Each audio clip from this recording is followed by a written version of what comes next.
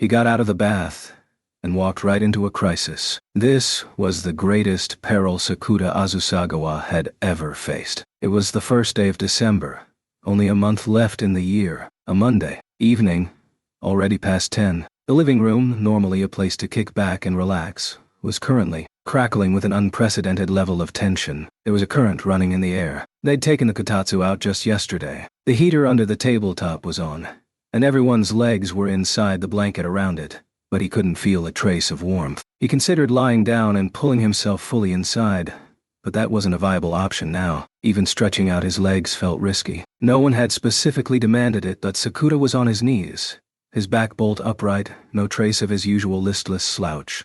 It took only one glance around the room to see why. There were two girls seated at the kotatsu with Sakuta. On his right was an actress, a year above him at his high school. Her name was Mai Sakurajima. She'd been a child star, a household name across Japan. These days, she was filling major roles in TV shows, commercials, even movies. But to Sakuta, she was also his girlfriend. She had beautiful features that left a strong impression. Long, black, glossy hair only enhanced her beauty. She'd come directly from the film set, so her makeup was flawless, and she looked even more grown up than usual. If the circumstances were less extraordinary, he would have loved to just sit and stare. He was confident he could keep that up for 2 or 3 hours without a trace of boredom, but this wasn't the time. To his left was another girl, cheerily peeling a tangerine like she had not a care in the world. Her name was Shoko Makinohara. She was none other than Sakuta's first love and appeared to be a college student. Despite the ongoing crisis, she was simply helping herself to some tangerines and muttering, "Wow, that's tart." Did she have nerves of steel? They were in the apartment where Sakuta and his sister lived, but judging by how relaxed she was, it would be easy to confuse this for her home. Both Sakuta and Mai found themselves looking at her expectantly. It wasn't clear if Shoko picked up on that or not, but she popped the last piece of tangerine in her mouth, said, "Let me put the kettle on," and started to get up. Sakuta began. "I'll do it," Mai said firmly. She was on her feet before either of them could argue. "No, I should," he tried.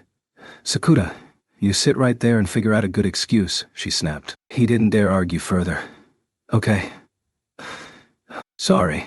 He settled back down. She was already furious, and it would be a truly terrible idea to risk antagonizing her anymore. Mai moved elegantly over to the kitchen counter. With the relaxed poise you'd expect from a girl used to being in her boyfriend's house, she opened the cabinet doors and pulled out the teapot, mugs, and tea caddy. She got water boiling in the kettle and ready to tray to carry everything. If only it had been just the two of them, Sakuta could have fully appreciated the blissful sight of his girlfriend making herself at home in his kitchen. But for the first time ever, he found it impossible to savor the moment. As Mai sprinkled tea leaves into the pot, she glanced at the side of the sink. Sakuta couldn't see it from where he was sitting, but she was probably looking at the drying rack. The dishes he and Shoko had used earlier were drying there. Crap. A shudder ran down his spine. Every muscle in his body tensed up, and a cold sweat formed on his brow. Mai put the lid on the caddy and slowly raised her eyes. She scanned the living room with feigned indifference. Her eyes lit on something at the back of the room, and he thought he saw a flicker of a frown. Was something over there incriminating? Sakuta turned to look and instantly saw the damning circumstantial evidence. It was visible through the big glass doors that led to the balcony. Laundry was hanging on the line outside. Sakuta's t-shirt and underwear sat right alongside Shoko's clothes. At least her underwear was drying in another room, but seeing their clothes hanging together was certainly the sort of thing that invited uncomfortable questions. It screamed shacking up together. Of course, his relationship with Shoko was nothing like what that implied. Shoko might have been his first love, but Mai was his girlfriend, and his life was devoted to her. But this fishy sight roused suspicion that was powerful enough to override anything he said to the contrary. Letting her examine the room further would only dig his grave deeper. He reflexively started talking. "So, May, what?" She sounded curt, didn't even glance his way. Did the shoot wrap early? Mai had gone to Kanazawa for location shooting 10 days ago. When she called last night, she'd said she had another 3 days to go. Had that been a ruse in an attempt to catch him red-handed? "We're not done yet." She still wasn't looking at him. "Is it okay for you to be here?"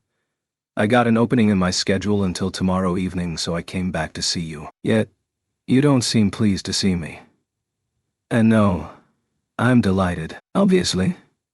He tried to make it sound natural and nonchalant, but only succeeded in making it sound super fake. It sure doesn't look like it. Her eyes were back on the signs of cohabitation. That's not true, he said, hoping to buy himself some time. He had to find something convincing to defend himself. But before the words came to him, Mai returned to the kotatsu, carrying a tray with mugs and a pot of tea. She put a hand on her skirt to keep it in place and sat down gracefully, legs neatly pressed together. With practiced ease, she poured tea into each cup. She filled each one a third of the way up, then made a second pass to get them to half full. On the third and final pour, she filled them to 80%, and at last said, "Here you go," before placing one in front of Shoko. "Thank you," Shoko said, accepting it politely. "And yours, Sakuta." "Thank you." He'd been worried he wouldn't get one, but this fear proved unfounded. "Have some of these as well." Mai had taken a package of manju out of a souvenir bag and was opening it. The snacks were decorated like rabbits and were quite cute.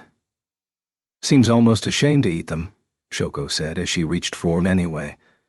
"Oh, these are good," she smiled happily. Sakuta tried one too, but the tension in the air was too great, and it turned to ash in his mouth. He took a few sips of his tea, not wanting to let it go cold after Mai had gone to the trouble. Letting out a long breath, he slowly put the mug down on the kotatsu. "Let's start with the most important thing," Mai said, as if she'd been waiting for this cue. There was a look of deep suspicion in her eyes, directed across the table, at Shoko. The reason for this required no explanation. Shoko's very existence was inherently suspicious. Both Mai and Sakuta knew another Shoko Makinohara, separate from the one sitting in front of them. They'd met the other Shoko that summer. She was a young girl, in her first year of junior high. They'd found her standing by an abandoned kitten, at a loss as to what to do. She'd eventually adopted the kitten and named it Hayate. The two Shokos looked so much alike that it was stranger to assume they weren't the same person.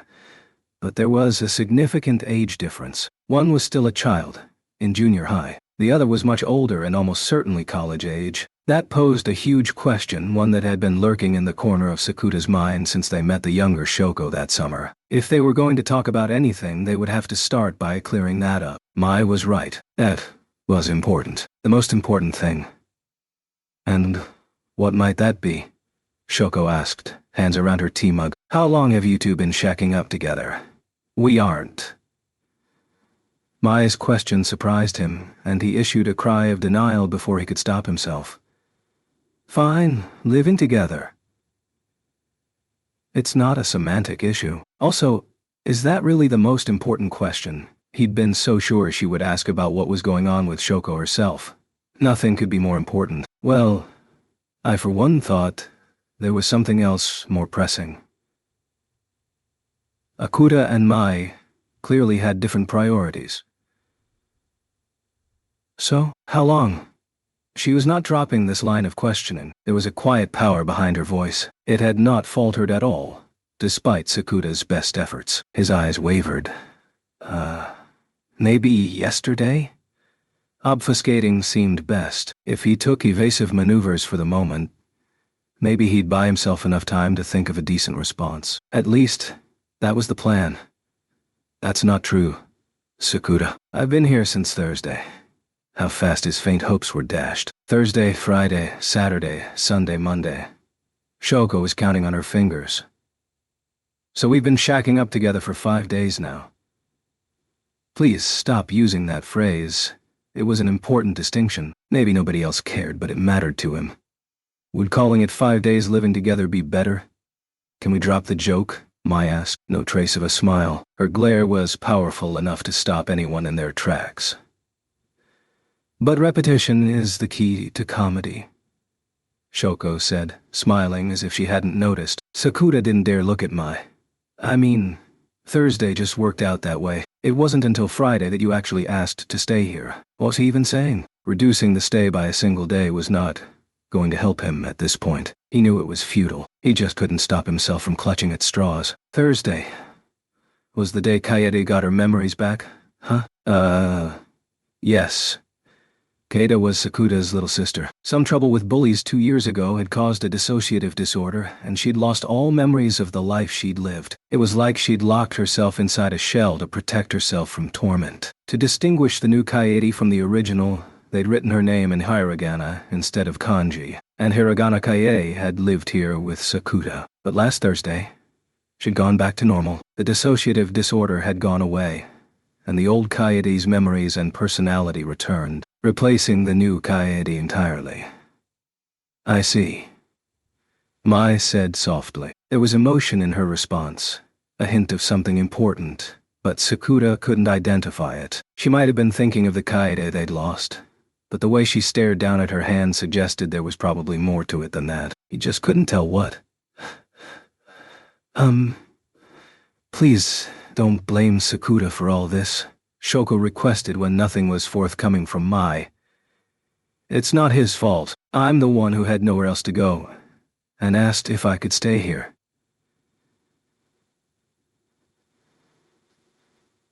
Then you'll stay with me from now on, Mai said, looking up. But only her eyes moved. Her expression didn't change at all. Don't worry. We aren't doing anything naughty. There's no guarantee you won't, Mai replied, as if discussing a business deal. Sakuta would never be tempted to do anything with me as long as his relationship with you is keeping him satisfied. No matter what Mai did, Shoko's tone never changed. She clearly knew exactly what was going on, but everything she said completely ignored the delicate situation. Sakuta even got the sense she was enjoying this, and he didn't think that was his imagination. Shoko was obviously winding Mai up, deliberately acting like a remorseless homewrecker. He had no clue what good that did anyone, but it was definitely wreaking havoc on his stomach. I'm keeping him satisfied, Mai said, not quite at full volume. Her eyes were locked on the tangerines in the center of the kotatsu. Is she Sakuta? Shoko asked, turning to him at the worst possible moment, specifically because it was the worst moment. The Shoko he'd known had been a massive tease like that. This time, it might well end up being worse than teasing. And as if intent on driving the final nail in his coffin, Shoko reached under the kotatsu and put her hand on Sakuta's thigh. Well? She asked, rubbing his leg. Yay! He yelped as a shiver ran down his spine. Mai frowned at him, but then her eyes narrowed, and she reached under the kotatsu too. Eep! She'd pinched his thigh. You're satisfied, right? Mai snapped. Yes, of course. Then me staying here is no cause for concern and poses no problem. Shoko smiled like she'd just won this conversation. The whole thing had been a trap, setting up this exact response from each of them. Well, Mai began, but she seemed to have no follow-up. She met Shoko's gaze and held it, but was clearly at a loss. Sakuta felt pretty sure he'd never seen Mai so thoroughly defeated. She was usually the one in the lead, keeping everyone under her thumb. Some things just aren't okay, Mai managed to get out at last. It wasn't often she just abandoned logic like that. She was evidently struggling to maintain her usual composure when dealing with Shoko. But living together should be totally fine. It absolutely is not. Even if something did happen, that wouldn't be a problem. Shoko's grin got extra mischievous. On what basis? I'm in love with Sakuta.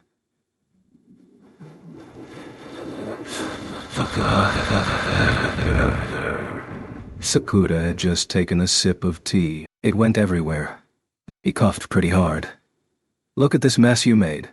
Shoko groaned, wiping the kotatsu down with a tissue. She gave his back a few pats. Mai's glare was like daggers, quiet and cold. This was not simple irritation or anger, so he couldn't get a read on it. All he knew was that she was being very intense, and it was crushing him. Maybe this was what Mai was like when she was truly mad. The thought was terrifying.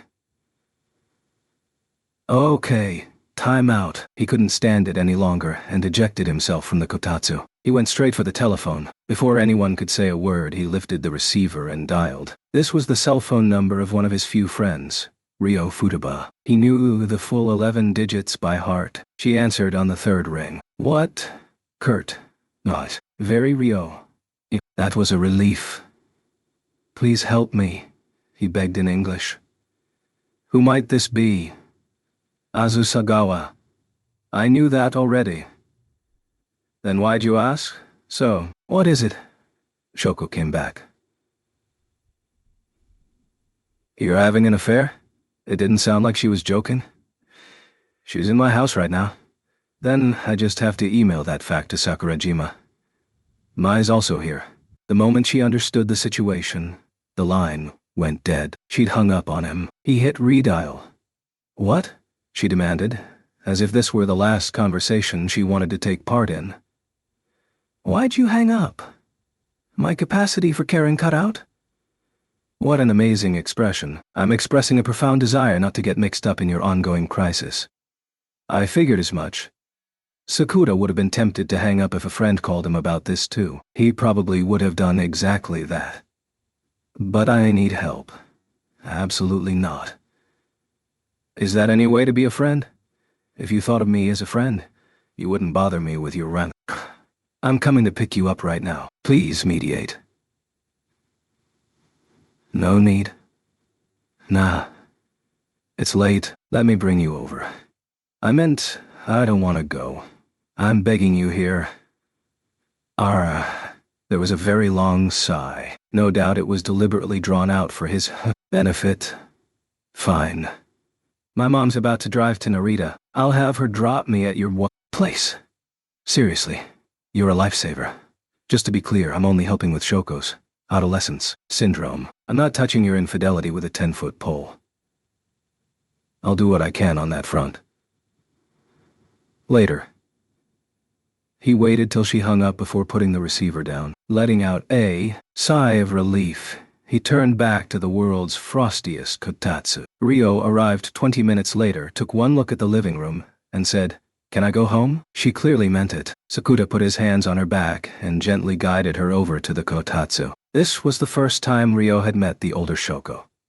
She does look exactly the same, except grown up. I appreciate you coming all this way, Shoko said, bowing her head. Now that Futaba's here, will you please explain yourself, Shoko? Who was she? What was her connection to the younger Makai Nohara? He'd been wondering that since summer and would finally have an answer. Time to pay the piper, huh? Shoko said, sitting up.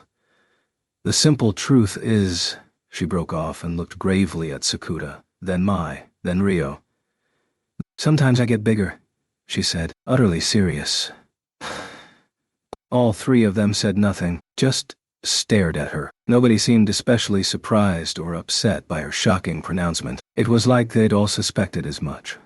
Sometimes I get bigger, Shoko said again, like she'd expected more of a reaction. Still no response? Are you even listening? Sure, Sakuta said. Do you understand me? We do. Ryo nodded. Adolescent syndrome takes many forms, Mai muttered.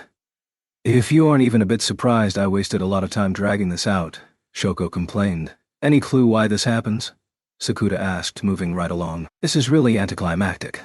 She looked despondent. He wasn't about to let her wriggle out of this. He had to extract the full truth from her today. It's your fault for making a huge deal out of nothing, he said. I think getting bigger sometimes is a pretty big deal.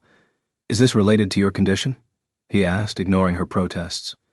Ignoring her protests, if he let his guard down for a second, they'd wind up on an endless tangent. Probably, Shoko admitted. She glanced at Mai and Ryo. They both caught her meaning and nodded. They'd been informed about it. Shoko had a serious heart condition. The doctors had explained that without a transplant, she was unlikely to survive junior high. That was a lot for any girl her age to handle. There was no way she wouldn't be worried about it. It seemed likely that each passing day was just another reminder that time was running out, leaving her screaming silently each time the sun rose. And if that couldn't touch off a case of adolescent syndrome, what could? A life-threatening illness was a very credible trigger. To me, it was always a dream.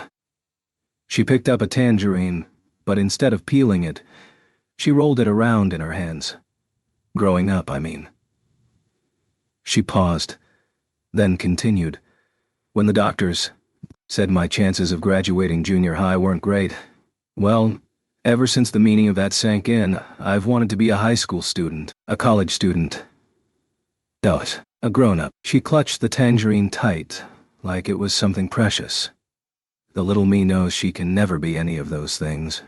but she dreams about it. And I think that's what you see here.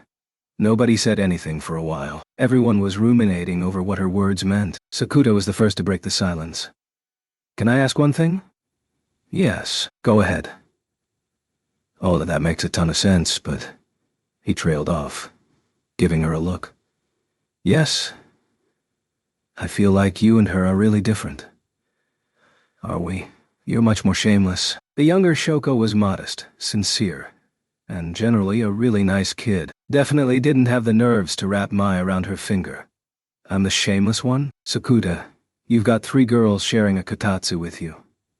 Case in point. Well, the other me then. I'm just the ideal she wishes she could become in the future. Ryo jumped in there. So can we assume the little Shoko doesn't know about you? She seemed convinced she already had the answer to this and was just making sure, like it was important to confirm this fact. Sakuta had a pretty good idea why she'd asked that. Sakuta had first met the older Shoko 2 years ago, but when he'd met the younger one this year, she'd had no memories of him. She'd acted like she was meeting a stranger. If she was aware that she got bigger sometimes, it would have shown. She didn't seem like the kind of girl who could hide something like that. How'd you handle the change before? I didn't. Huh? By the time I noticed, I was just suddenly back to normal? Didn't your family notice? It went on for days, right? No matter where she hid herself, if their sickly daughter disappeared without warning, most parents would call the police for help, and this time she'd been staying with Sakuta for 5 whole days. It seemed likely the police would be looking for her by now. Oh, that isn't a concern, Shoko said firmly. On what basis? When I said I get bigger sometimes, that wasn't quite right. While I'm over here being big, little me still exists. I've heard of a similar case, Sakuta said, looking across the table at Ryo, a single person turning into 2. He'd encountered that exact situation before. It was the adolescent syndrome phenomenon that had affected Ryo, but in that case, they'd both been the same age. I've never met the little me, but I was worried about that too, so I went to my house this afternoon, and my mom was just leaving, so I followed her. And she went right to the hospital where they're treating me. I think my other self is staying there right now, which is probably why she didn't pick up when you called. I see. Sakuta had tried to get little Shoko on the phone several times with no success, and she hadn't called him back. If she was hospitalized, that would explain it. Then I guess we have a working answer. Yeah. If this Shoko was a dream little Shoko had of the future, then maybe talking to the younger Shoko would clue them in to why this was happening. I've got to check up on Kairi anyway, so I'll stop in to see her tomorrow. The hospital taking care of Shoko was the same one where Katie was staying. Ryo rose silently to her feet. Bathroom? No, I'm going home. Why? The conversation's over, and I'm no longer needed here. Stay the night. Azusagawa. What? You're a creep. You're just going to abandon me in this mess? How heartless can you be? This approach got him nowhere. Futaba. Sorry, but I'd also like you to stay. Mai backing him up was unexpected. She hadn't said a word the whole time they were talking to Shoko, and it felt like a really long time since he'd heard her voice. I'm staying over tonight, so please join us. Ryo must not have expected this from Mai either. She looked genuinely surprised, less by the request itself than by the fact that there had been a request at all. Well, if you insist, she settled back down at the kotatsu. So you'll listen if Mai asks. You always ask too much. I'm unable to live without help from those around me. I'm sure it'll happen again. As he spoke, Mai got up. I'm going to swing by my place, take a bath, and change, she explained before he could ask. I'll walk you over. No need. It's not that far. This was true. Mai's condo was in the building across the street. Shoko, Futaba. Sorry, but I'll leave you here a bit. Roger. At the door, Mai said, seriously. You don't have to. Give me a chance to talk to you. Mai said nothing more. Just walked out the door. He decided the lack of a refusal meant she'd granted him an audience. He quickly put his shoes on and caught up with her waiting for the elevator. They stood side by side watching the floor lights blink. He hoped it would take its time. So, Mai, he began. Sakuta, she interrupted. Her voice carried. What? Sorry. That was unexpected, huh? He said, confused. He was the one who should be apologizing. Hearing sorry from her just made his mind go blank. He could not come up with a single reason why she'd said that. The whole incident with Kaede must have been so hard, and I couldn't be here for you. She was staring up at the elevator lights. She looked sad, like she was about to cry. Sakuta leaned toward her and tried to put his arms around her, but she took a step away, pointedly eluding his grasp. It was awkward. I can't, she said. Not for a while. She didn't even glance at him, an unmistakable rejection. Before he could think of any response, there was a ding, and the elevator doors opened. That's far enough, she said as she stepped into the elevator alone. Before the doors closed, he managed to say, I'm sorry, Mai. That was all he could do. I didn't start dating you because I wanted to hear your apologies, she replied. Then the doors closed, and she was gone. A short conversation, but it felt like every word had been an arrow to his chest. She was right. They weren't dating to hear each other apologize. He couldn't argue with that at all. The next day after school, Sakuta was on the train home, a Fujisawa-bound train he'd boarded at Shichirigahama Station. The sea is so vast.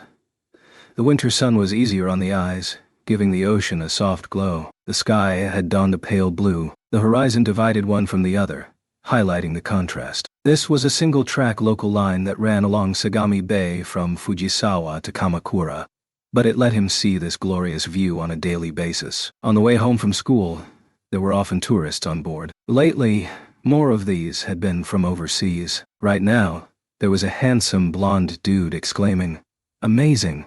and taking a ton of pictures. The sea really is vast, he muttered again.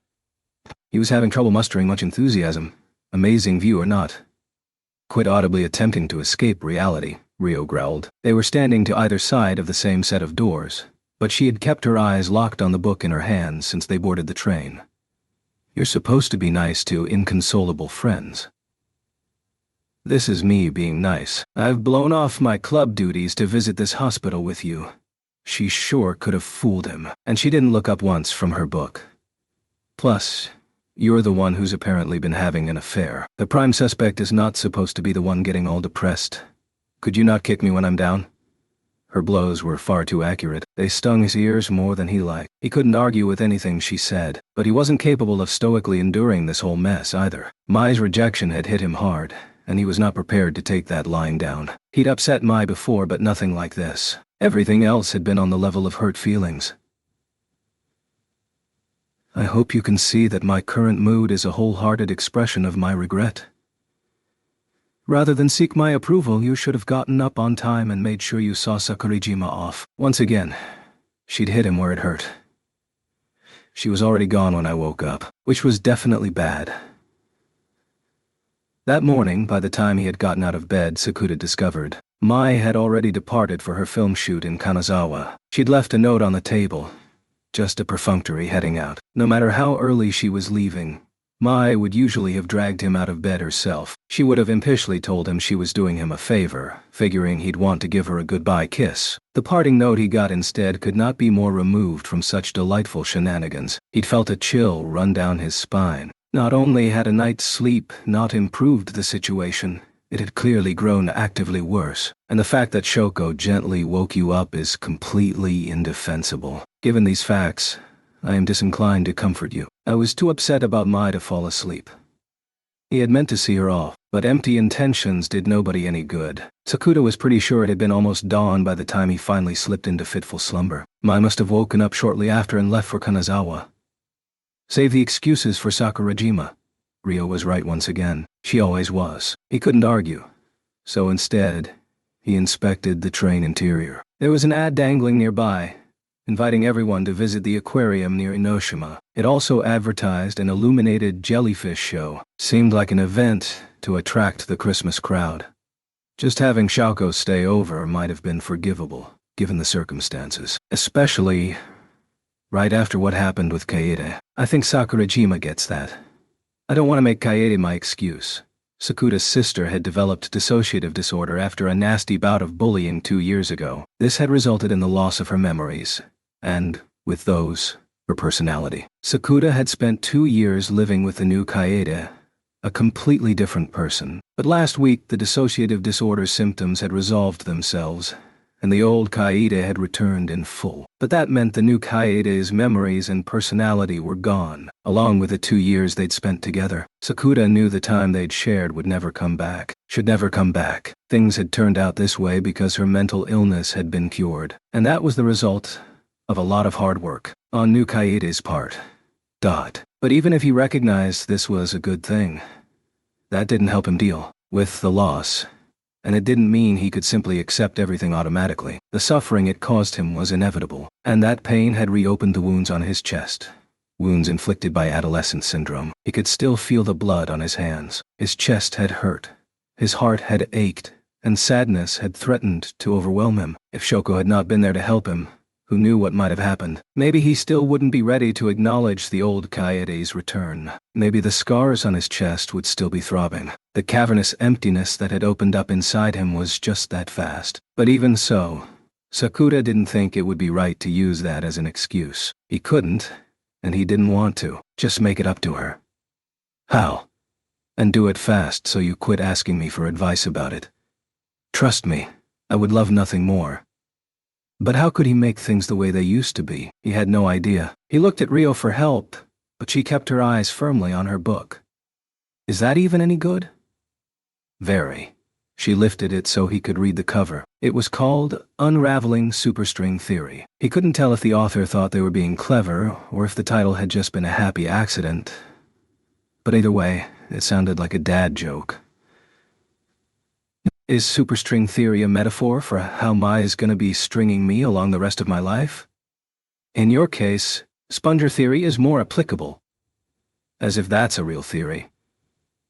If you don't get a job, she really will cut you loose.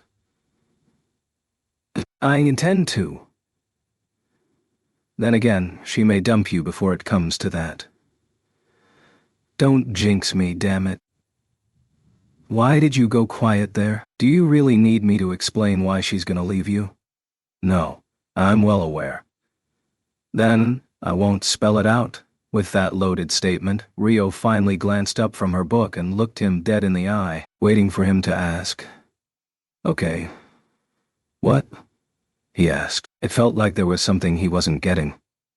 Azusagawa, I think you're misunderstanding something. Huh? Rio said nothing more. The train had reached Fujisawa Station, the end of the line. She snapped her book closed and stepped off the car. Sakura hastily followed her. This was not a conversation they could continue after joining the crowds flowing out the station gates, but she did give him a hint. You don't understand women.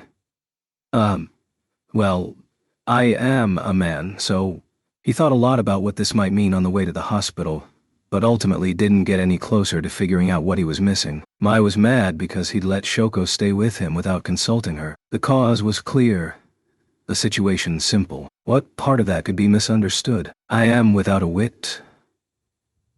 But once they reached the hospital, he didn't have time to ponder it further. He would have to make it his homework. He and Rio were here to see Shoko. First thing they did was get her room number from reception. There were security and privacy regulations, so the staff were limited in what they could share. But since this was the same hospital looking after Katie, all he had to do was say they knew Shoko, and they happily told him. Room 301, he said, rejoining Rio. She's really here then. He checked the floor map. Yep. Big Shoko had been right. They took the elevator to the 3rd floor. The corridor had that special hush reserved for floors with inpatients. Time seemed to flow much more slowly than on outpatient floors. Room 301 was at the end of the hall. There was a nameplate outside, and it read Shoko Makinohara in lovely handwriting. He knocked twice. Come in. That was definitely Shoko's voice, the little one. All right, Sakura said, and he slid the door open. It was almost silent. They had come to a private room with a southern view and lots of sunlight. Shoko was sitting on the bed in the center, but she'd been busy changing. Her pajama bottoms were half on, and she was kicking her legs to pull the cloth further up. Her thighs had clearly rarely seen the sun and were so pale they were almost blinding. When she raised her hips, he caught a flash of white underwear. You're early today, Mom. Wait, what? Shoko froze, blinking at him. Sakura, she said. That's my name. Shoko took a big breath. Sakura and Rio quickly wheeled around and went back outside, closing the door behind them. Aye! A second later, Shoko's scream shook the room. He sensed a glare from one side. Ryo was looking at him like he was some sort of predator. I knocked and got permission to enter. He was innocent here. If you ever saw me naked, it would be a lifelong trauma. She had her pajama top on, and below, she was still pulling those up. What color were her panties? If I answer that question, I'll be opening myself up to a world of abuse. The fact that you haven't answered despite the short time allotted just proves you're the ultimate rascal, truly a terror among men. He was shown no mercy, even without offering an answer. I am ready now, Shoko said. The door opened a crack, and she peered out at them. Her pajamas were fully on now. She waved Sakura and Ryo in and then said, red-faced, "Sorry, that was awkward." She sat back down on her bed and Sakura and Ryo took seats to one side using the stool and a nearby folding chair. Well, sorry to just drop in on you like that. And no, I'm sure you're the one who wants to scream. I'm really sorry. But what brings you here today? She looked directly into Sakura's eyes, seemingly tense, like she was hiding something. Well, I called to see if you wanted me to bring Hayate over again, but I couldn't get through. So I wondered if you might be here. Sorry, my phone's at home. As she spoke, she discreetly picked her phone up off the bedside table and tried to hide it behind her. Sakura shot Ryo a glance. Ryo nodded. Successful eye contact. Ryo took her phone out of her bag and started tapping the screen. A moment later, a ringtone echoed loudly in the room. Shoko pulled the phone out from its hiding place and quickly tapped the screen, silencing it. Okay, sorry. That was a lie. You thought if you answered my call, I'd realize you were in the hospital and worry. Yes. If you don't even let me do that much, I'll feel so powerless that it'll crush me. He made it sound like a joke, but he meant every word. Sakura couldn't do anything to help her recover, so he at least wanted to be able to worry about her. Sorry. I'll never forgive you. You won't? Seeing Shoko at a loss, Ryo offered some advice. There's nothing Azusagawa loves more than getting selfish demands. He'd prefer that over an apology. Well put, Futaba. Or really? But... Anything you want, Sakura said. Then, I'd like you to visit again, when you have time. That is, she said. Like this was asking a lot. No way! You said anything. That's way too much work. I'll just come every day. Woo? Shoko blinked at him. I can't be bothered working out how often is too often or not often enough. Oh, thank you. Right. Sometimes I've got a work shift right after school, so I might not make it on those days. Out of the corner of his eye, he caught someone staring at him. Ryo. When he glanced her way, that expression was even drier than her usual one. What's with that look? You're just openly flirting with her, and it's appalling.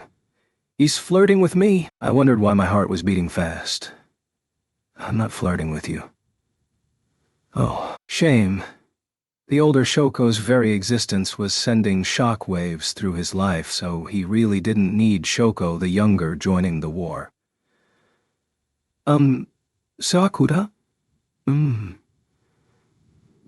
Speaking of selfish requests, I have something I wanted to talk to you about. Go on. When he nodded, Shoko reached for the side table. She picked up a folded piece of paper lying on top of a pile of textbooks. It's about this, she said, holding it up so they could both see. At the very top, it said future schedule in a very word processory font. The name field said Class 4-1. Shoko Makinohara, in pretty handwriting. This is something we did in class in 4th grade. I think we did something similar. It had a list of years, and you filled out each one yourself. The school did this to encourage children to think about their futures, or at least, that was probably the point of the exercise. Sakura didn't remember what he'd written. He likely hadn't given it much thought. He probably wrote something about going to a local junior high, graduating, moving on to a local high school, then suddenly landing a ticket to the best college in Japan. After completing higher education, he'd become prime minister and get super rich. Back in elementary school, he hadn't known much about college, and Prime Minister was the first thing that popped into his head that sounded important. And he'd thought being rich was a good thing. So why not? Even if Sakuda hadn't written that himself, one or two other boys in class would have. He'd happily filled out the list of years, no reluctance at all.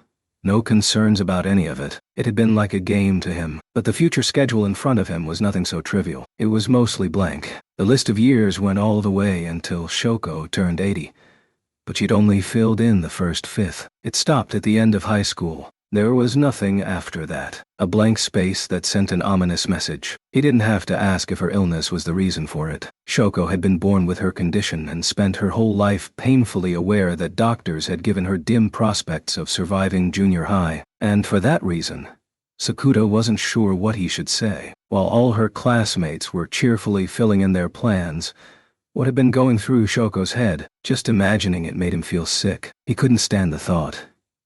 There were a lot of things I wanted to write, Shoko said. About being a grown-up and what I'd do then. I wanted to show my parents what I'd be like if I got bigger like everyone else. But I couldn't do that in class. If I write my future, the grown-ups around me would get upset. I started figuring that out in first grade.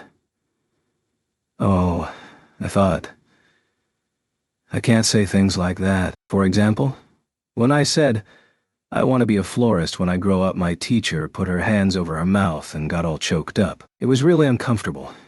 That teacher hadn't meant to hurt her. She was clearly very nice. But because she knew about the heart condition, she'd been unable to hide the emotions Shoko's words had provoked. I thought, if I fill out this whole sheet, the teacher will get upset again. So I got stuck. The teacher told me to take my time with it and finish it at home. And you've held on to it? If the homework was here, that meant she'd never turned it in. It was in my desk drawer. I planned to write the rest someday. Maybe she'd hoped that there would come a point when writing about her future wouldn't be such a big deal. I'd take it out sometimes, look it over, and not write anything. I graduated without ever finishing it. If she was still holding on to it, then she must have regretted not completing it. Perhaps part of her knew that filling out this form would be a major milestone for her. Maybe both of those were true. Sakuda could try to imagine her feelings, but without an illness like hers, there was no way he could ever really know what she was going through. Shoko herself probably didn't know the answer. I couldn't even write about graduating from junior high, but she sounded confused. She looked down at the page. Sakuda and Ryo had the same expression on their faces. What she said and what was on the page itself didn't match. Then what's this? Sakuda asked, pointing. Graduate junior high. Enter a high school with a view of the sea. Minigahara High is my first choice. Meet the boy I'm destined to be with. Graduate in good health. That's what I wanted to ask about. I didn't write this. The conversation was not going where he'd expected. You didn't... No, it definitely wasn't me. Then, who did? This was getting spooky, but he did have an idea who might have done this. The other Shoko. The big one. Ryo seemed to be thinking along similar lines. He'd have to ask her about it later. From what she'd said so far, little Shoko didn't seem to know about the big one. They'd have to think long and hard about whether they should tell her. Little Shoko had enough on her plate dealing with her illness, and she didn't need adolescent syndrome piled on top of that. Makinohara? Yes? Is this what you wanted to write back then? He pointed at the high school plans she'd claimed she hadn't written. Not quite. Meaning? It's more like what I want to write now. I see. If you were to continue, what would you write next? That would be... It might be the key to solving this mystery. Don't worry. Futaba and I won't get upset. He glanced sideways. Ryo appeared mildly annoyed at being spoken for, but didn't seem inclined to correct the statement. She'd have said something otherwise. Well, if you insist. First, I'd like to go to college.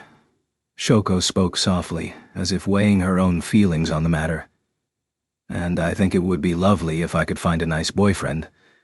She looked away, slightly embarrassed. And once we get closer, we could live together. Even as students, yes. And if that leads to marriage, even better. A very aggressive life plan. My mom and dad were married in college, so I always thought that was how everyone did it.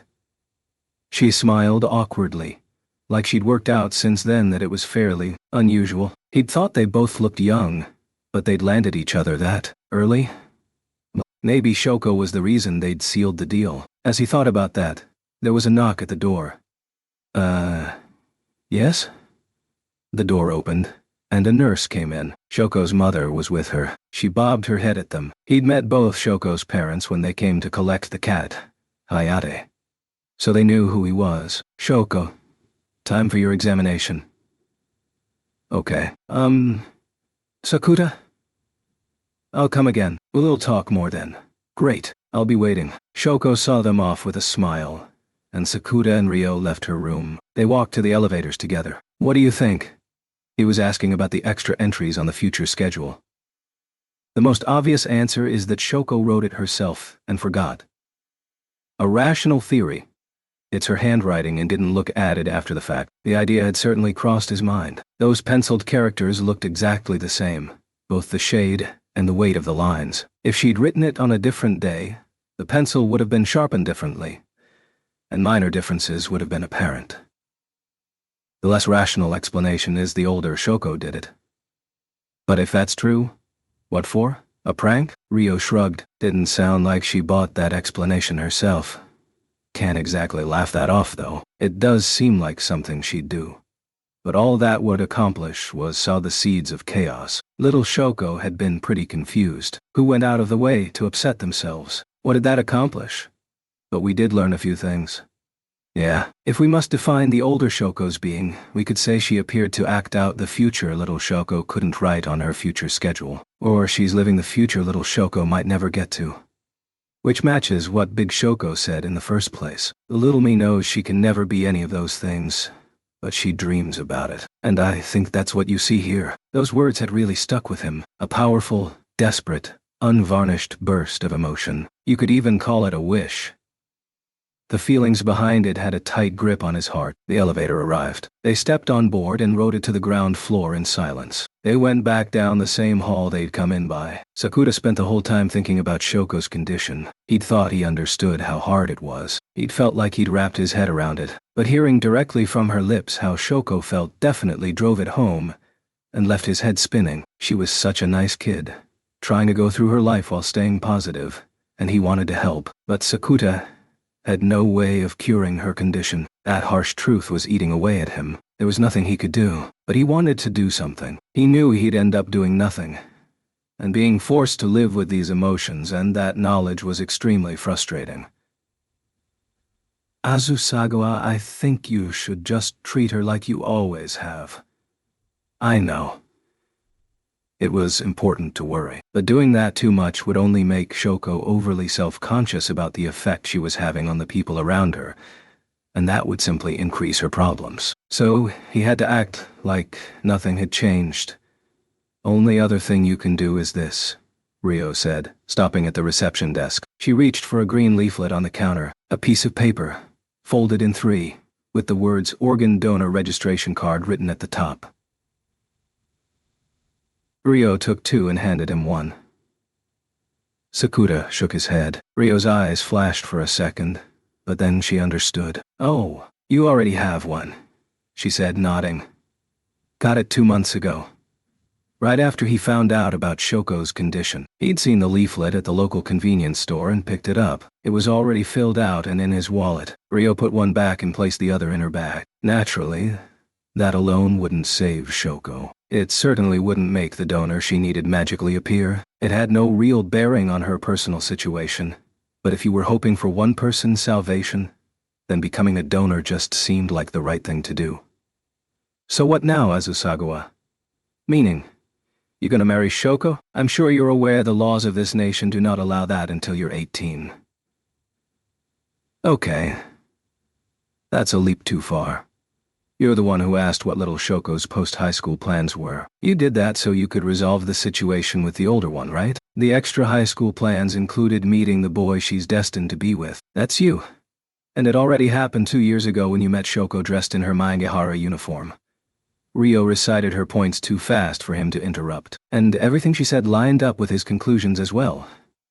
It's certainly a distinct possibility.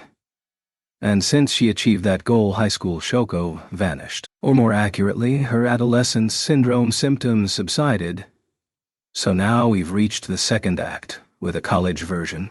If her purpose is to achieve the goals little Shoko couldn't write on her future schedule, marriage is unavoidable. Futaba, was there no other solution? As your friend, I will attend the ceremony. Don't worry. Yeah, thanks, I guess.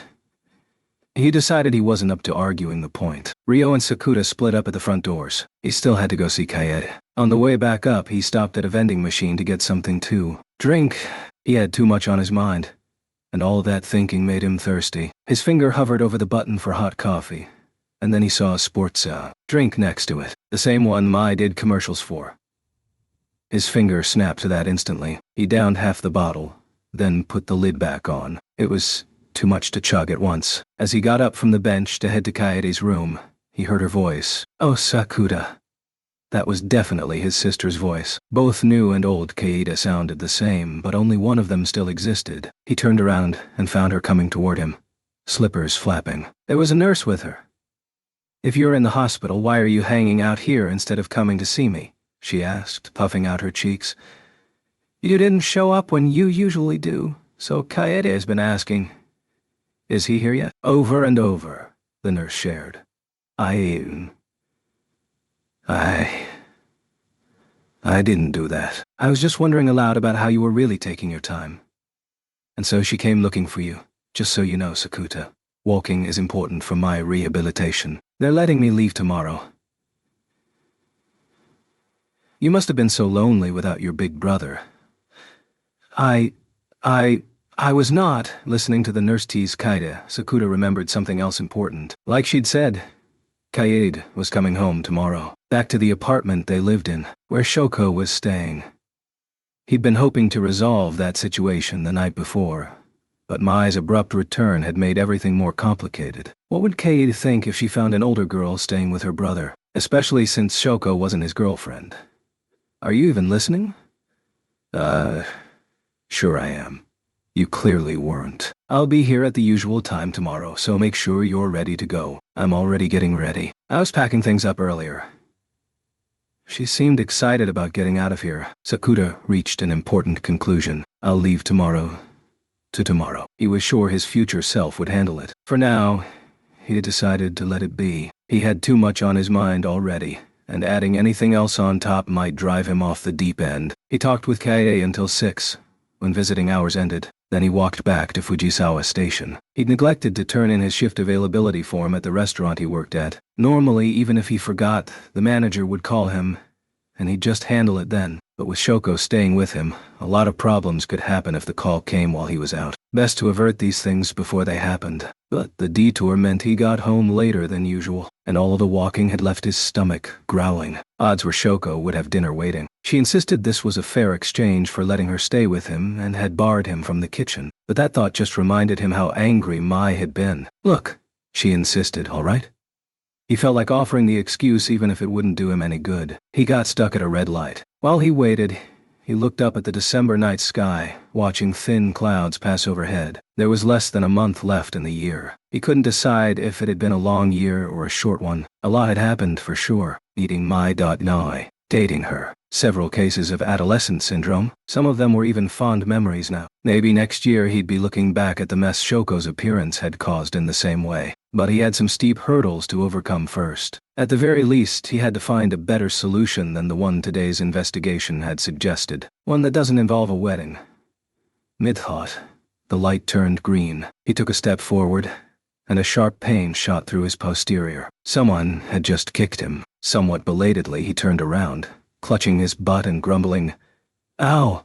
There was a high school girl standing behind him, in the uniform of a fancy girls' school. A very proper-looking outfit that clashed horribly with her glittering blonde hair, which was all piled up to one side. Her conspicuous eye makeup was not the kind of flashy look you applied when your skirt went all the way to your knees. She was scowling at him, her lips pursed, looking highly irritated. When she didn't say anything, Sakuta said, Sorry, I left my wallet at home.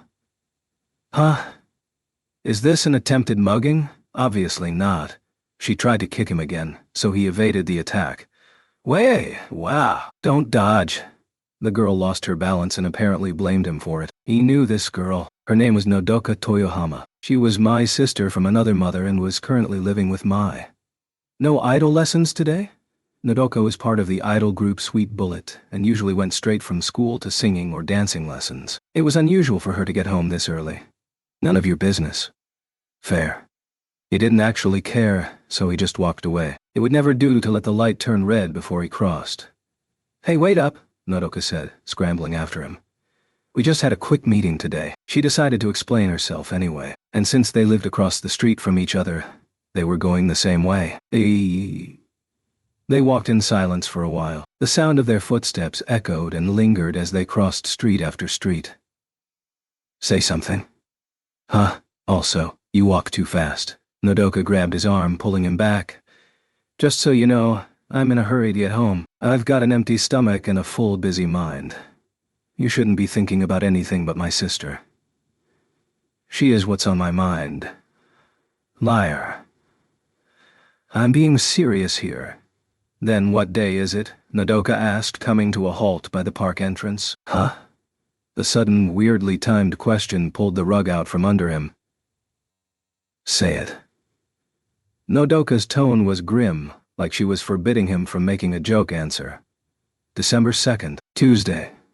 My sister's birthday, Nodoka said. Before he even finished. What had she just said? Birthday? Whose... Oh, shit.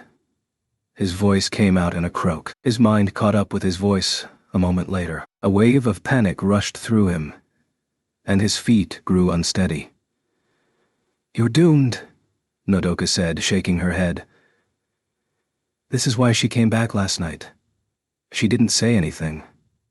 It isn't exactly hard to find out Mai Sakurajima's birthday. Nodoka took her phone out of her pocket, ran her finger across the screen, and showed Sakuta the site she found. It was the official site of Mai's agency, open to Mai Sakurajima's profile page, which clearly displayed birthday, December 2.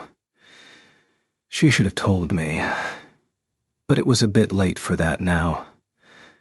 How could she? You've got your hands full with Kaede. She obviously didn't want to drop this on you too. But that meant Sakuta was supposed to figure it out on his own, according to Nodoka. Anyway, but he hadn't. So she was mad at him, furious. She's been worried about you and Kaede the whole time she's been on location. She called me every night and only talked about you. But you seem to be doing weirdly well. And it turns out that's because some other woman was looking after you? Go to hell. Nodoka's anger was pretty justifiable. He was quite mad at himself. This was pathetic, frustrating. He wanted to go back in time, but that was impossible. He'd just have to do what he could. Toyohama. Drop dead. Let me borrow your phone first.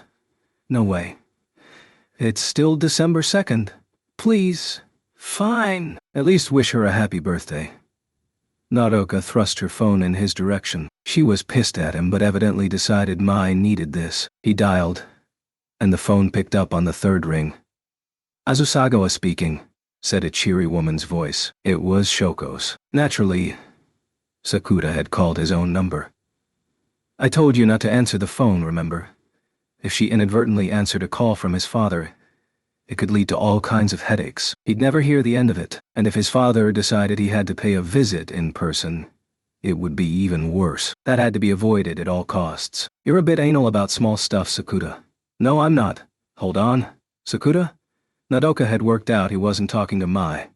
Just a second, he said, stopping her. She went quiet and scowled at him. So what's up with you? Something came up, and I won't be home tonight. Go on and eat without me. Make sure the windows are locked before bed. Got it. Just buy me something in Kanazawa. Did I guess wrong? No, but how? Shoko ignored this question. Have fun, she said and promptly hung up. Whatever. Thanks for the phone, he said, handing it back to Nodoka. Are you for real? What? You're going to Kanazawa? Now? You know it's not Kanazawa Ward in Yokohama? Ishikawa Prefecture, right? I can make it if I hop on the Shinkansen. It's only 7:45, you mean? If it's almost 8, it'll be close. Wait, I'll check. Nodoka quickly started tapping her screen. A few moments later, oh, you're right. You can make it. Catch the Utsunomiya line at Fujisawa and get off at Omiya. Take the Shinkansen from there, and you'll arrive at 11:35. When's that first train reaching Fujisawa? 7:55. You got 10 minutes. If he turned back now, he could make it in time. I'm off then. Call me when you get there. I'll see if I can subtly pin her location down. I don't know your number. Give me your hand, asshole. Grumbling, she stuck her hand in her bag and felt around. Then she pulled out a pen. Come on. When he hesitated, she grabbed his hand and wrote on it. It tickled, and he let out a weird noise. Seriously, drop dead, she said, like she'd spied some trash in the street. But she kept writing. 11 digits. Her phone number. That's a permanent marker.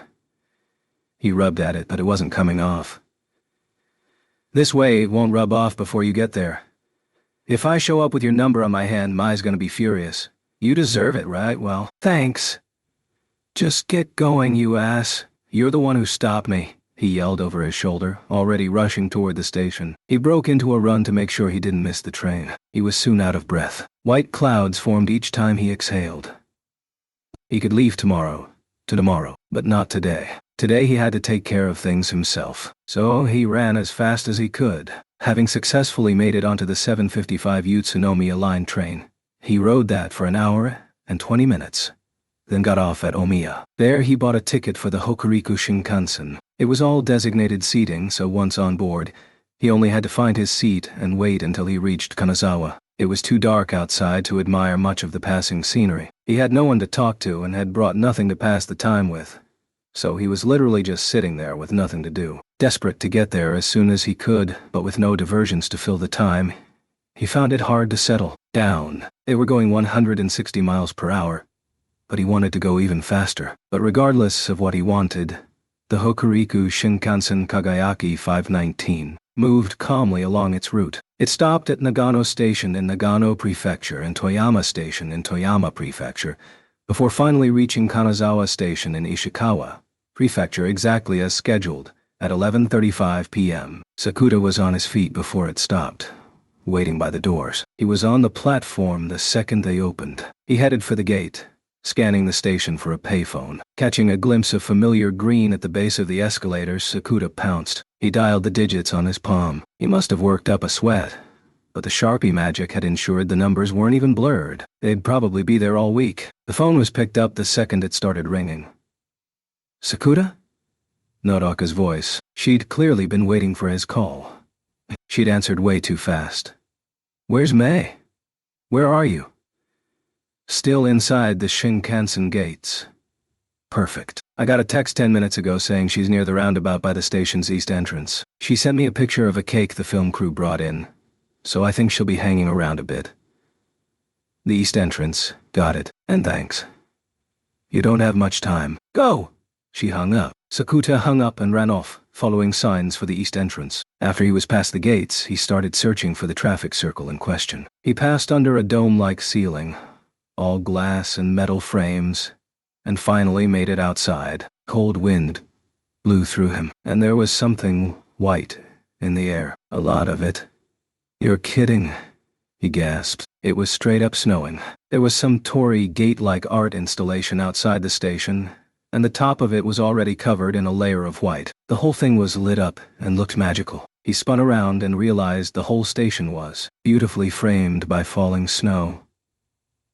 Kanazawa's amazing, he said, genuinely meaning it, but he couldn't afford to spend time here. He hadn't come all this way to gawk at the sights. The bus roundabout was just outside the station, but it was fairly massive.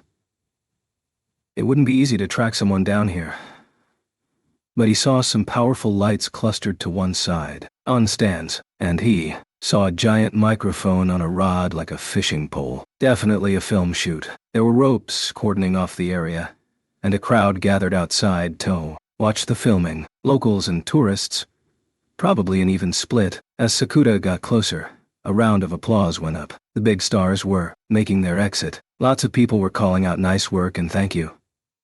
An older man bowed to the crew and the crowd of fans and stepped onto a microbus. The doors closed and it drove away. An instant later, the crowd roared, almost a shriek. A truly stunning actress has emerged from behind the crew.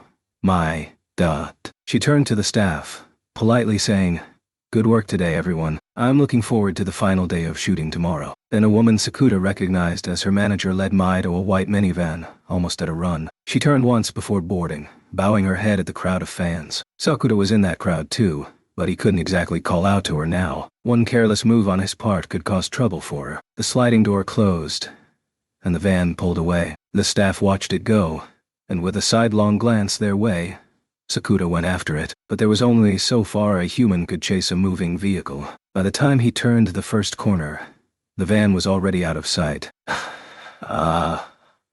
Panting heavily, he looked right and left, to no avail. Between his emotional state and all the running, he was sweating pretty heavily. He considered taking a gamble and running to the next intersection, hoping they'd be stuck at a light. But he didn't know his way around. And it was nighttime and snowing to boot. So finding a car he'd lost track of once already would take a miracle. And Sakuta knew better than to expect real life to work like a TV show. His only option was to call Nodoka again and see if she could find out where Mai was staying. But by the time he got there, it would definitely be December 3, and there would be nothing he could do about it. "I hope she'll be kind and laugh this off as an unavoidable accident," he muttered. His chuckle sounded hollow. "It's not even remotely amusing," said a voice behind him. Sakuta knew that voice. In an instant, his dejection turned into surprise and apprehension. He swung around, staring in disbelief. She stepped out from behind a building, wrapped up warm like a pre-race marathon runner. It was dark and her hood was up so he couldn't make out her face. "Why did you come here, Sakuta?" She took another step forward, and the streetlights finally lit up the face of the girl he'd been chasing. May. He was genuinely astonished. Why was she here? "This way," she said. She quickly glanced around them, then grabbed his hand and dragged him into the alley. Parked on the other end of the back street was a white minivan, the same one he'd been chasing. The back door was standing open and Sakuta was hastily pushed inside. All the way back. Right. He shifted down the seat. Mai climbed in after him and slid the door closed. The car pulled out. Mai's manager was driving. Ryoko Hanawa, if he remembered her name correctly. Mai had once told him about her old nickname, Holstein. Mai pulled her hood off, revealing her post-shoot look. She was staring straight ahead, and the makeup brought all her features into sharp focus, making her even more beautiful than usual. This wasn't his May. It was the celebrity Mai Sakurajima, the glamorous person on the other side of his TV screen. And that aura made it difficult to talk to her like he usually did. It didn't seem like she was planning to say anything herself. She was staring at the cars passing them by, looking mildly annoyed. There was a weird tension in the air, an electric energy warning him not to speak. But Sakuta was in a race against time, and couldn't lose his nerve here. The digital clock in the car showed 11:56. "Mai, when did you notice me?" She hadn't even glanced in his direction as she left the set. He'd been hidden in the crowd. He found it hard to believe she'd picked him out that fast. The uniform really stands out. He was wearing a Maingihara uniform. Spotting that way up here in Kanazawa probably would be pretty noticeable. But in that crowd, it would have been hard to see much of his clothes. And Mai had no way of knowing he'd be in Kanazawa at all. "Nodoka was being particularly talkative, so I thought there was a chance she'd put you up to this.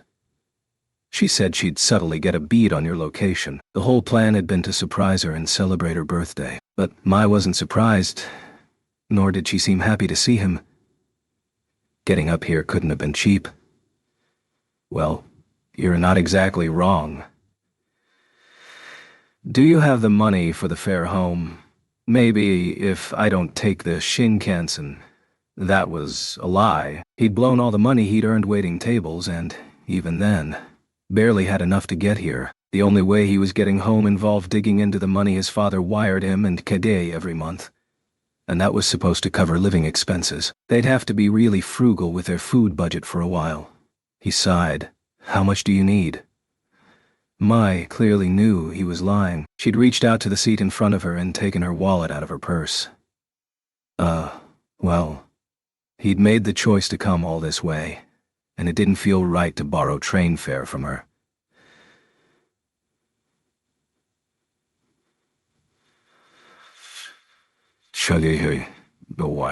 Fujisawa to Kanazawa is 15,000 yen, I believe, Ryoko mentioned offhand from the driver's seat. Then here, Mai said, handing him two 10,000 yen notes. I promise I'll pay you back. He felt like he'd never looked more hopeless. He was being a total freeloader. This was on the same level as sponger theory. You have a place to stay? Mai delivered another blow. I was gonna kill time somewhere till morning. In this snow? Her tone made it clear she wouldn't tolerate arguments or flippant remarks. So he simply shut up. She was definitely treating him like a kid. Ryoko, sorry, but can we find him an empty room at the crew hotel? I'll stop the car and call. Thank you, Sakuda said. It seemed like his best option. Trying to turn down the offer would just make things worse. So? Mai sighed, glancing at him. Nothing else to say for yourself? Her eyes flicked toward the clock, 11:59. Happy birthday, Mai. Just as he finished, the digital display clicked over. Midnight. Dotty. It was officially December 3. You said that why too late? Stupid, Mai said. Finally smiling, her eyes on him, as the van drove away from the station in the center of town. It slowly climbed a hill. Stopping 5 minutes later, Ryoko pulled the handbrake, took off her seatbelt, and said, We're here. Thanks, Ryoko. You've got 15 minutes for your date. If more pictures of you two end up in the weeklies, I'll never have the courage to face the president again. Don't worry, nobody will care about a second round. Mai. We'll be careful. Mai replied obediently, like a little kid. And have this boyfriend cheer you up properly, Ryoko said. This time the advantage was clearly hers. You've been gloomy ever since you got back, and the crew and director are all worried. Ryoko, it wasn't often he saw Mai this rattled. Don't say stuff like that, she said. The way her lips jutted out was very childish. Or maybe just her actual age. Before he knew it, Sakuda was smiling. What are you smirking about? Come on. Mai opened the door and got up. The cold air hit him, and he shivered. But Mai, it's seriously cold out there. You can borrow this. Mai took off her down jacket and handed it to him. She was wearing her usual coat underneath, which looked pretty warm. Mai hopped out, so he put the borrowed down jacket on and followed. He realized the jacket had the movie's title logo on it. They must have had it made for this shoot. He took a few quick steps through the snow, catching up with Mai. The view in front of him suddenly opened up. His jaw dropped. They could see all of Kanazawa from here. Ryoko showed me this the first day of filming. Pretty, isn't it? Your manager knows the area well? The boyfriend she almost married is from here. That sounds awkward. She must have come here to meet his parents. That didn't happen unless you were pretty sure. He didn't know what had gone wrong, but it seemed best not to ask. That reminds me, Mai. What? You were feeling gloomy? Well, you seem totally fine. A devastating counter. I was a mess. Without deflecting with jokes or lies, he shared how he still hadn't gotten over what happened with new Kaede. I should be grateful to Shoko. She saved you twice. The first time had been 2 years ago when he was still in junior high. He'd met high school Shoko on the beach at Shichiragahama, and she really had saved him. The second time had been last week. When the grief at losing one Kaede had overwhelmed him, she'd shown up to scold him. I couldn't be there for you, Mai said, flattening the emotions in her voice. A trace of sadness appeared on her face. Well, he started to make excuses for her, but decided not to. 2 years ago, Sakuda and Mai weren't together. They weren't a couple. They hadn't even met yet. There was no need for her to feel bad about it this time either. She was playing a lead role in a movie filming here in Kanazawa. And I know you needed help from someone. But apparently the way things had turned out didn't seem to sit well with her. It's just, it hurt that it wasn't me. She spoke like she was talking about someone else. Maybe she was. There are times you have feelings that surprise you so much they feel like they aren't even yours. Mai might maintain a mature veneer, but that didn't make her immune to unexpected emotions. You being here is all I need to feel happy, he said. That's the same as me doing nothing. I think that's even more impressive. I wish I could be like that for you. He gave her a hopeful look, but she very deliberately avoided meeting his eyes. He gave up and kept talking. Yesterday. I guess the day before yesterday now. I was really happy you came back. Even though I apparently showed up with some very inconvenient timing. I have no words. He winced. He'd definitely panicked at the time. Getting your old flame to comfort you? Who do you think you are? Yeah. Shoko was never like that. You're the only one. I don't believe that for a second. Mai wasn't even gonna let him finish protesting. Oh, more importantly, it's freezing out. Now she was changing the subject. She glared at the down jacket like she wanted it back. I got you loud and clear, he said, opening the jacket to take it off. But before he could, Mai slipped inside, pressing her back up against him. Close it up, it's freezing. Her wish was his command. I thought you said we couldn't do this for a while. That rejection had hit him hard. Just remembering it made his heart break. It's cold, so we can. Hooray for winter. And you don't need to keep making excuses. I'd still like you to hear them. I meant you came to see me, so all's forgiven. This statement was in a much quieter voice. It sounded like she was mad at him and embarrassed, but was trying not to be. From behind, he couldn't see her face, but feeling her this close at hand was all he needed. No, Sakura. What? Close your eyes. Why? Just do it. There was a note of urgency, like the shame was catching up to her. Thinking he'd better do what she said, he closed his eyes. Mai turned so she was standing sideways and put her hand on his cheek. He could hear her breathing, feel her warmth, smell something.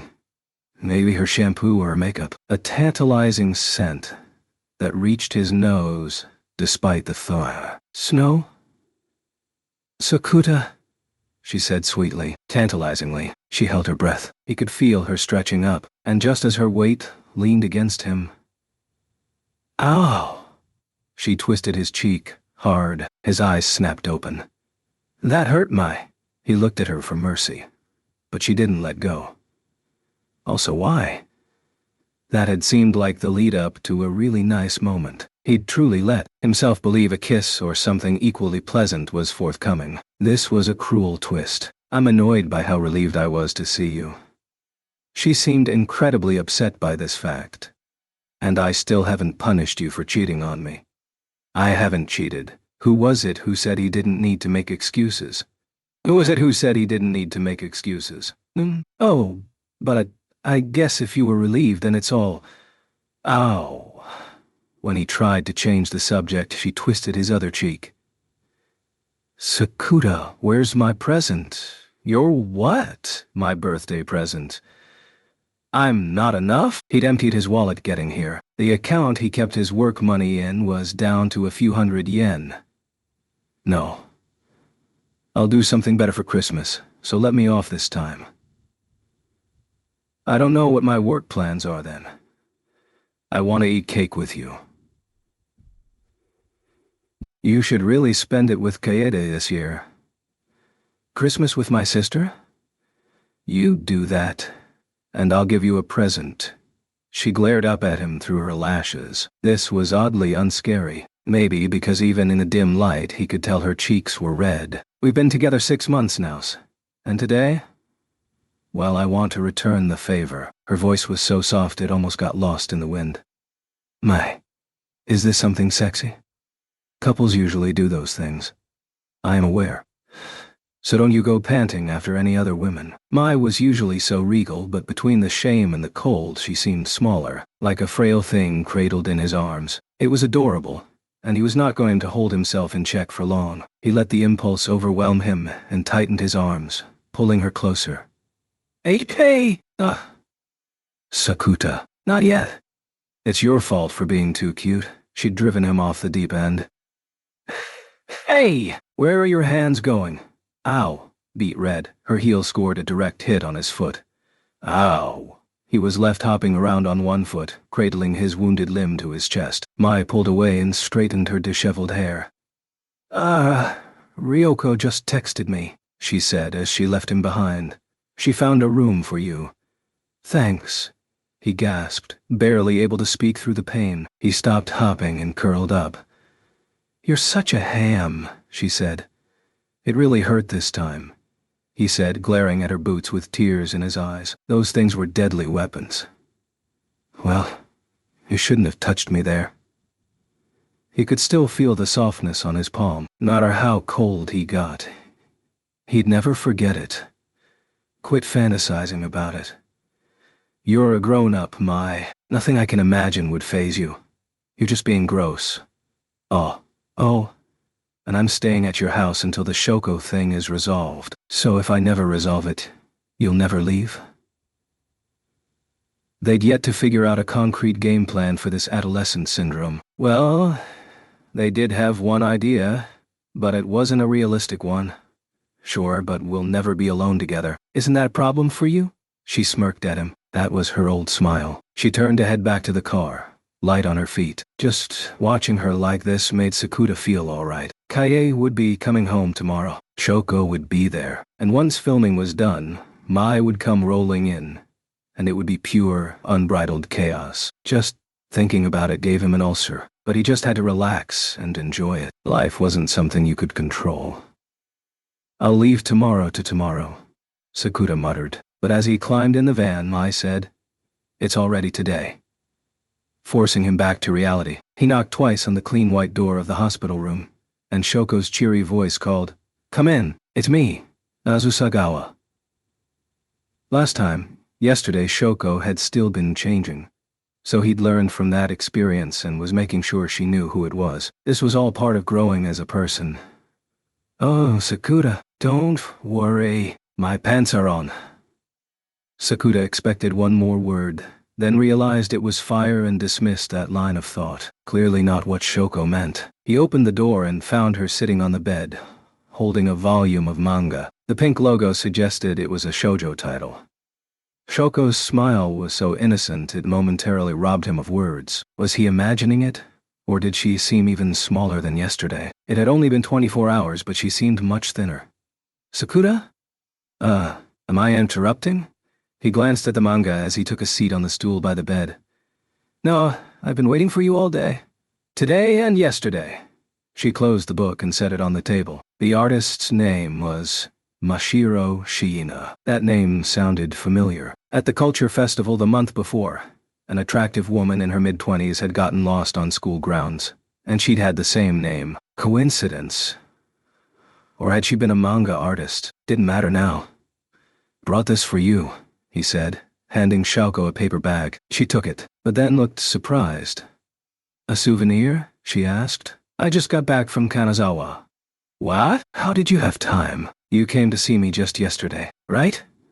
I hopped on the last Shinkansen right after and took another back just to Owar before noon today, and came straight from Fujisawa Station to see Shoko, without even stopping at home. He yawned. He'd figured since he was skipping school anyway, he might as well see the town, but he'd probably overdone it. Mai had said, if you're in Kanazawa, you should at least see Kenroku and Higashichiagai, and the samurai district before you go.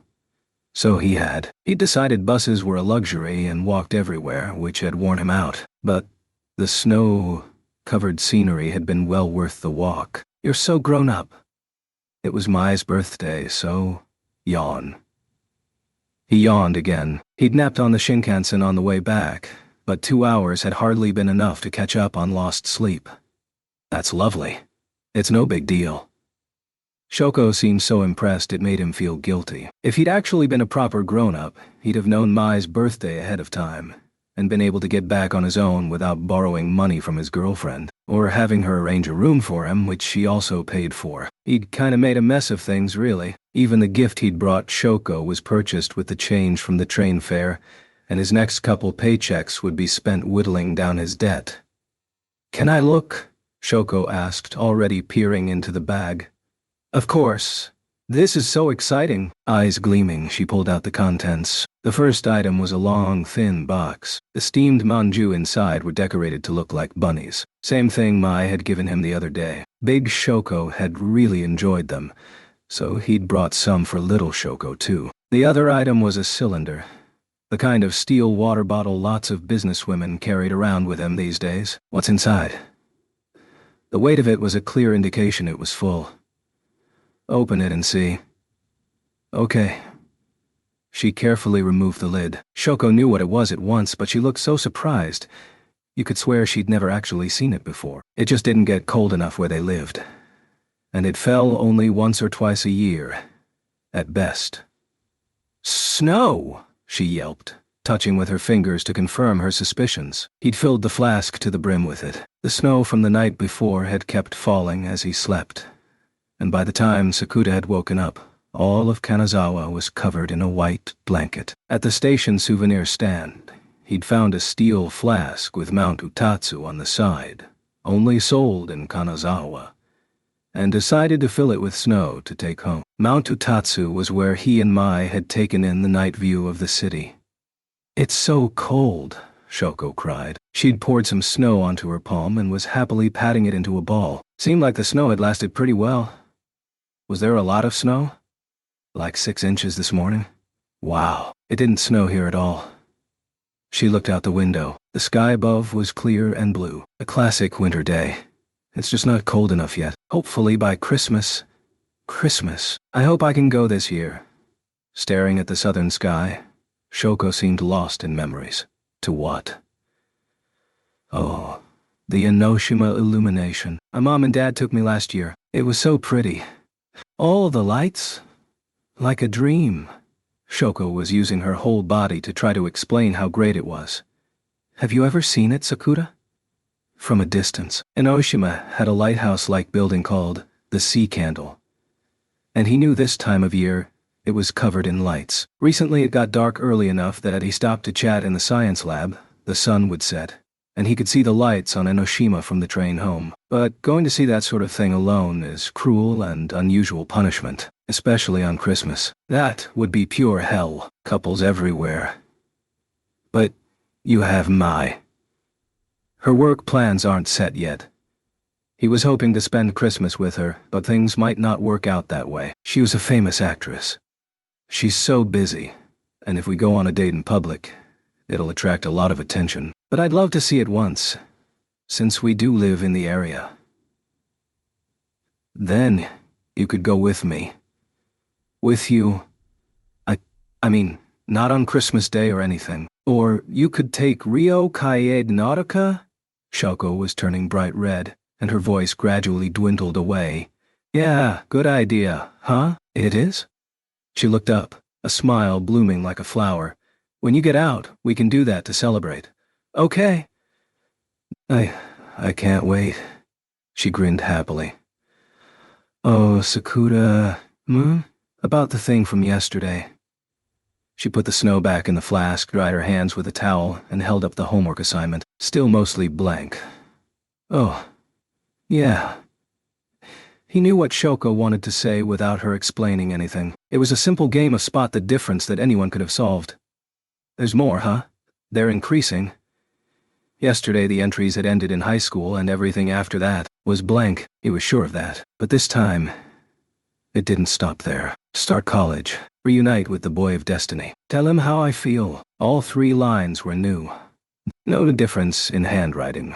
Didn't even appear to be something added after the fact. They looked like they'd always been there, long before this printout got any wear and tear on it. But it was the specific contents that concerned Sakura most. They were familiar. He had been reunited with the older Shoko, and she had actually told him how she felt. I'm in love with Sakuta. Those 2 points, at least, seemed tied to the older Shoko's actions. Things were turning out just the way Ryo had said. The older Shoko had appeared to live out the future schedule little Makinohara had not been able to write when she received the assignment. 2 years ago, when he'd met high school Shoko, she'd acted out what was written in the corresponding section of the form and vanished. Looked at that way, it did explain a lot of things. But if that was true, then this case of adolescent syndrome wouldn't subside until college-aged Shoko filled in all the plans for the college student section of the schedule. And given Shoko's plans, that could be a problem. She'd already basically moved in with him, so maybe they could count that wish as granted, but he couldn't exactly marry her. "Sakuta?" Shoko said, peering up at him. He'd gone a bit too quiet. "I'll relay this to Ryo," he said. "Okay. Thank you." Her smile seemed so carefree, even though she must have been anything but. Even though her condition must have been terrifying, Shoko didn't let those feelings show, so Sakuta wouldn't see. She didn't want to worry anyone, to worry him. He knew that desire compelled her to hide her emotions, and the pressure that built up from doing that was being vented elsewhere, causing her adolescence syndrome. Sadly enough, that knowledge didn't help him solve the root problem. He couldn't cure her illness. Put like that, it was a simple truth, but one that left a deep gouge in his chest. After that, he and Shoko ate some bunny manju together, and when 4 o'clock rolled around, he left her room with a promise to come again. It was time to go pick up Kaede. She was getting released today. As he reached the elevators, the bell rang, and the doors opened. A woman stepped out. She was in her mid to late 30s. This was Shoko's mom. "Oh, Azusagawa," she said, bobbing her head. "I just went to see her," he reported. "Thanks for doing so much for her." "Not at all. She was so excited that you'd stop by, even though she made us promise not to tell you she was here." Oh, the elevator. The doors had started to close, so she hit the button to stop them. "I'll come again," he said and stepped on board. Holding it here any longer would be bad manners. Good, she'll be thrilled. "Thanks." The doors slowly shut. As they did, he thought he saw a shadow pass over Shoko's mom's face. But the doors were closed before he could be sure. Alone in the elevator, he leaned against the wall, listening to the whir of the motor. "Not a good sign," he muttered. Her condition might be worse than he thought. When he reached Kaede's room, she was all packed up. Her extra clothes and the books Sakuta had brought to help kill time were loaded into sturdy paper bags and a single tote bag. The sheets had been peeled off the bed, and the place seemed suddenly barren. A day before, it had felt lived in, but no longer. "You're late, Sakuta." "I'm exactly on time." If he'd come here after classes ended, he'd be arriving right about now. "Where's Dad?" Release forms and payments required a grown-up. His father was supposed to be leaving work early to handle that stuff today. He stopped by this morning and took care of everything then. He did? Something came up this afternoon that meant he had to shuffle his schedule. "You should have said something." "I wanted to, so I borrowed his cell phone to call you, but..." She scowled at him, looking grossed out. The reason for that was obvious. Kaede had called. Who? Sakuta... And Sakuta didn't have a cell phone, so the only way to contact him was to call their home phone, the home where a college girl was staying, and Shoko kept answering the phone no matter how many times he told her not to. And someone picked up? Her reaction made the answer obvious, but he was clutching at false hope, a woman. He could have guessed, but it still rattled him. "Oh man, just great. Damn it, Sakuta. It totally caught me by surprise." Kaede puffed her cheeks out in protest. "Well, that saves me a little time, I guess. She's staying with us right now. Hope you're cool with that." "Why would I be?" In the past 2 years, social mores have gone through a great upheaval. This sort of thing is perfectly acceptable now. That is absolutely 100% just you being a double creep. Adolescence makes creeps of us all. But... "You have a girlfriend?" Kaede said, her voice rising. "Don't worry, it's all good." "In what way?" "My girlfriend will be staying with us too." Sakuta said this like it clinched his argument. He knew this was a lot to drop on Kaede the day she left the hospital, But the situation left him with no choice. Kaede would just have to get used to it. Huh? Kaede's eyes had gone real wide. Her jaw dropped. Your imitation of a dying goldfish is still amazing, Kaede. I never imitated. No, wait, what did you just say? The dying goldfish.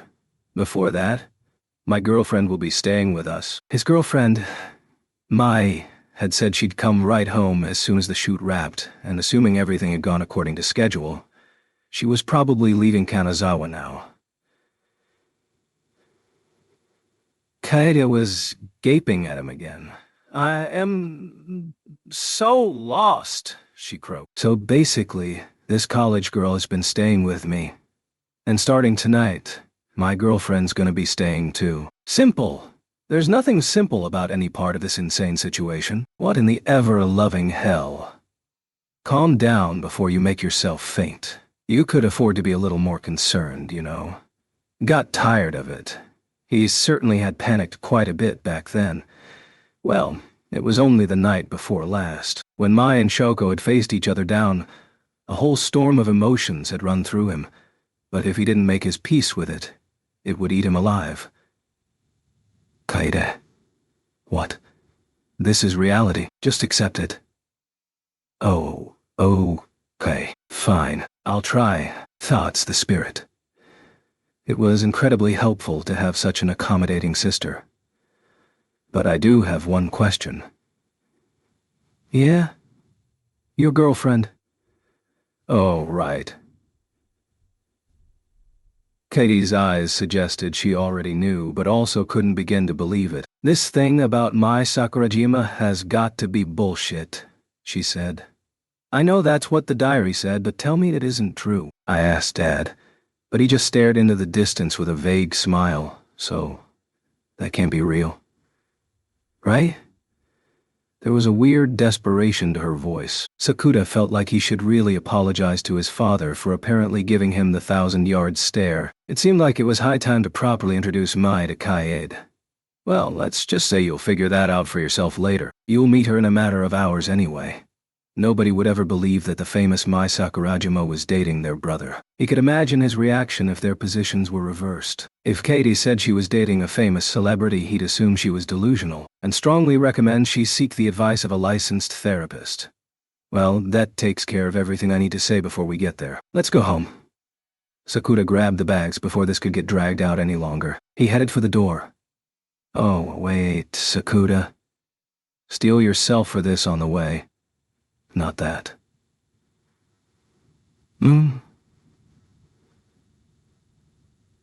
Something in her voice made him turn to look. Katie was staring at her fingers and fidgeting. She always did this when she was trying to say something and couldn't find the words. Same as she had 2 years ago. So... You have to pee? I wanted to say sorry. He could barely hear her, but the emotions behind that were pretty intense. The full weight of the last 2 years was contained within that sorry. Don't worry about it. You know what I mean? She asked, forcing herself to meet his eyes, looking very nervous. I figure you're just blaming yourself for everything. Well, it is my fault. That's ridiculous. It wasn't Katie's fault that the bullies had come after her, or that she couldn't go to school after that, or that she'd developed adolescent syndrome and a dissociative disorder. Their mother being unable to handle raising a daughter like that and developing her own mental illness wasn't Katie's fault either. No longer being able to live with their parents and moving here to Fujisawa. None of that was her responsibility. Don't be so full of yourself. Wow, you did the best you could. And that's all that matters. Who? She pursed her lips, didn't seem satisfied. She apparently wanted to say something else, so he urged her on with a quizzical look. Very quietly, Kaede said, You might be a bit cooler now. His jaw dropped. That was a compliment. Why did your eyes go so dead? Honestly, hearing that from your sister is kinda unsettling. That's legit mean. But I mean, if I turned to you and was like, Kaede, you're way cuter. Creepy, she snapped before he could even finish. See what I mean? Now, let's go. This time, they actually left. Oh, wait, She came running down the hall after him and moved to his side. Thanks, Sakuta. You've really been here for me. Kaede, grab one of these bags. What? Are you embarrassed? No, they're just heavy. You're so weak. But she took the tote bag from him, and he put his now freed hand on her head. But what? I ought to be thanking you, huh? For what? If Sakuta actually was more admirable now, that was because of what he'd experienced over the last 2 years. Sakuta knew he was only like this because of what the 2 Kades had given him. So, thank you. I'm so lost. That's fine with me. You. Still bickering, they left the hospital together. They carried on like that the whole way home, without ever getting bored. The day after Kade's release from the hospital, Sakuta was gently shaken from his slumber by his girlfriend. It's morning. Wake up. He grumbled, one foot still in his dreams. Sensation gradually returned to his body. His back and hips hurt. This wasn't what his bed felt like. It was too hard. He was lying not on his bed, but inside the kotatsu in the living room. His arms and legs were all pulled inside like a turtle. Even as sleepy as he was, he soon remembered why. After much discussion, Mai and Shoko were sharing Sakuta's room. They'd laid out an extra futon in there. Come on, up, Mai said, shaking him again. I think it'll take a kiss to get me up, he said, figuring this was the perfect moment. Oh, then I guess I'll just go to school without you. Sadly, Mai wasn't playing that game. He'd been hoping she'd at least threaten to step on him hard. Then I'll handle morning kiss duties, said a voice in his other ear. Even with his eyes closed, he could tell she was leaning over him. A shadow fell over his face and he could feel her heat. The only person who would pull a stunt like this was Shoko. Big Shoko. Nope, not happening. Sakuta cracked his eyes just in time to see Mai fending her off. They were sitting on their knees on either side of where his head was sticking out of the kotatsu. Mai on his right, Shoko on his left. We discussed this yesterday, Shoko said serenely. And you approved of our shacking up together. She wasn't technically wrong. They had deliberated the matter in depth. Sakuta had started by explaining the future schedule little Shoko had told him about, and he'd sought opinions on how to proceed from there. They started talking at 10 after Kaye went to bed, and the negotiation lasted until 3 a.m. Like Shoko had predicted, in the end Mai folded. Fine, I'll allow this cohabitation, she'd said. But as for everything else, let's see how things go first. She'd made that decision in the hopes of resolving little Shoko's adolescence syndrome. The supernatural phenomenon had assumed an unusual form, but given the severity of Shoko's condition, Mai wanted to help her older counterpart live a little when she could. Sakuta felt the same way. Cohabitation is the limit of what I'll allow. Men and women shacking up together should be allowed to kiss, Shoko insisted. This seemed like a reasonable argument at first blush, but he was amazed she had the nerve to make it. Nerves of steel. Well, ordinarily, Mai said, unable to find a convincing counterpoint. Then we're in agreement. Wake-up kisses are allowed. Shoko leaned in to kiss him again, but before she could, then I'll take care of that, Mai blurted. She turned bright red. Anger, shame, or perhaps frustration, maybe all at once. The last few days had shown him a lot of new sides to Mai. He was thinking my girlfriend's so cute when their eyes met. Sakuta. He quietly closed his eyes, acting like he'd been asleep the whole time. He was soon slapped lightly for his troubles. Oh, so you've been awake. I'll be asleep again in a second. Just you wait. No going back to bed. There was another slap, slightly harder. Gah! I won't get mad, she growled. He froze. Right. Sorry. He pulled himself out from under the kotatsu and sat up. His back and hips hurt, shoulders and neck stiff. His whole body was creaking. He felt really tired. Sakuta, your face is pretty red. Now that you mention it. Mai leaned in from the right and Shoko from the left. Are you getting sick? Mai asked, putting her hand on his forehead. You've got a fever. She sounded concerned. He does? When Mai removed her hand, Shoko leaned forward and put her forehead on his. Shoko! Mai protested. Oh, he does, Shoko said, like there was nothing out of the ordinary. Ah, Mai said. Shoko pretended not to notice her glare. That's what you get for sleeping in the kotatsu, she chided. Who was it who decided to move in and force him to sleep here? I would have been happy to share a futon with you, she said. Sulking like this was his fault, as if he could do that with Mai here, or even without Mai here. His own breath felt hot. All this aching wasn't just because of how hard the kotatsu pad was. He did feel pretty sick. Sitting up had made the fatigue he felt much more obvious. It wasn't a dream, said someone behind him. He turned his head to look and found Kaede standing in her doorway. Morning, Kaede. Good morning. Mai and Shoko spoke at the same time. Morning, Kaede said, clinging to her door, still in her pajamas. Despite her evident dismay, she managed to greet them both, clearly driven by a desire to do things properly. But she didn't manage to keep that up for long. Her eyes quickly turned to Sakura for help. Morning, Kaede. Yeah, morning.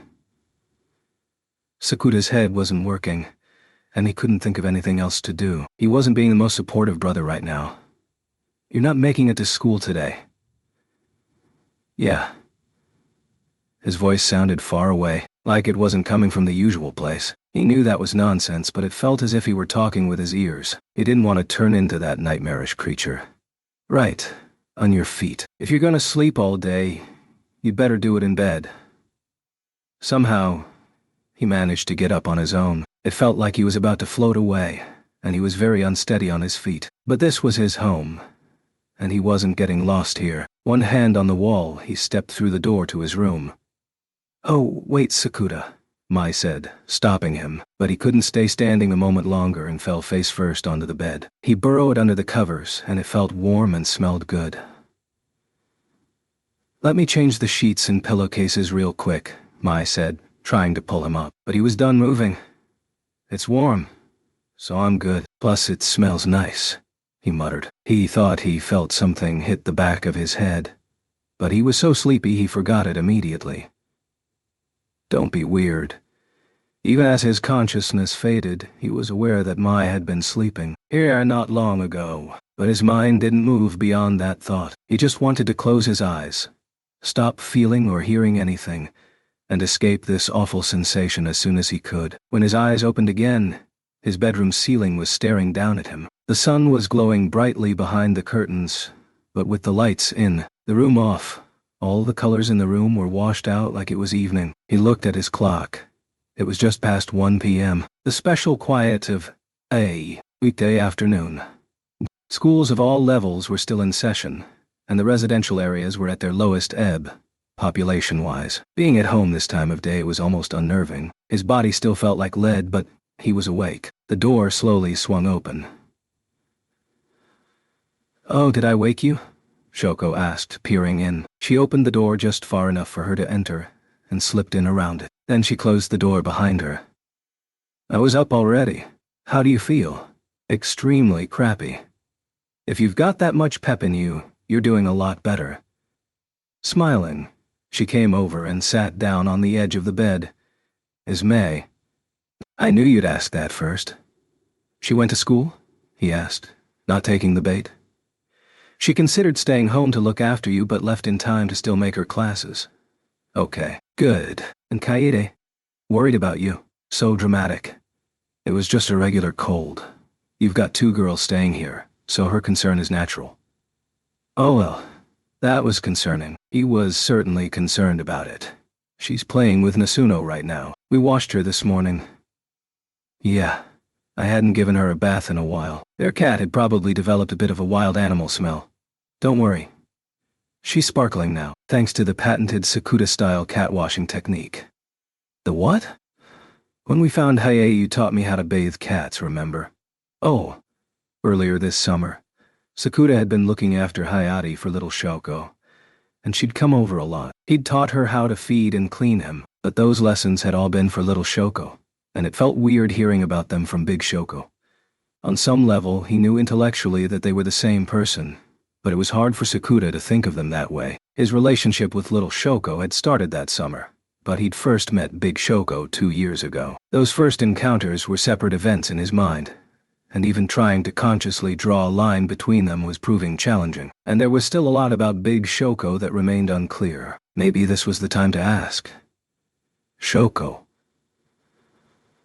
What? She turned her head, looking down at him. Something I've been meaning to ask. A question he'd left unspoken since they were reunited. My measurements? Numbers are irrelevant, so you prioritize shape and feel? You never let me down, Sakuta. Why did she sound impressed? He wasn't feeling well enough to banter with her like this, so he got right to the point. Shoko, are you the same Shoko I met on the beach at Shichirigahama 2 years ago? She didn't answer, just stared at him. Are you the Shoko I fell in love with that day? He asked, trying a different tactic. This one she couldn't run away from. A smile appeared on her lips. You were consistently unpleasant. Yeah. Some total stranger just starts sticking their nose in your business. You're gonna push back. And you grew up to be such a cynic. Maybe I gave you the wrong advice. Nah, I turned out fine. You did good. Clearly not. Shoko. Go on now. Back to sleep. She got up. Thanks for everything you did back then. You really saved me, Shoko. She turned back, smiled, and said, Good night. He closed his eyes again. The Sandman had let him have a few wakeful moments, but had come back with a vengeance. As he drifted back to the land of dreams, he heard a voice say, You're the one who saved me, Sakuta.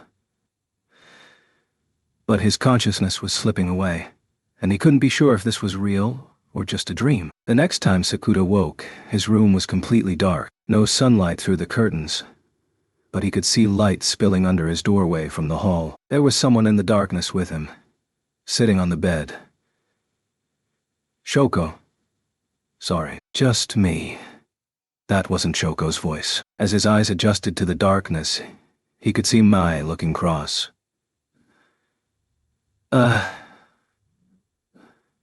Save the excuses for when you're better. Shoko's been looking after you all day, right?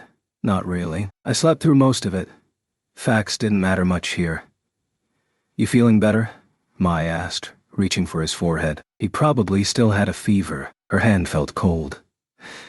It's lower than this morning anyway. Mai put her hand on her own forehead, comparing the two sensations. That was kinda cute. You definitely can't take a bath.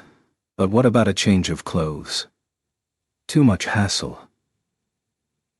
He tried to wave her off, but Mai got up, turned on the lights, and opened the closet. She grabbed a shirt and came back to the bed.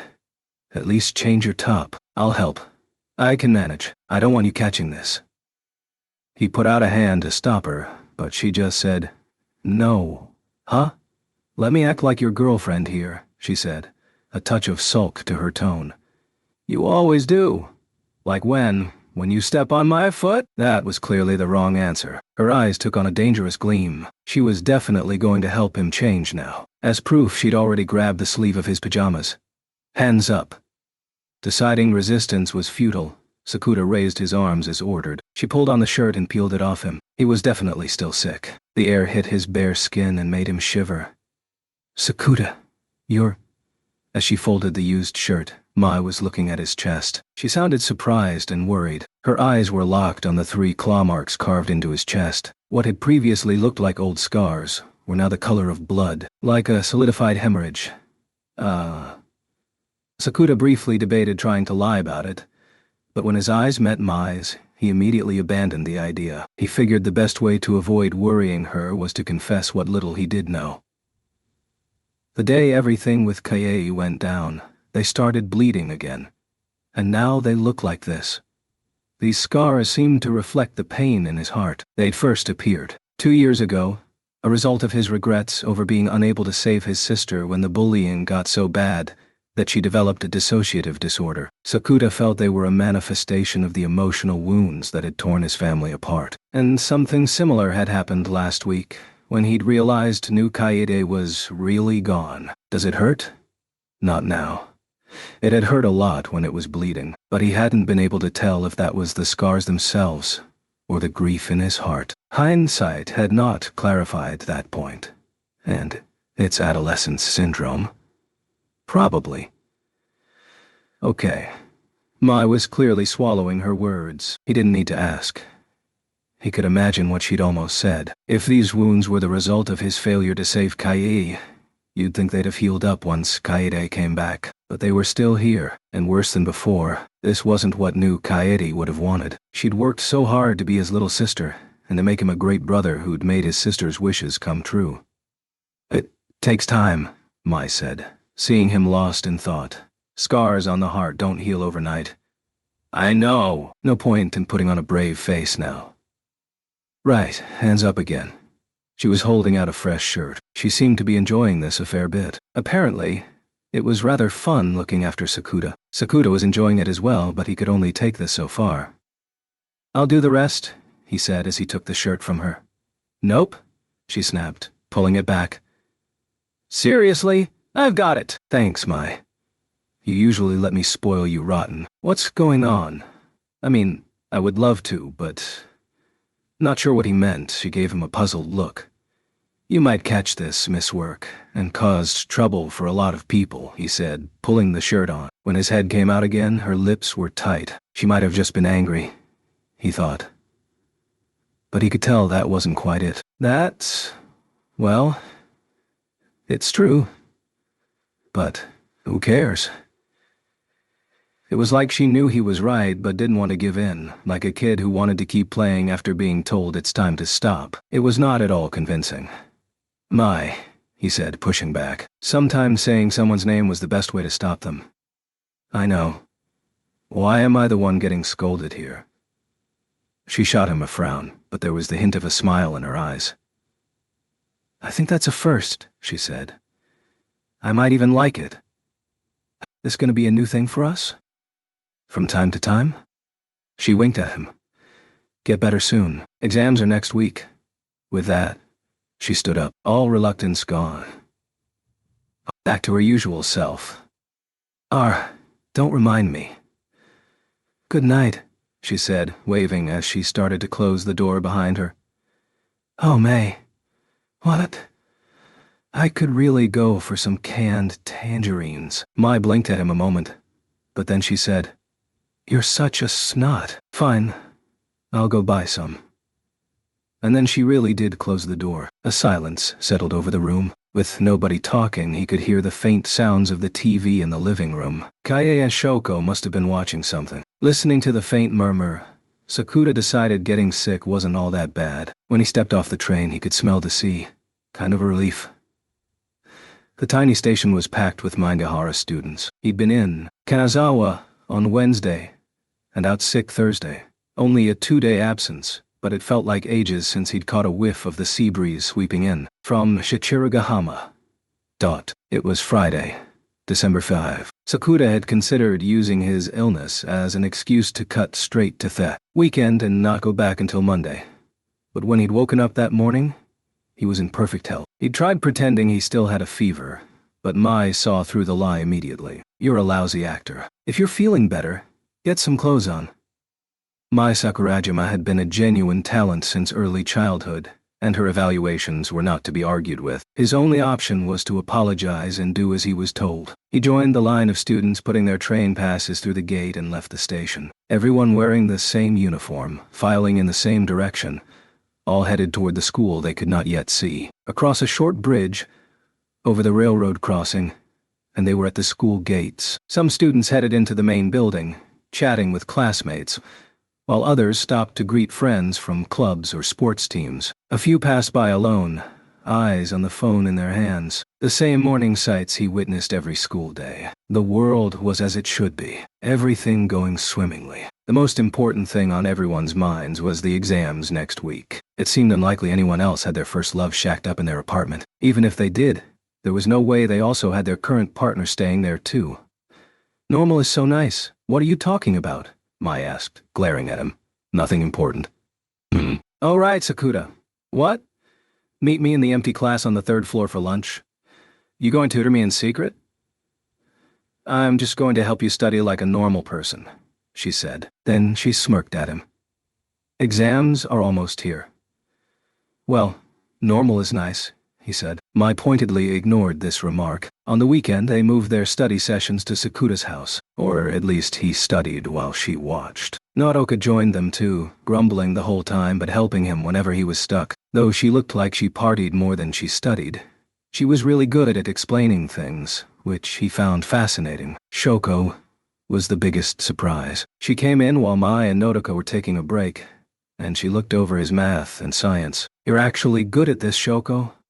Little Shoko could never have solved these problems. She was still in her first year of junior high. But they were clearly easy for Big Shoko. Well, I'm supposedly a college student. Wish I was too. With a veritable smorgasbord of ladies tutoring him to ensure he was thoroughly prepped, when exams began on Monday, December 8th, he wound up furiously trying to complete his answer sheets. When you don't know the answers, tests are over in no time. But when you understand what you're doing, you feel compelled to be thorough and solve everything, which takes a ton of time. He didn't even get a chance to take a nap between tests, and felt very sleep-deprived. He was so busy it felt like the week flew by. The final exam was physics. He could tell many students had already thrown in the towel. Just as Sakuta filled in the last answer, the bell rang, and finals were over. Finally, this much thinking tires out the brain, and if your brain gets tired, it's hard to summon the energy to do anything. As Sakuta collapsed listlessly on his desk, the rest of Class 2-1 erupted. It's over. Let's do something fun. I'm so doomed. Let's hit the beach. When it's this cold out, they were so wound up that they didn't even settle down during the final homeroom. Their teacher had either decided they'd earned the right to be unruly for once, or had already tried to calm them down and failed. But in any case, he didn't bother raising his voice. Don't get so worked up that you hurt yourselves during the break. Homeroom ended early, with the usual warning to stay safe over winter vacation. The volume in the room got even louder. Some classes had wrapped up homeroom already and were spilling out into the halls. The students were in post-exam party mode. Sakuta would have loved to go on a date with Mai, but she had a fashion magazine shoot that afternoon. She had to leave the moment school ended and head to a studio downtown. Exams were over, so he didn't need to lug all his textbooks home. He shoved them into his desk, snapped his empty bag shut, and glanced around the bustling classroom. Freed from the bondage known as studying, everyone seemed much more relaxed. It was always like this after finals ended. Another normal life thing that came around, and it felt singularly merciless to him right now. His thoughts were on a junior high school girl, little Shoko. She was still in the hospital. Sakuta was still commuting to see her every day, even during exams, although he certainly hadn't been staying long. And each passing day proved that the anxiety he'd felt was not at all unfounded. Her condition was worse than she let on. Shoko in her room had changed dramatically over the last week. She had an IV hooked up and sometimes even needed oxygen. There were a number of medical devices lined up by her bed that he'd never seen before. Her face and limbs were getting puffy, and each time he found her looking different, he had to rack his brain to figure out the right response. But he'd never landed on one and was simply avoiding the issue. Ultimately, all he could do was talk to Shoko like there was nothing wrong. "Oh, there you are, Sakuta." A familiar voice snapped him out of his reverie. One of his few friends, Yuma Kunimi, had stepped into the room and was headed toward his seat. "Why are you here, Kunimi?" "'Cause I need a favor. Swap shifts with me on Sunday?" "Date with your girlfriend?" Yuma was going out with a girl from Sakuta's class, Saki Kamisato, one of the classroom leaders. She was standing at the door, glancing their way. A very stylish haircut and very fashionable makeup. Even in winter, her skirt was at a very carefully managed length that prioritized style over function. And naturally, that meant bare legs. Just looking at her made him feel cold. That wasn't exclusive to Saki, and was true for half the girls in the room, but he always thought they'd be better off putting sweatpants on underneath during classes, at least. Committing to fashion was brutal. "My team's got a surprise exhibition match." "Oh, then fine." He'd agreed to it, but Yuma looked surprised. "Should I have turned you down?" "No. I really do need to swap that shift." "Then what?" "What's going on with you, huh? You seem extra grumpy." No, you're pretty much on the money. He'd reflexively tried to wave him off, but soon realized Yuma already knew better. "It's just," Sakuda said, not looking at Yuma. His eyes drifted around the room. A third of the students were still here, talking about after-school plans. I never really planned to be a high school student, but somehow I am one. Same here, most of us are. Yuma perched on the side of Sakuda's desk. "Makinohara?" he asked, gazing absently at the hall. Got it in one, not exactly hard to do. Yuma had met little Shoko before, about a month ago. She'd come to the Mainigahara Culture Festival. And they'd met then. He'd looked after her during the mess with the beauty contests, so they'd made quite an impression on each other. "You're visiting her daily, yeah? You and Futaba both went together a couple of days ago, right?" Makinohara told me. I bumped into Futaba at the station on the way home, and the topic came up, so I ended up tagging along. He sounded a little despondent, so he must have been picturing Shoko in her hospital bed. She'd been in good shape during the Culture Fest and full of life, but now she looked like she was wasting away. Sakuda went to see her every day, and even he was alarmed by the steady decline. The anxiety he'd felt the day he got back from Kanazawa was only growing stronger, and that feeling was making him fret because he couldn't do anything. And that anxiety and fretfulness sometimes exploded even when he was nowhere near the hospital. He'd be in the middle of his daily routine and start thinking about how Shoko couldn't do these ordinary things. Sakuda himself placed no value on the bustling classroom before him, but the reason it didn't matter to him was because he'd been born healthy. It was too ordinary, something everyone had, and so he took it for granted, never realizing how lucky he was. "You're doing fine, Sakuda. You're doing everything you can do." "I'm just going to see her," he said, conscious of how hoarse his voice sounded. "Makinohara talked about you a lot," Yuma said. "About the gifts you brought for her, how you came again the day before. Sakuda this, Sakuda that. If she's that obviously delighted about what you're doing, you're giving her a lot." "A lot of what? You know what I mean? So don't ask." Yuma hopped down off the desk. "Okay, I'm off to practice. Thanks for filling in for me on Sunday. Oh, I already forgot," Yuma said, laughing as he left. In the hall, he started talking to Saki Kamisato. She was smiling happily, her cheeks slightly red. Maybe Yuma was giving Saki a lot too. Giving, huh? He understood what Yuma was getting at earlier. You can make people feel good and have fun. Like they're fine the way they are.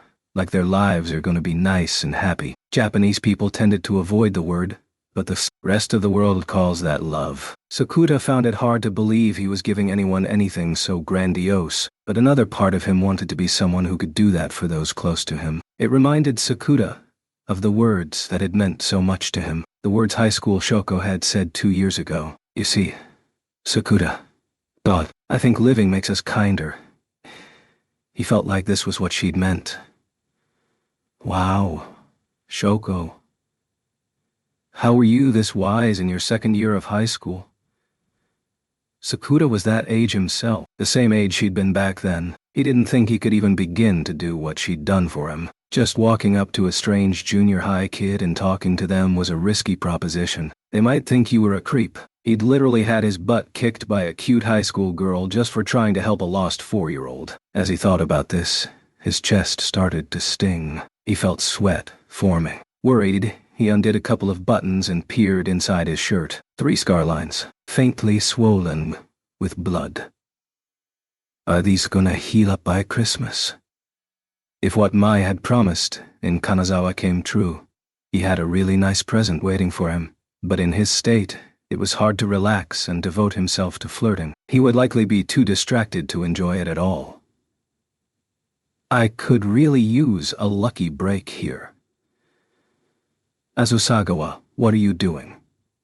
He looked up from his shirt to find a girl in a white lab coat standing in front of him. Her hair was tied up, and she had a look of contempt behind her intellectual glasses. Some new creepy fetish? She asked. Futaba, nice timing. I'm not helping you with that.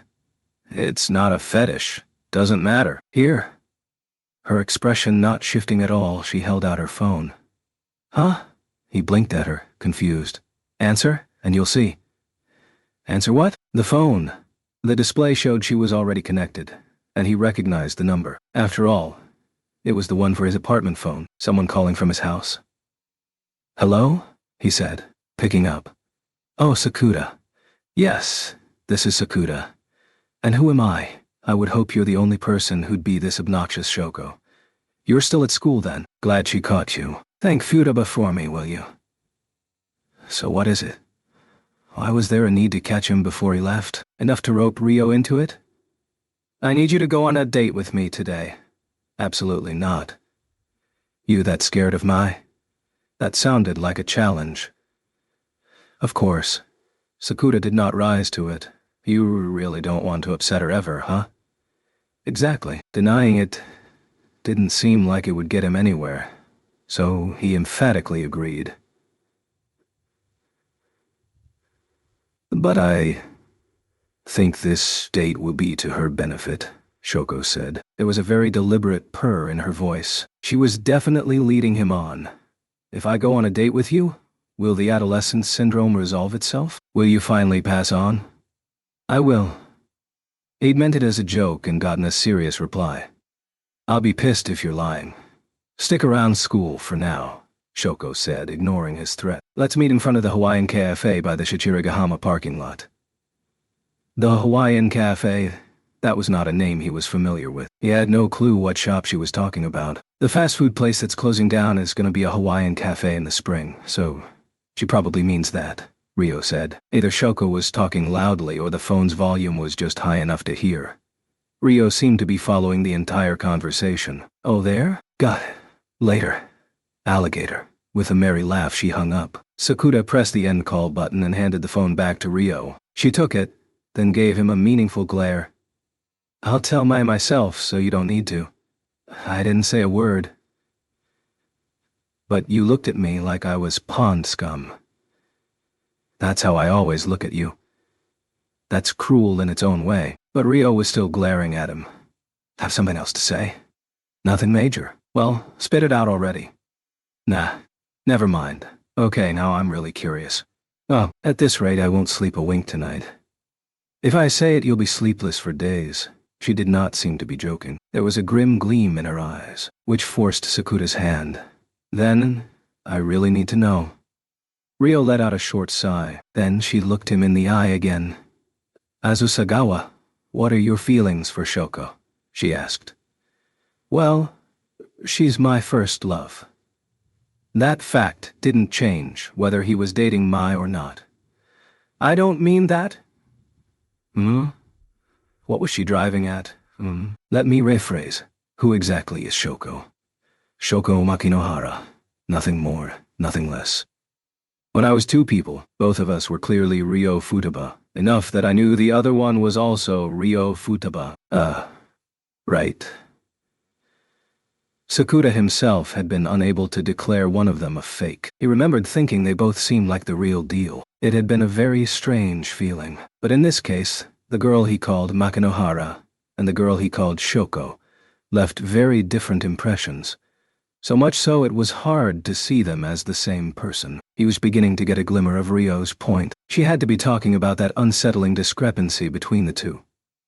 If we assume the older Shoko is little Shoko's dream of the future, then how does the older Shoko perceive her own existence? She was talking to Sakuda, but most likely wasn't expecting an answer. The thought she was voicing was half-formed, and that was why it came out as a question. Your personality is defined by the time you've lived and the experiences you've had. In other words, who you are is determined by your accumulated memories. Yeah, that concept was a little too familiar. Memories and personalities. Keida's dissociative disorder had taught him just how closely linked those two were. When Keida had lost her memories, a new Kaede was born, and when the old Kaede's memories returned, the other Kaede's personality disappeared. That was all not long ago, and his feelings about it were still pretty raw. By that logic, what memories are creating Shoko? If we take her word for it, she's 19. That's 6 or 7 years the little one doesn't have. You think it can't be only Makinohara's dreams of her future self? What would fill in all the memories of those extra years? That was a tough question, but it was enough to make him understand Rio's concern. especially since she'd just said that your personality was defined by your memories. Blank spaces and fragments wouldn't be nearly enough, he concluded. Even if there were some blanks, that would also reflect in her personality. It certainly had with the two Cades. Both had been upset by the missing memories, but Shoko showed no signs of hesitation or uncertainty. Her words came easily and clearly, and the wisdom of her added years had been real enough to save Sakuta twice. And the words that had resonated the most: I've lived this long so that I could become as kind as I am now. What experiences could have led her to that concept? Each day I try to be just a little nicer than I was the day before. How did one acquire the kindness to soothe a wounded soul? Do you have a working hypothesis that can explain this? You must have something. Rio wouldn't bring it up if she didn't. It's a ridiculous fantasy, she whispered. But I did think of one possibility. And that is? But if it's true, then Shoko's hiding a bombshell from us. Her piercing gaze shot right through him. I think a good man laughs when a girl fools him. That elicited a smile that didn't reach her eyes. But it soon faded, and she began to describe her fantasy.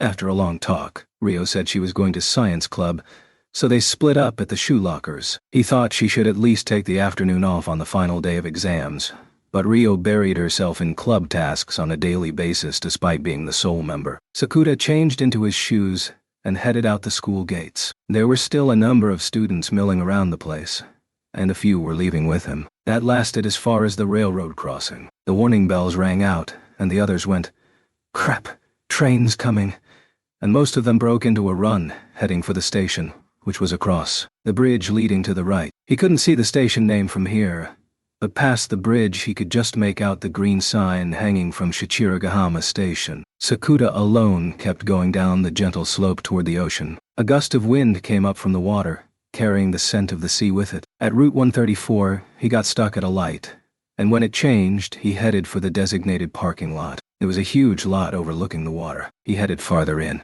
During the marine leisure season, it got so crowded that lines formed, but in December there were only a few cars in it. It felt deserted. No sign of Shoko. She must not have arrived yet. There was a white building near the center of the lot. A month ago, it had been a fast food place, but it had tragically shut down recently. Perhaps a casualty of the recession. Such a shame. Eating there while gazing at the water had been a real treat. There were lots of cafes and restaurants around, all selling themselves on their ocean views, but this had been the only one cheap enough for a high school kid to frequent. Everywhere else was all fancy and not somewhere you could just casually pop in. There were 2 flyers posted on the closed doors to the fast food shop. One was announcing the closure, and the other was about the Hawaiian cafe that would open here in the spring. Apparently, it was a branch of a local shop known for pancakes and scrambled eggs, the sort of fancy place Sakuta would never willingly go. You got here first, Sakuta. He turned at the voice and found Shoko behind him. She was in a loose knit sweater and long skirt. She had a shawl over her shoulders. Calm winter colors. Dotty. While Shoko might have been prone to playfulness, her fashion choices were simple and exuded a mature confidence. Did I keep you long? Only like 3 minutes. That's enough for some instant ramen? With that meaningless joke, Shoko looked up at the fast food building. It hadn't closed that long ago. It was weird how fast an unused building started to look old. It's not open yet, huh? I figured we could grab lunch here. Shoko's stomach growled. It seemed she'd come prepared. What's Kaid up to today? He asked, pretending he hadn't heard. Obviously ignoring it is actually just as bad, Shoko said, blushing slightly. That was quite the rumble. You shouldn't make jokes like that with girls. Then what was the right tactic? Kaede said she was going to spend the day reading every book she has on her list. I did ask if she wanted to join us, but she turned me down. She's always been like that when she has her eyes on a book, so pay it no heed. She had once passionately explained the importance of reading them in one sitting. That was one reason she'd had trouble keeping up with texts and messages from friends. And I did make lunch for her, so don't worry about that. I'm not. So let's get this date started. You just can't wait a second longer, huh? I want to get this adolescent syndrome resolved, if that's actually possible. He wasn't really expecting much, nor was he about to hide that. "Then let's go," she said, meeting his cynicism with a smile. She turned and walked away, east down Route 134, toward Kamakura. They walked together down the coastal road. Sakuda did pick the traffic side. Shoko seemed to think that was funny. "Where we going?" he asked, before she could tease him for it. "You'll find out when we get there. Then I'll assume the worst."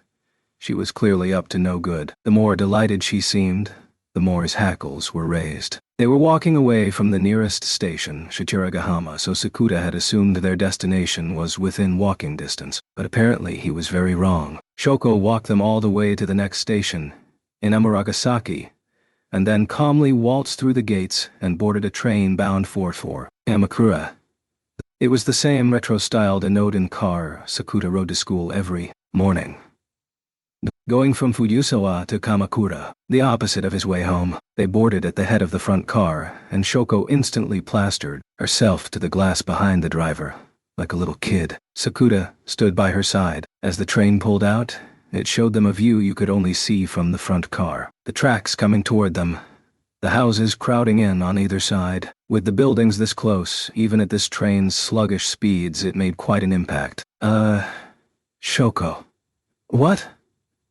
If we're taking the train, why walk all the way to the next station? It would have been much faster to get on at Shichiragahama.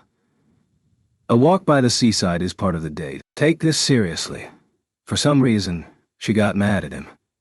"I can handle that much walking," he said. They weren't that far apart, so it wasn't worth griping about. "Then what? Are you up to it?"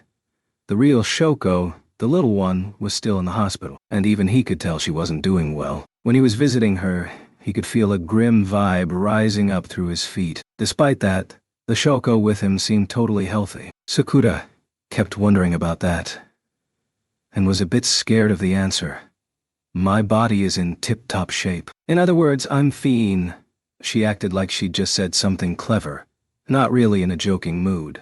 "I'm just trying to bring the fun. Then start by making me less anxious. I'm seriously fine. The version of me with a serious illness and no future summoned me as a dream of her future. If I was still sick, what would be the point?" "That's fair. But thanks for worrying." "You're welcome," he said sarcastically, eyes on the tracks in front of us.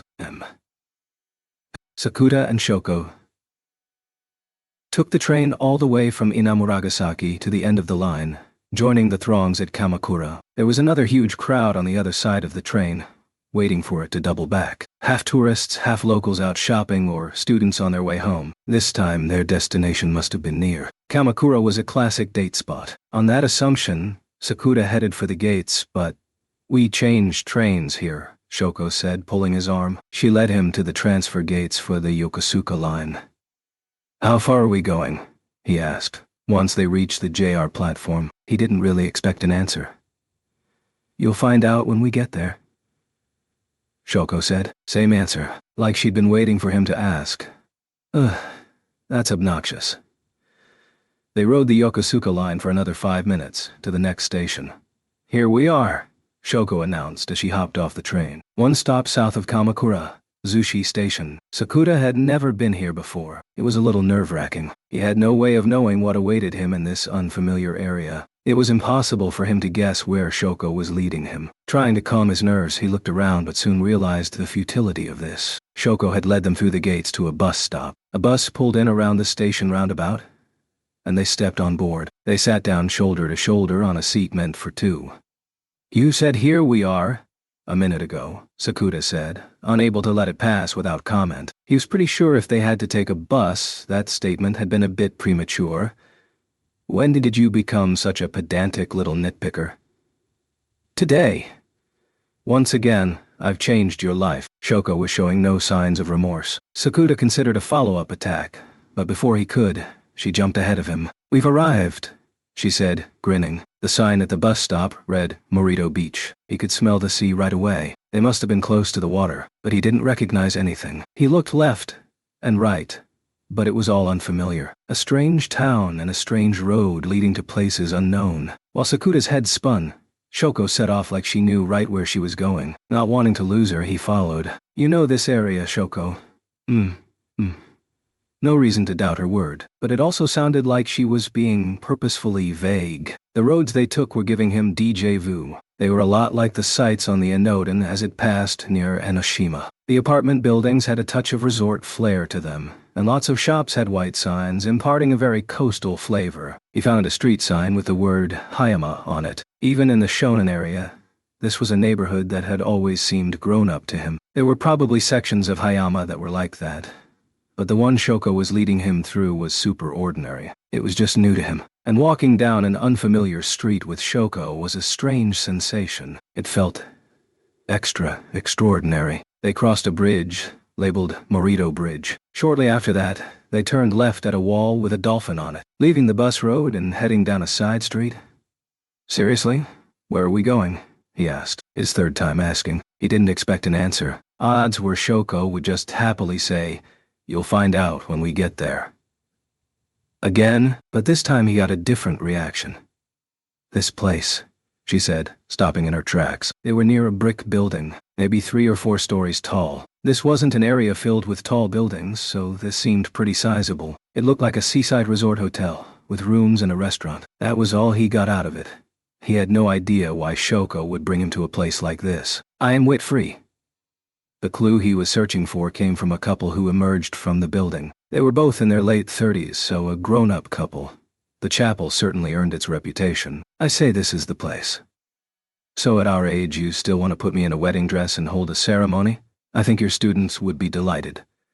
They're the last people I want to see me like that. Should we make it just the 2 of us? More trouble than it's worth. They just insist we hold a second ceremony for them." A snatch of conversation in passing. He turned to Shoko, his eyes demanding an explanation. "Shall we?" she asked. Her smile as broad as his prospects were dim. The form at reception read free tours, and Shoko happily wrote her name down as Shoko Azusagawa. Well, if I use my real name, there's a chance it'll get back to little me and stress her out. She was making excuses before he even said anything. When they finished the simple paperwork, a lady in a suit came out to greet them. She was in her late 20s. "Thank you for joining us for a tour. My name is Ikehara, and I'll be your guide today. A pleasure to meet you both." A very polite, mature greeting. Very professional. "Are you two?" But then she looked at the 2 of them, somewhat at a loss for words. They were both clearly a bit young to be touring wedding venues. Sakuta had come here straight from school and was still in uniform, so Ishihara's confusion was only natural. "I'm standing in for my sister's boyfriend. Something came up at work," he explained. "That's right, I didn't want to come alone, and it seemed like a waste to cancel the appointment." Shoko played along without their needing to compare notes. "Ah, I see now. You both look so young I was feeling a bit jello." Never mind me. Please come this way." Ishihara clasped her file to her chest and headed down the hall. As they followed, Shoko whispered, "You're such a liar." "So are you." They exchanged glances. It hadn't been much of a con, but pulling off anything like that was a bit of a thrill. Their first stop was the ground floor restaurant. Ikehara explained that they could reserve the place for the after party. The hotel had provided a few samples of the food that could be served, so they tried them. It seemed a shocking amount of food to offer with a free tour. Neither of them had eaten lunch yet, but it was more than enough to silence their growling bellies. On the second floor, there was a large hall. This was used for receptions. Ishihara politely explained how many people the hall could hold. Then they headed for the 3rd floor, the top floor. They were led to a set of double doors. "This is the final stop on the tour," Ikehara said, building the anticipation. "If you please," she said to no one in particular. On her cue, the doors opened on their own. "Wow!" Shoko gasped, evidently overcome with emotion. Sakuta himself was struck speechless. The chapel before them was all blue and white. The main aisle was made of glass, which reflected the sunlight pouring through the transparent ceiling and made it look like they were walking on a carpet of water. At the end of the aisle was a huge single-pane window, and beyond that lay the visually stunning expanse of the ocean. For a moment it seemed like the entire chapel was floating on the water. "Go on in," Ichihara said. Shoko headed down the Virgin Road. Her steps were unsteady, like a little girl lost in the world of dreams. Sakuta elected not to say anything. He didn't want to ruin the moment, and he had to admit it did feel like he'd stepped into a dream himself. The chapel was just that unreal. He knew now why the couple at the hotel entrance had sounded so impressed. Anyone who saw this place would want to get married here. And Sakuta realized that what Shoko had said when she'd asked him on this date might have been true after all. The entries on the future schedule little Shoko had never written described them living together and then getting married. Actually, getting married was out of the question, but if they came here, they could at least feel like they had. "Would you like to try on a dress?" Ishihara asked after a while. They turned back and saw a staff member standing on either side of the doors. This was why the doors had appeared to open on their own. A simple trick once you knew the truth. "Dress?" Sakuta asked when Shoko said nothing. But given where they were, there was only one kind she could mean. A wedding dress, figured. "A few of the many gowns we offer are available to try on during the tour." Ichihara opened the file she carried, showing them the contents. It had sample photos of a number of different wedding dresses. "A dress? Can I?" Shoko whispered. She sounded less enthusiastic than he'd expected. Sakuta had assumed she'd leap at the chance, so this caught him by surprise. Usually she'd be teasing him, insisting he pick a gown for her. "Go on, try one," he said. But she hesitated, blushing slightly. Why get embarrassed when they'd already come this far? "I think this one would look good on you," Ichihara suggested, pointing at one of the photos. A pure white dress. Both shoulders were bare, but the overall vibe was chaste and classy. "Still," Shoko wavered. Sakuta gave her a push. "Hook my sister up," he said, grinning at Ishihara. "Will do. This way." Shoko turned once, glaring at him, but then she followed Ishihara out. "So pushy," she grumbled, but he pretended not to hear. "Please wait here a bit for your sister," Ichihara requested. "Gotcha." Alone in the chapel, Sakuta took a seat on the front pew, wondering how long a bit would be. He would usually assume it meant, like, 5 or 10 minutes, but 20 minutes passed without any sign of Shoko returning, or Ichihara. Japanese is hard, he concluded, but if he thought about it, choosing a wedding dress and putting it on would take way longer than 5 or 10 minutes. Even by a conservative estimate, a bit meant like half an hour in a place like this. Hopefully, it takes only that long. At an actual wedding, there'd be a ton more time spent on hair and makeup. He just had to hope he wouldn't be stuck here for a full hour. As he looped through this line of thinking, Ichihara's voice came from behind him. "Thanks for your patience." They'd kept him waiting for more than 30 minutes, and Sakuta turned around to complain, but the words never made it out of his mouth. Instead, his jaw dropped. His eyes were locked on a pure white bride, Shoko, at the end of the aisle, in a wedding dress.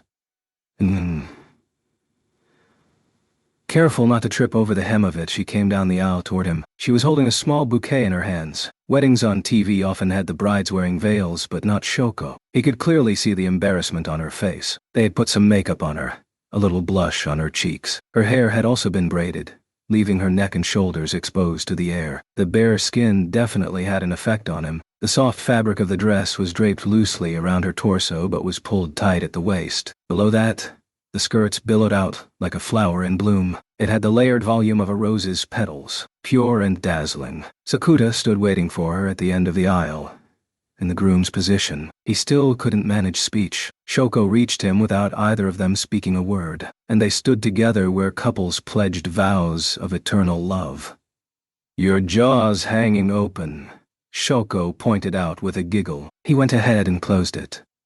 "You can't tell me what you think with your mouth closed," she said, a triumphant smile playing around her lips.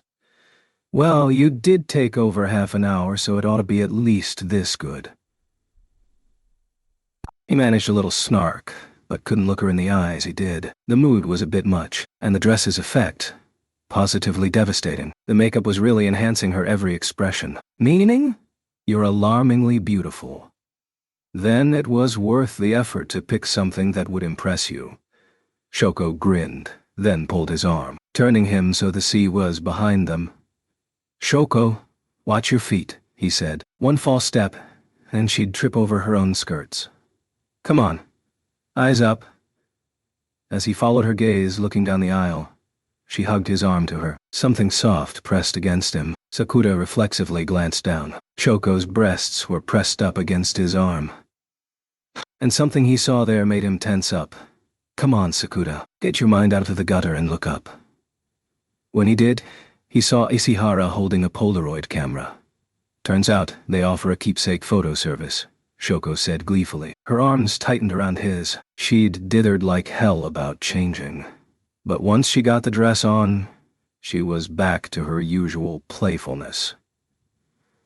Ready? Say, cheese. The shutter clicked. Ishihara came over to them, fanning the photo. It was already visible by the time she handed it to them.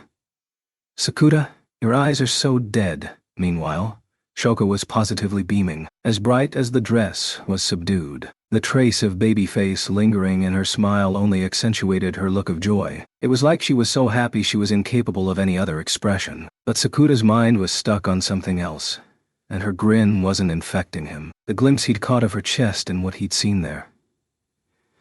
You still have some time. So let me know when you're done. I'll be just outside. Ishihara bowed once and left the chapel. Sakura and Shoko were alone together.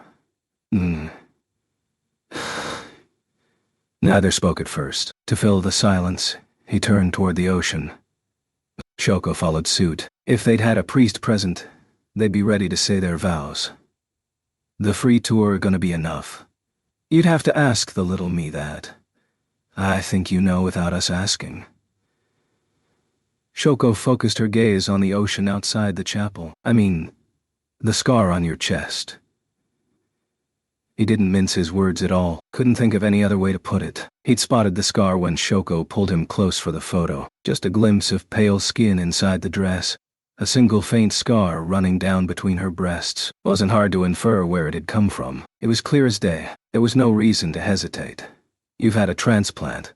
Her tone didn't change. She wasn't rattled, surprised, or upset. She was so calm it was like she'd known he would bring this up. Alone with her in the chapel, Sakura said something he still couldn't believe yet was weirdly certain of.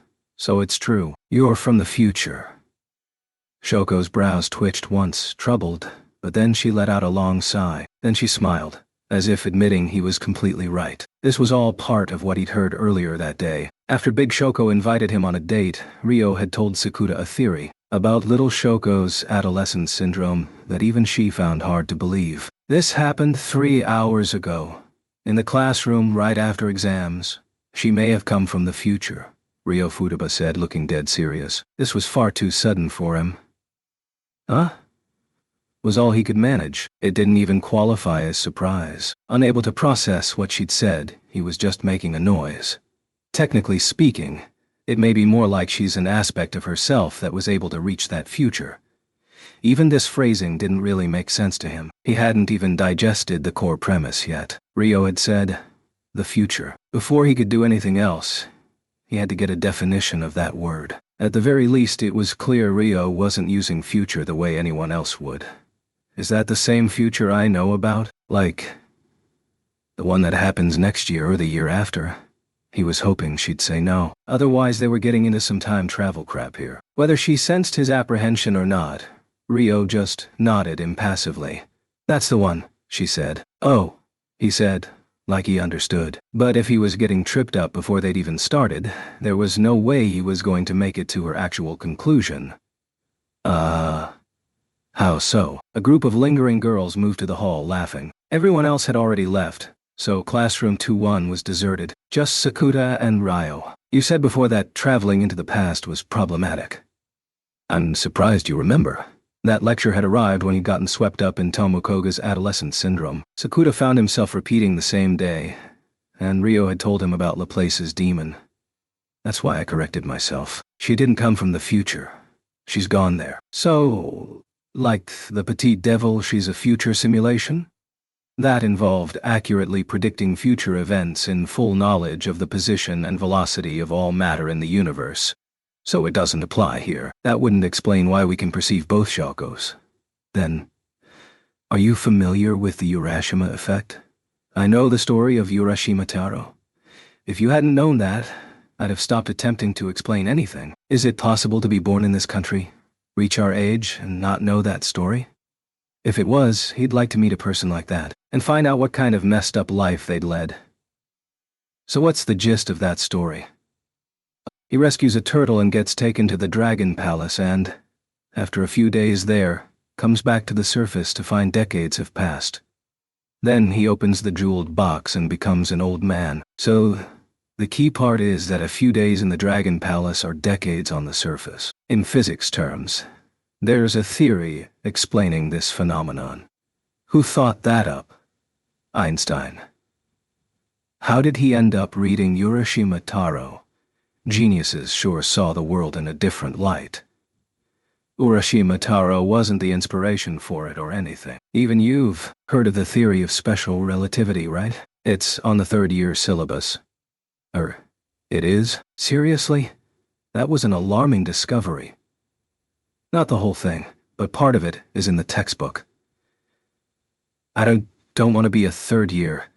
Getting held back a year at a public school spells certain doom. I didn't mean it that way. He was thinking more in Neverland terms, but regardless of his desires, Rio moved on. So in special relativity, the faster matter travels, the slower time flows. That doesn't make a whit of sense. It's the result of an experiment using two extremely accurate atomic clocks. Rio took 2 pieces of hard candy out of her pocket. One blue, one red, probably cream soda and apricot flavored. They put one at the starting location. She set the blue candy on his desk, and the other on a plane that flew around the Earth. She waved the red candy in a circle around the desk, completing its circle around the desk, completing its journey back at the blue candy's position. These candies represented extremely accurate atomic clocks, apparently. And what do you think happened? Well, if what you just said is true, the plane is faster, so time flowed slower, he said, pointing at the red candy. Yes, 59 nanoseconds slower. How many seconds is that? 1 nanosecond is a billionth of second, so 59 1 billion. Seems well within the margin of error. Certainly not a time difference perceivable by humans. That's why they used extremely accurate clocks. But the 59 nanosecond discrepancy matched the mathematical solution Einstein had discovered.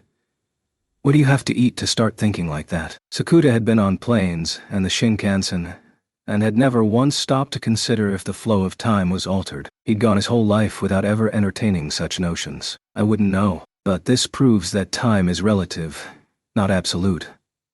I don't get it. Let's just call a second before I get a headache. Azusagawa. What defines that second? Well, the Earth's rotation takes 24 hours, so you divide one of those hours by 60 to get a minute, and one of those minutes by 60 to get a second. That explanation is a century out of date. Huh? Currently, a second is the duration of 9,192,631,1770 periods of the radiation corresponding to the transition between the 2 hyperfine levels of the ground state of the cesium-133 atom. Come again. A second is the duration of 9,192,631,1770 periods of the radiation, corresponding to the transition between the 2 hyperfine levels of the ground state of the cesium-133 atom. Hearing it a second time did not help it enter his head. It was easier remembering the codes that allowed you to revive yourself in old video games. Let's get back on track. So Shoko came from the future. Or went there? How does that work? Rio put the candies back in her pocket. Then she looked out the window, at the waters off Shichirigahama Beach. It was a clear day, and the sunlight made the ocean glimmer. If someone told you you'd never survive high school, what would you do? She asked, suddenly abandoning the topic of physics entirely. Not sure I can answer that without it actually happening. She was obviously asking about Shoko's state of mind, and that was exactly why he didn't want to give an easy answer. He wasn't being evasive either. He genuinely thought it was the sort of thing you only discovered when it really happened to you. What do you imagine you'd do then? Rio seemed hell-bent on prying an answer out of him. Makenohara said she wanted her parents to see her all grown up.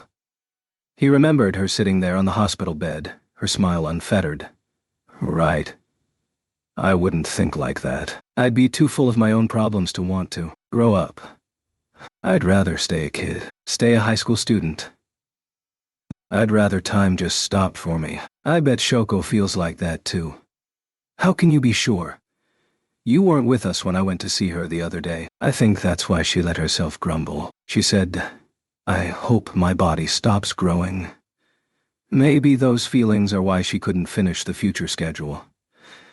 Makes sense. This is simply a truth of life. It's impossible to stay positive all the time, to cling to hope.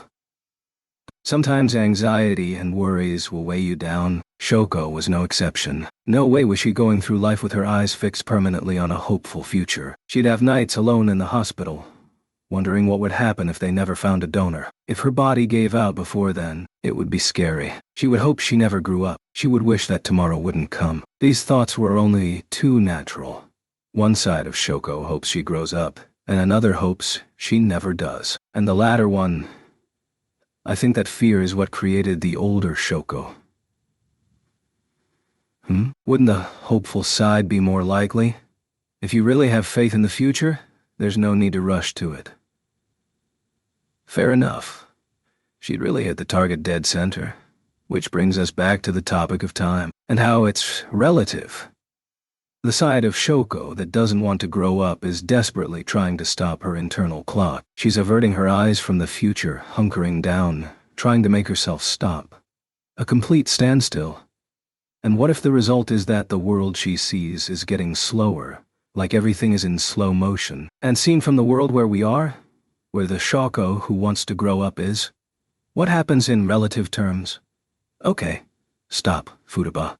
He understood her conclusion at least. Time flowed slower when moving faster. She'd just explained this. But before they could even get to that, there was a major question occupying his mind. You're saying there are two worlds? That was my intention, yes. You make it sound simple. He almost managed to chuckle. I figured you'd figure it out without the steps in between. You clearly think too highly of me. You clearly think too highly of me. Fine. Rio took 2 candies out of her pocket again and placed them on the desk. This time they were purple and green, presumably grape and muscat flavored. Let's say the purple one is the Shoko who wants to grow up, and the world we see that moves at normal speeds. But the green one is the Shoko who doesn't want to grow up and is in slow motion. Is it just normal for there to be multiple worlds? A matter of perspective, but potentially infinite. Are you serious? There's no guarantee the world you see and the world I see are the same. If we discuss it in micro terms, you remember me telling you about how the location of particles only goes from a probability to a fixed point through the act of observation? Oh? Quantum physics? My favorite.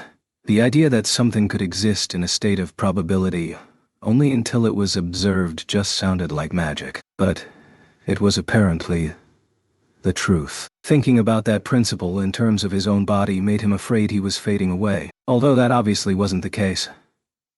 If the discrepancy between the speeds of the purple and green worlds is sufficient, then what does the slower green world look like viewed from the faster purple world? If he'd followed Rio's lecture this far, the answer was simple. Like time's moving faster in the green world. Yes, in other words, the faster time flows for Shoko who rejects growing up. Basically, the older Shoko. The further ahead of us in time she gets. It's starting to add up. He finally grasped what Rio meant. Talk about irony. She was trying so hard not to grow up that she'd somehow wound up in the future. You couldn't get much more ironic. Yeah. So why is the grown-up Shoko from the green world here in the purple one? By way of explanation, I placed the 2 worlds next to each other, but a probabilistic interpretation suggests the worlds are overlapping. Overlapping? Does it make sense if I say it's right next to us? We just can't see it?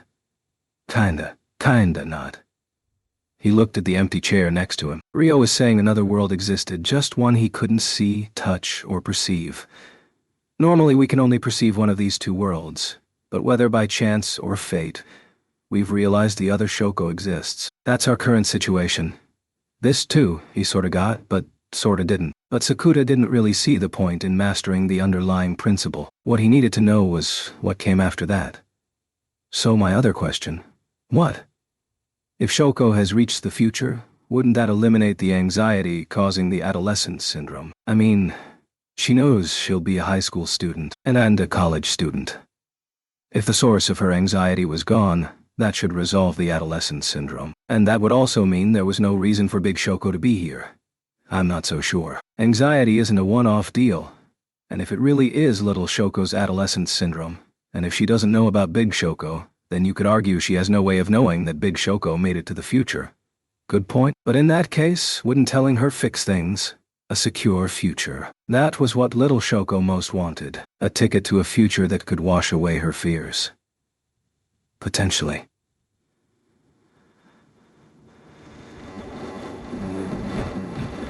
But there was something they had to verify before they could hand over that ticket. How do you propose we prove this hypothesis?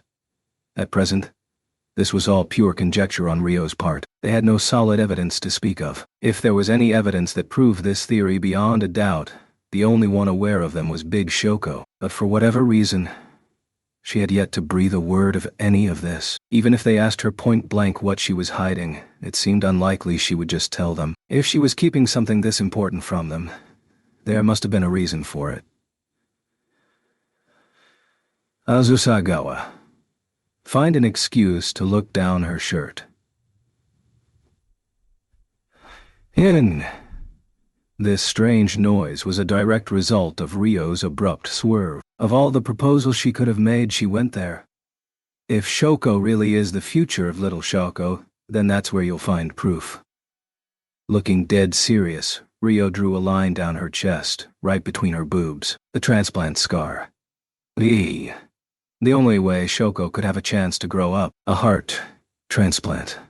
Tiny. Without that, she'd never lived to see high school, much less college. If she'd survived, she must have had the surgery. The future schedule homework never mentioned the surgery, and it never came up when little Shoko talked about what she wanted to add. So if the scar is there, that should clinch it. The older Shoko isn't a dream little Shoko is having, but her actual future. But even if that logic holds true, you should really be the one looking. Why? You're a girl. But you're way more interested in staring at girls' cleavage. It's a matter of difficulty. Things other girls were allowed to do could well become criminal acts when men did them. And I think this is something you're better off seeing with your own eyes. Azusagawa, you're definitely one of those people who has to see it to believe it.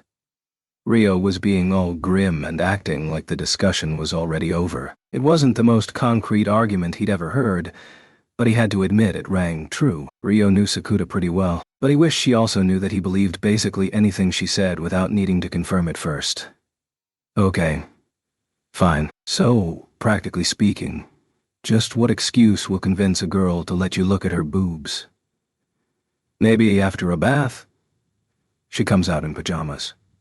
Shoko's outfits were all pretty conservative. He'd never even seen her in short sleeves. Maybe she was deliberately avoiding showing skin. That might be overthinking it, but then maybe hide a spy cam in your bathroom? Was it his imagination, or was she already giving him a look of contempt? If I actually did that, what would you do? Call the cops. Then why suggest it? Another option is to just take a run at Shoko, seduce her, and get her clothes off. I mean, you love her, right? This conversation was getting out of hand. If the look in her eyes was anything to go by, she was clearly testing him. If he broke eye contact here, he was sunk. And if he lied, she'd nail him with something worse. So Sakuta decided to own it. I love her, he said. As a person, Ryo sneered, he would really prefer if she didn't close off his escape routes like that, but he wasn't about to let her render him speechless either. As a woman, he said, electing to take the bait. His first love may not have borne fruit, but that didn't sour his feelings for Shoko. When he'd made it to Mainagahara and found no signs of her, there was no outlet for his feelings, and over time, they'd simmered down. That was all. They hadn't gone anywhere, and they hadn't magically ceased to exist. With Shoko back at arm's length, his old feelings had come boiling back up, and he didn't hesitate to give them a proper name. That's very you, Azusagawa. I can see why Sakurajima's worried. I'm sure Mai reads me like a book. If he dismissed his feelings for Shoko, Mai would hate him for it. She knew just how much Shoko had been there for Sakuta, and any signs that he failed to comprehend that would only earn Mai's contempt. But that didn't mean she was prepared to accept it from an emotional perspective. Undoubtedly, she was conflicted, but that was what happened when emotions and logic were saying contradictory things. Sakuda didn't think either side was absolutely right. His only real option was to try to find a middle ground, not leaning too far to either side. Sometimes the balanced path was the right choice. Also, perhaps this is beside the point, but... If Shoko really is the future version of little Shoko, then that might explain why they're so different. I imagine getting a heart transplant would have an effect on your outlook. The candle of her life had been about to burn out, and then the operation gave her a massive extension. The same kind of candle everyone else had, one where she had no idea how long it would burn. She'd be overjoyed, yet also at a loss. It only made sense that it would uproot how she thought and felt about everything. It would be far stranger if she stayed the same. You see stories about it on TV sometimes, claiming that patients who got a heart transplant also receive fragments of the donor's memories or personalities, and researchers have actually found cells in human organs that can harbor memories. Then the way she deliberately ignores social cues comes from the donor? That's one possibility. A more reasonable assumption is what you already said, that life and death operations do tend to change your perspective.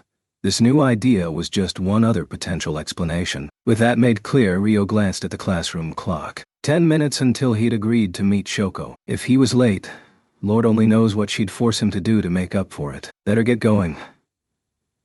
Not to circle back around, but Shoko is likely hiding something. I know, if she really is from the future, then that means Makainohara will live. And we know how this adolescent syndrome will work out. Yet Shoko acted like she had no idea, and gave them a different explanation entirely. She'd lied about it, to their faces, without batting an eye. I suppose the most positive spin you could put on it is that, like in time travel novels, she's afraid you might change the future. But given her personality, it might just be for kicks. True, Rio nodded. She obviously didn't buy that explanation, but they were out of time to argue the point. He checked the clock again. Only 7 minutes left, so he picked up his bag and headed for the door. He'd just have to ask Shoko herself. The two of them were walking along the deserted beach together. A trail of their footprints ran along the sandy edge of the surf. Sakuda and Shoko had left the wedding venue and headed down to Morito Beach. Neither had suggested it, but their feet had naturally carried them toward the water. When their conversation trailed off, the lapping waves filled the silence. It was a gentler sound than the waves at Chichirigahama. The same sea, but at a different aspect of it. Futaba does not disappoint, Shoko said at last. I didn't think I'd drop that many hints. One false note, and she'll start to question every assumption. If the equation didn't solve cleanly, she'd start wondering what was wrong. Then she'd go back over her work, trying to find the error. Rio had once explained that her brain just did that without her conscious participation, that this was the only way she could feel secure. She's amazing. I know. I'm not complimenting you, Sakuda.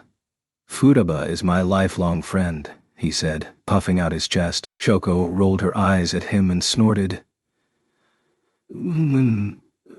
Sakuda, she said, then hesitated. He sensed a hint of worry in her gaze. Are you mad? Not really, he said, staring straight ahead. But you haven't looked at me in several minutes. He'd meant to keep his tone level, but his voice betrayed his intentions, and he broke off. There was a burning heat behind his nose, and he couldn't get the words out. The feelings welling up inside him were belatedly spilling over. Struggling to contain them, he tried again. But his voice was a squeak, utterly failing to disguise anything. It was wet with invisible tears. I'm just relieved. The heat behind his eyes was getting worse, so he stopped and turned to look at Shoko. She stopped too, returning his gaze. Shoko was right here, with him, her long hair blowing in the sea breeze, held back by her pale hand. She looked slightly annoyed by the force of the wind, but there was a trace of a smile on the corners of her lips, and a gentleness in her eyes. As Sakuda tried not to cry, she watched wordlessly over him. Makinohara is gonna get the operation she needs, right? Shoko was from the future. She was little Shoko's future. She is. Shoko nodded. She'll make it to high school. You met her 2 years ago. And college, she'll get to grow up. Do I look like a junior high school kid to you? If a junior high school kid looked as old as you do, it would be on the news. You couldn't have just said I'd grown into a real beauty and left it at that? She sulked. I'm just really glad. The tension keeping him going was suddenly gone and his strength left him. He crouched down on the sand. Shoko's deteriorating condition had taken more of a toll on him than he'd realized, and having that fear snatched away yanked the rug out from under him. Sakuta? Shoko leaned in to check on him. I'm just relieved, he said again. He couldn't find the strength to stand, and that fact made him laugh. He hadn't realized just how much the anxiety had mushroomed within him. Maybe a part of him had even started to give up hope. Not a good sign. The seed of doubt planted that day had grown each time he told himself it would all be fine, spreading roots deep inside, a stalk shooting up through his entire body. Time will solve everything. He looked up, and Shoko's smile wrapped around him like a warm beam of sunlight. Little me's heart condition. And little me's adolescent syndrome. Shoko spoke slowly, each word distinct. It'll all be over by Christmas. It'll all be over by Christmas. You mean... Shoko put her hands to her chest. Little me will have her operation soon and no longer have to worry about her heart. And you'll... So I can only be with you until Christmas. If she had her surgery, little Shoko's anxieties about growing up would naturally go away, and the adolescence syndrome caused by those emotions would be resolved. It made sense. Shoko reached out both hands toward him. Sakuta took them, and she pulled him to his feet, like she was proving how healthy she was. Sakuta. Yes? Give me one last memory. Like what? The first love kind. She made it sound so simple and direct, he started blushing. And when she saw that, she turned red too. Why are you the one blushing? She asked. I'm just excited. Don't try to distract me. Answer the question. He'd hoped to wriggle out of it, but it wasn't that easy. Honestly, that's the thing I don't get about you, Shoko. Meaning? She knew exactly what he meant but asked anyway. Even when Mai was there, he started. But then he realized that was definitely not a subject he should broach and cut himself off. But Shoko pounced on it. That reminds me, Sakuta, she said. Of what? He tried playing dumb, but he'd brought it up so he couldn't get out of it now. I still haven't heard back. Heard what? Your answer? To what? My confession? Of your sins. Of my love. Sakuta, you know what I mean. For all her protests, she was clearly enjoying this tug-of-war. I'm clueless. You're such a liar. I don't know why you'd love me. Shoko looked at him like he was a bizarre sea creature. She blinked several times, like she had no clue why he wouldn't get something that obvious. I had any number of reasons to be drawn to you, Shoko, but... like the time I put my arms around you, pressed myself up against your back, and offered to kiss you. That's enough to snare any junior high boy. At that age, you could even fall in love with the cute girl in front of you just because she picked up the eraser you dropped. But there was more than that. You told me the distance to the horizon and the 3 words you loved most, and you taught me the meaning of life. He understood now why she'd been able to do that. After years spent with death close at hand, the transplant had given her life a future. Her experience with her condition had left Shoko deeply grateful. For the parents and people around her who'd supported her, for the courage of the donor and their family, in the face of whatever tragic accident or illness befell them. Shoko had so much to be grateful for, had gained so much from the kindness of others, that she'd been able to acquire such wisdom. At the time, he hadn't even begun to understand what she meant. Maybe he'd still barely scratched the surface. But just remembering it made him want to cry, especially knowing how it was born of all the kindness that had prolonged her life. So I made a man out of you, Sakuta. She was deliberately choosing that phrasing, probably half to cover her own embarrassment, but the other half was just teasing Sakuta. I don't remember making a woman of you, he said, fighting back. You're the one who made it so I could look after Hayate, she said, dodging under his blow but sounding like she meant it. That was just... And it was you who taught me to stop saying sorry and tell Mom and Dad thank you and I love you instead. You always treated me like I was normal, like my condition didn't matter. When I was in the hospital and sure this was it, you showed up every day to see me. That was all I could do. I was really glad you kept coming. I'd start getting excited when it was time for your classes to let out, and I'd look for you outside the window, peer out in the hall to see if you were there yet, and check the mirror to see if my hair looked weird in practice smiling normally. I'd get depressed about how pale I looked, and even ask Mom if there was any way I could hide it with makeup, all worked up and hopelessly in love with you. Little me hadn't realized it was love yet. Then you probably shouldn't be telling me about it. He said that to try to deflect the direction this was going, but she just laughed, clearly seeing right through it, and ignored him completely. But little me's first love stayed with her. She never told anyone. Thorny. I'm in college now. I'll never get a boyfriend if I keep dragging my first love around like this. You've got to help me here. It's your fault I dragged my first love out as long as I did. He'd even picked his high school because he was chasing after her. That was plenty cringy. Sakuda, you found a new woman and overcame it, so you don't get to talk. She was definitely deliberately taking a dig at him there. Then, what kind of memory are you looking for here? Take me to see the Enoshima illumination on Christmas Eve. Little Shoko had mentioned she wanted to see that. It was probably something that meant a lot to Shoko, to the little one, to the big one, to all versions of Shoko Makinohara. Christmas Eve, huh? There were lots of demands on him that day. Mai, of course. And he couldn't just abandon Kaede for it. But before he could bring any of that up, don't worry, Shoko said, like she could see the future. Kaede's going to stay with your grandparents on the 23rd. First, he'd heard of it. She'd going to give you and your wonderful girlfriend some space. If this prophecy was true, it would definitely prove Shoko was from the future. My sister knows what's up, huh? But what were Mai's plans? Would she just end up taking more work and being too busy to spend time with him? Maybe that was why Shoko had chosen to invite him. Don't worry, Shoko said again, grinning at him. Mai will have the evening off, so you can relax. That was certainly good news, but didn't that make the situation even messier? Or maybe not. Maybe it was really simple. You'll have to decide what to do, Sakuda. Spend that time with me, or spend it with Mai. There was a trace of sadness to her smile. But Sakuda finally realized what it was she was after. I'll be waiting at the Dragon Lantern by the entrance to Benten Bridge at 6 p.m. on December 24th. Shoko, you don't need to say it, but I'll be waiting there.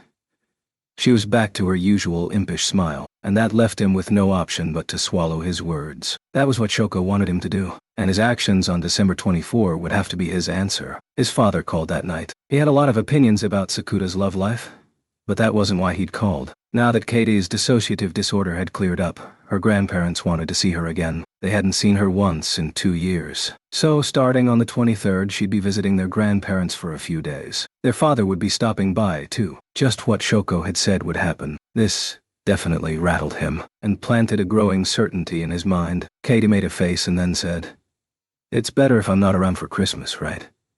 Shoko's prediction had even been accurate down to his sister's motives. The day after his surprise date with Shoko, Saturday, December 13, Sakuda was working the late shift until 9, and he hit the bath the second he got home. The hot water soothed the fatigue of a long day. If he could get Mai to coddle and scold him, he'd be fully recovered.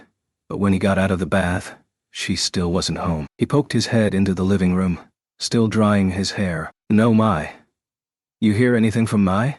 he asked. Kaede was at the kotatsu, watching TV. Shoko was taking her turn in the bath. He could hear the shower running, and her humming. Not yet. Mai had left early for her film shoot, the same one they'd done location work for in Kanazawa. They still had some interior scenes left, and they were shooting those on a soundstage in Tokyo. But it was pretty late. He glanced at the clock above the TV. It was 10 past 10. Kaede was channel surfing. "Anything on?"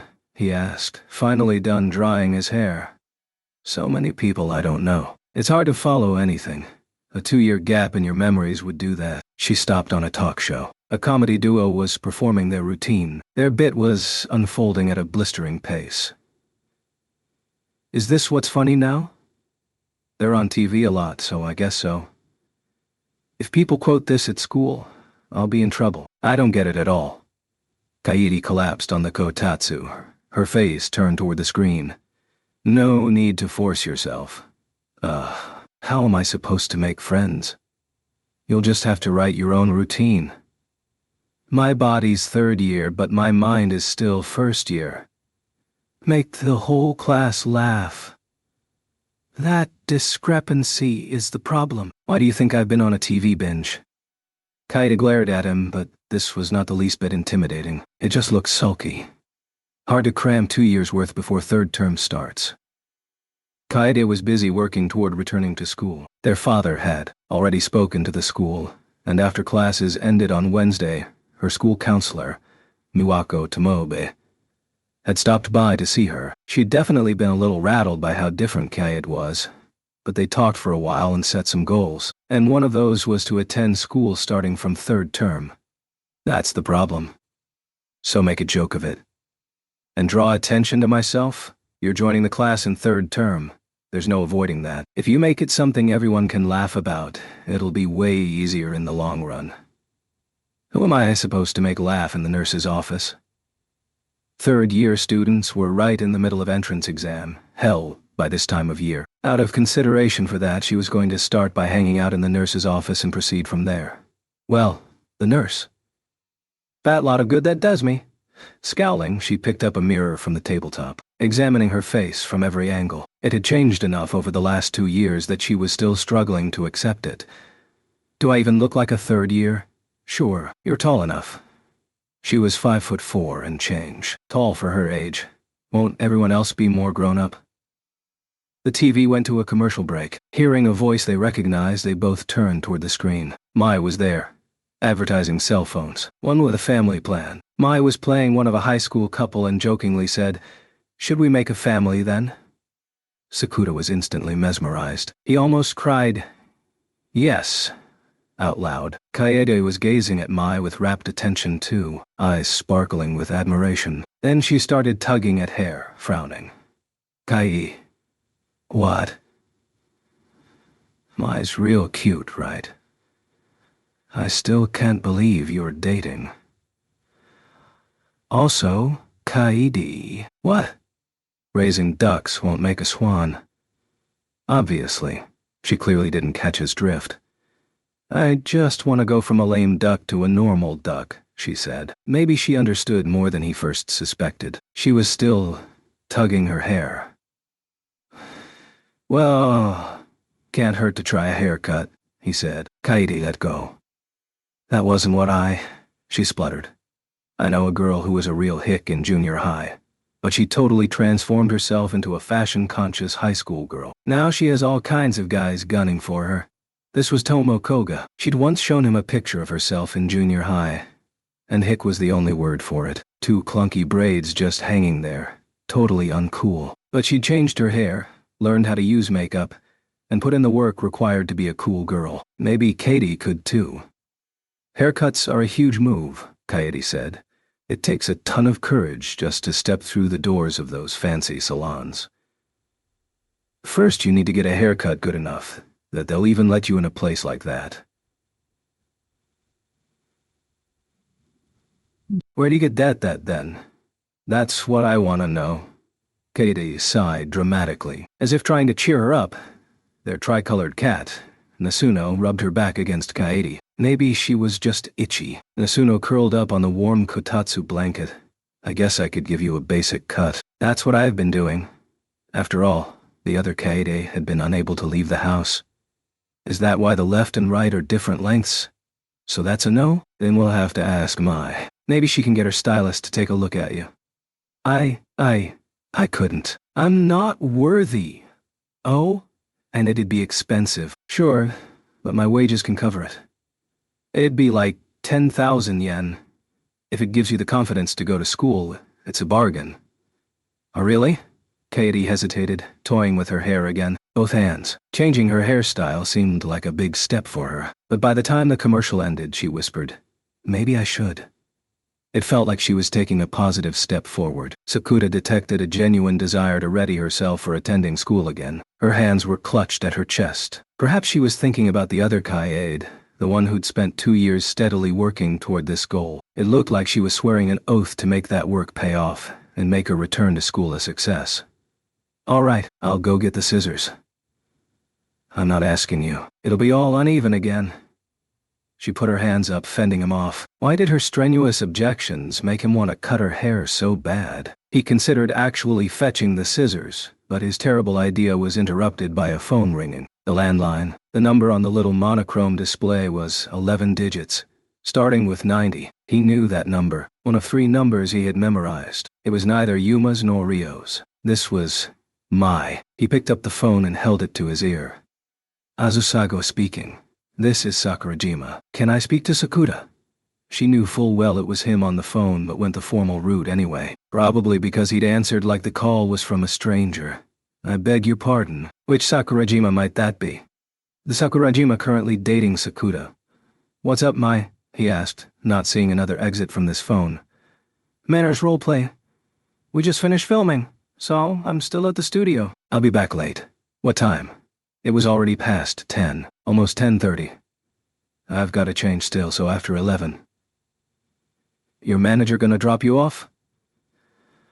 "The trains should get me there faster, so I was going to take one back." She sounded unsure why he'd asked that.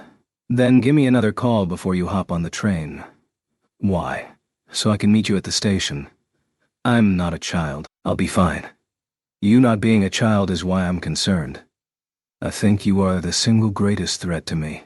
I've always wanted to be dangerous. I'm honored you think of me that way." "Okay. Okay?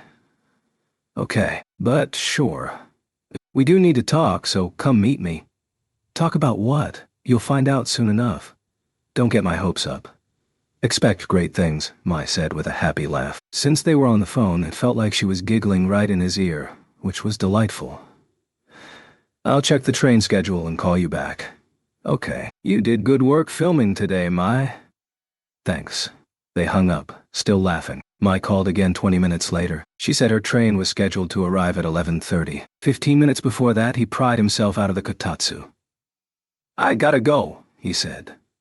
"Stay warm," Shoko called out, glancing over her shoulder at him. Kaede was sitting at the kotatsu next to her, fast asleep. He'd told her to sleep in her bed, but she'd said she had something to talk to Mai about, and until 5 minutes ago had insisted she could stay up and wait. She probably wanted to talk about the haircut before her resolve wavered. She'd been discussing what look she should go for with Shoko earlier. "Huh? Are you back already?" she asked blearily. "Oh, did I wake you?" "I wasn't asleep." She totally was. She was still half asleep now, and not only was Sakuta not back, he hadn't even left yet, but he decided not to rain on her positivity. "I'm going to get her now," he said, and left the house. Outside, the cold night air made him shiver. There was nobody on the streets, only an eerie hush. The chill lent wings to his feet, and he made it to the station in record time. He went through Fujisawa Station on a daily basis, but this close to Christmas it seemed like a totally different place. The holiday itself was over a week away, but they already had the station covered in Christmas lights and decorations. Fighting against the stream of people heading home, Sakuta made his way to the lockers outside the JR gates and stopped there. These lockers were where Mai had been stashing her bunny girl outfit when they first met. It was now safely in his bedroom closet. It had been a while since he'd convinced her to put it on, though. Maybe she'll wear it for Christmas. Absolutely not. Mai had come up behind him while he was distracted by the lockers. Duh. But it's Christmas." He hung his head, turning toward her, and found her glaring at him. She had on a knit cap with ear flaps and a mask to ward off colds. It also had the notable side benefit of making it nigh impossible for anyone to realize they were on the same train as Mai Sakurajima. "That is not a reason." She started walking. "I'd settle for miniskirt Santa. Christmas isn't a cosplay holiday." "No, but it is a day for couples to flirt like mad." Sigh.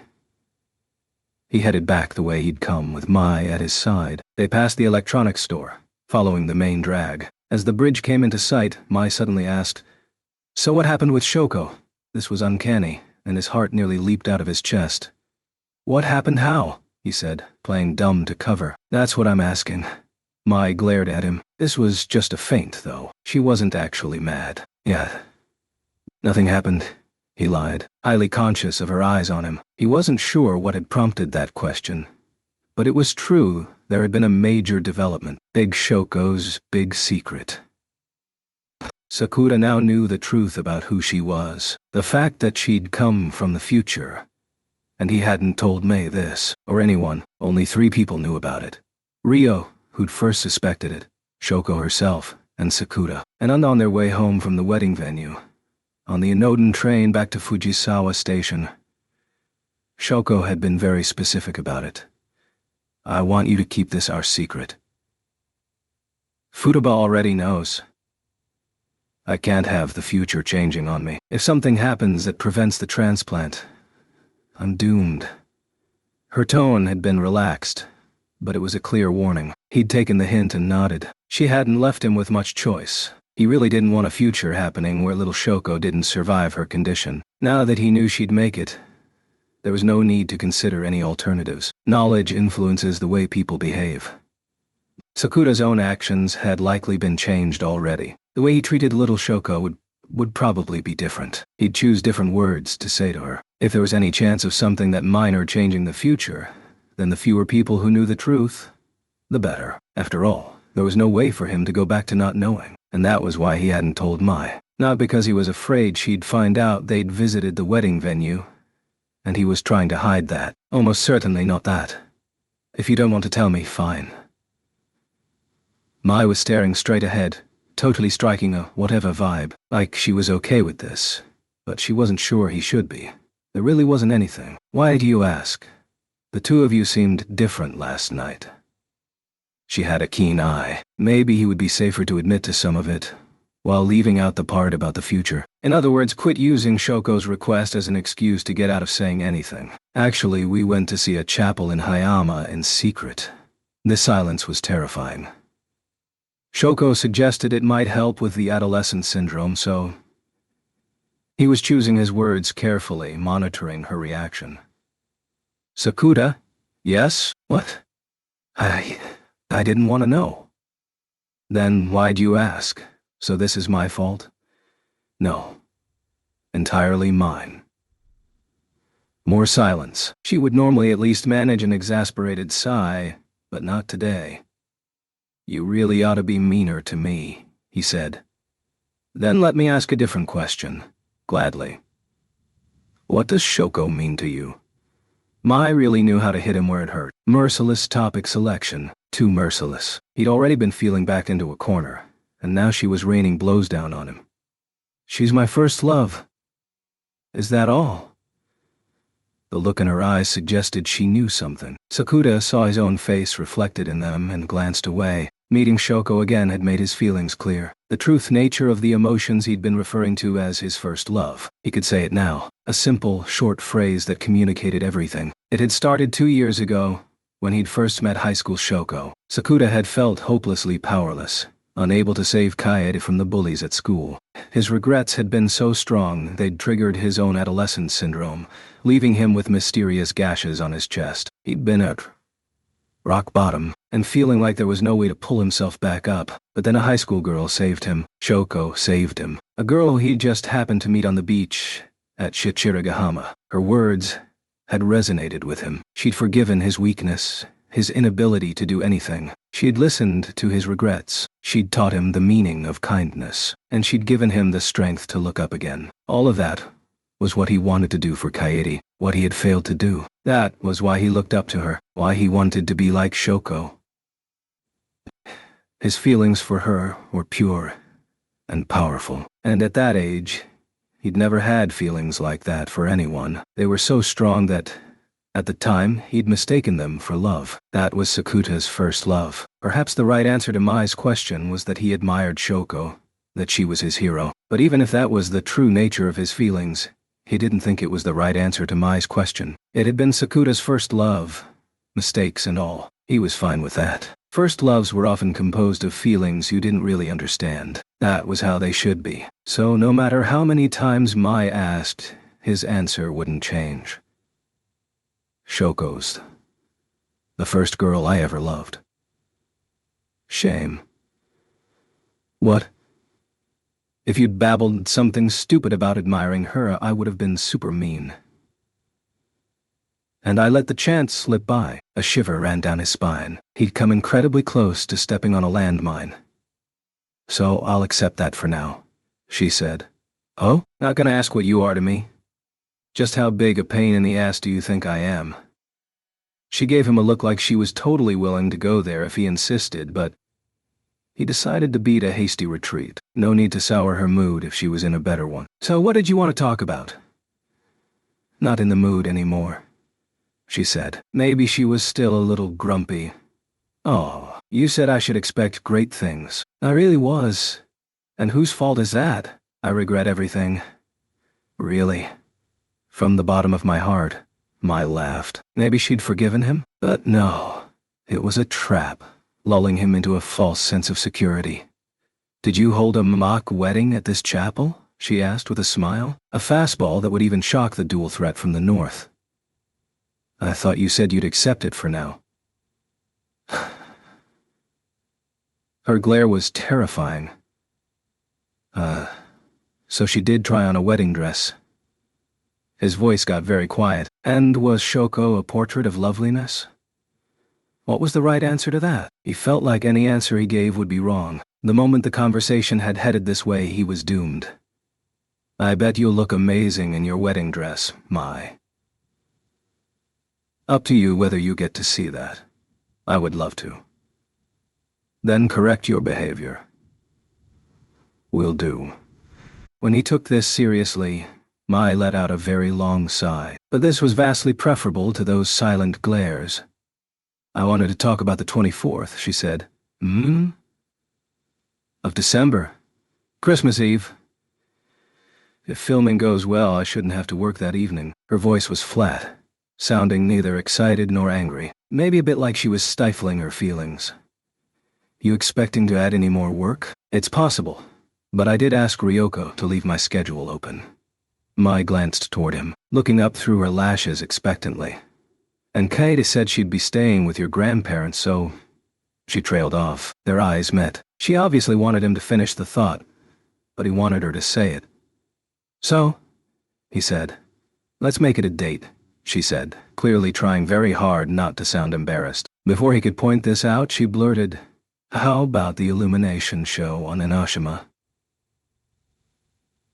He couldn't answer immediately. He was too busy being surprised by multiple things at once. First, just like Shoko had said, they were going to have a date. And second, both potential dates were in the same place. He had no way of knowing if Shoko had picked that spot in full knowledge of this fact, but it seemed likely she had.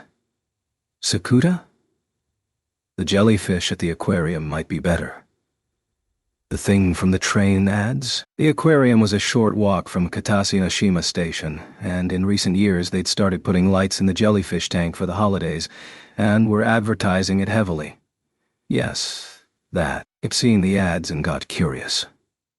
Sakuta, do you like jellyfish? I think I would if I saw them with you. Ah, so an aquarium date then. I'll be going straight there from work, so meeting outside the aquarium should attract less attention than the station. Probably. Yeah, but if you put in any kind of effort for my sake, you'll attract attention no matter where you are. Then definitely in front of the aquarium, Mai said, laughing off his attempt at baiting her. Mai knew perfectly well she could easily surpass his highest expectations. That was what she did. Will 6 work? He hesitated, remembering what Shoko had said. She would also be waiting for him at 6, but that wasn't a reason to change the time. It was Sakuta's job to choose. Following up on that choice was the only thing he could do here. Even if the day arrived and he felt conflicted or guilty, at 6 o'clock on December 24th, he would be standing in front of the aquarium. When Mai arrived, he'd compliment her outfit, and they'd go see the lit-up jellyfish, say, Kind of gross, but also beautiful. And enjoy their date as couples do. That was what Sakuta could do, the only thing he could do for Mai. And for Shoko. Then I'll see you at 6, Mai said. Yes, he said firmly. He loved Mai. She was the one who mattered most. That was all the reason he needed. I can't wait to see what present you get me. Oh. So the date isn't good enough? They'd reached the residential area, so their voices were lower now. Mai had her head down, blushing a bit, not quite meeting his eye, but they kept the banter going all the way back home. Wait, why are you here, Senpai? It was Sunday, December 14. Sakuta had come in to work, changed into work, his server uniform, and hit the floor, where he ran into the petite devil.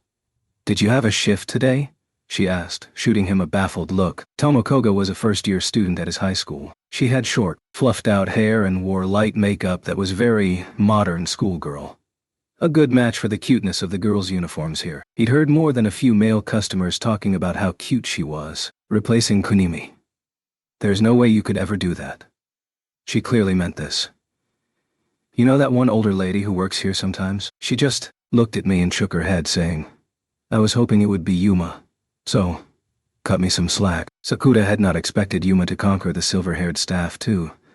But neither age nor gender could escape the gravitational pull of his gentle smile. It was so not fair. I just assumed you didn't have enough money to buy Sakurajima a Christmas present and were loading up on shifts as a result. That wouldn't get me the money in time.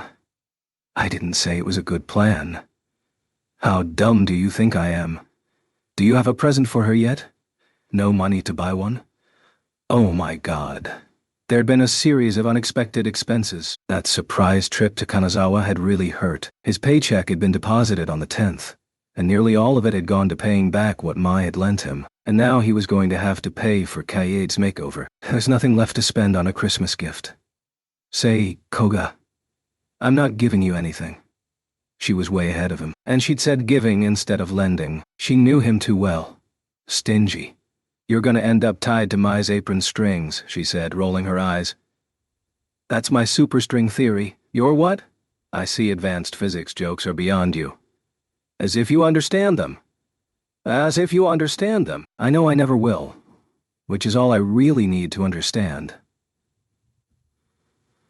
Once, he'd flipped through a book Rio was reading when he stopped by the science lab, but he hadn't even been able to follow the basic premise. Actually, he hadn't even made it that far.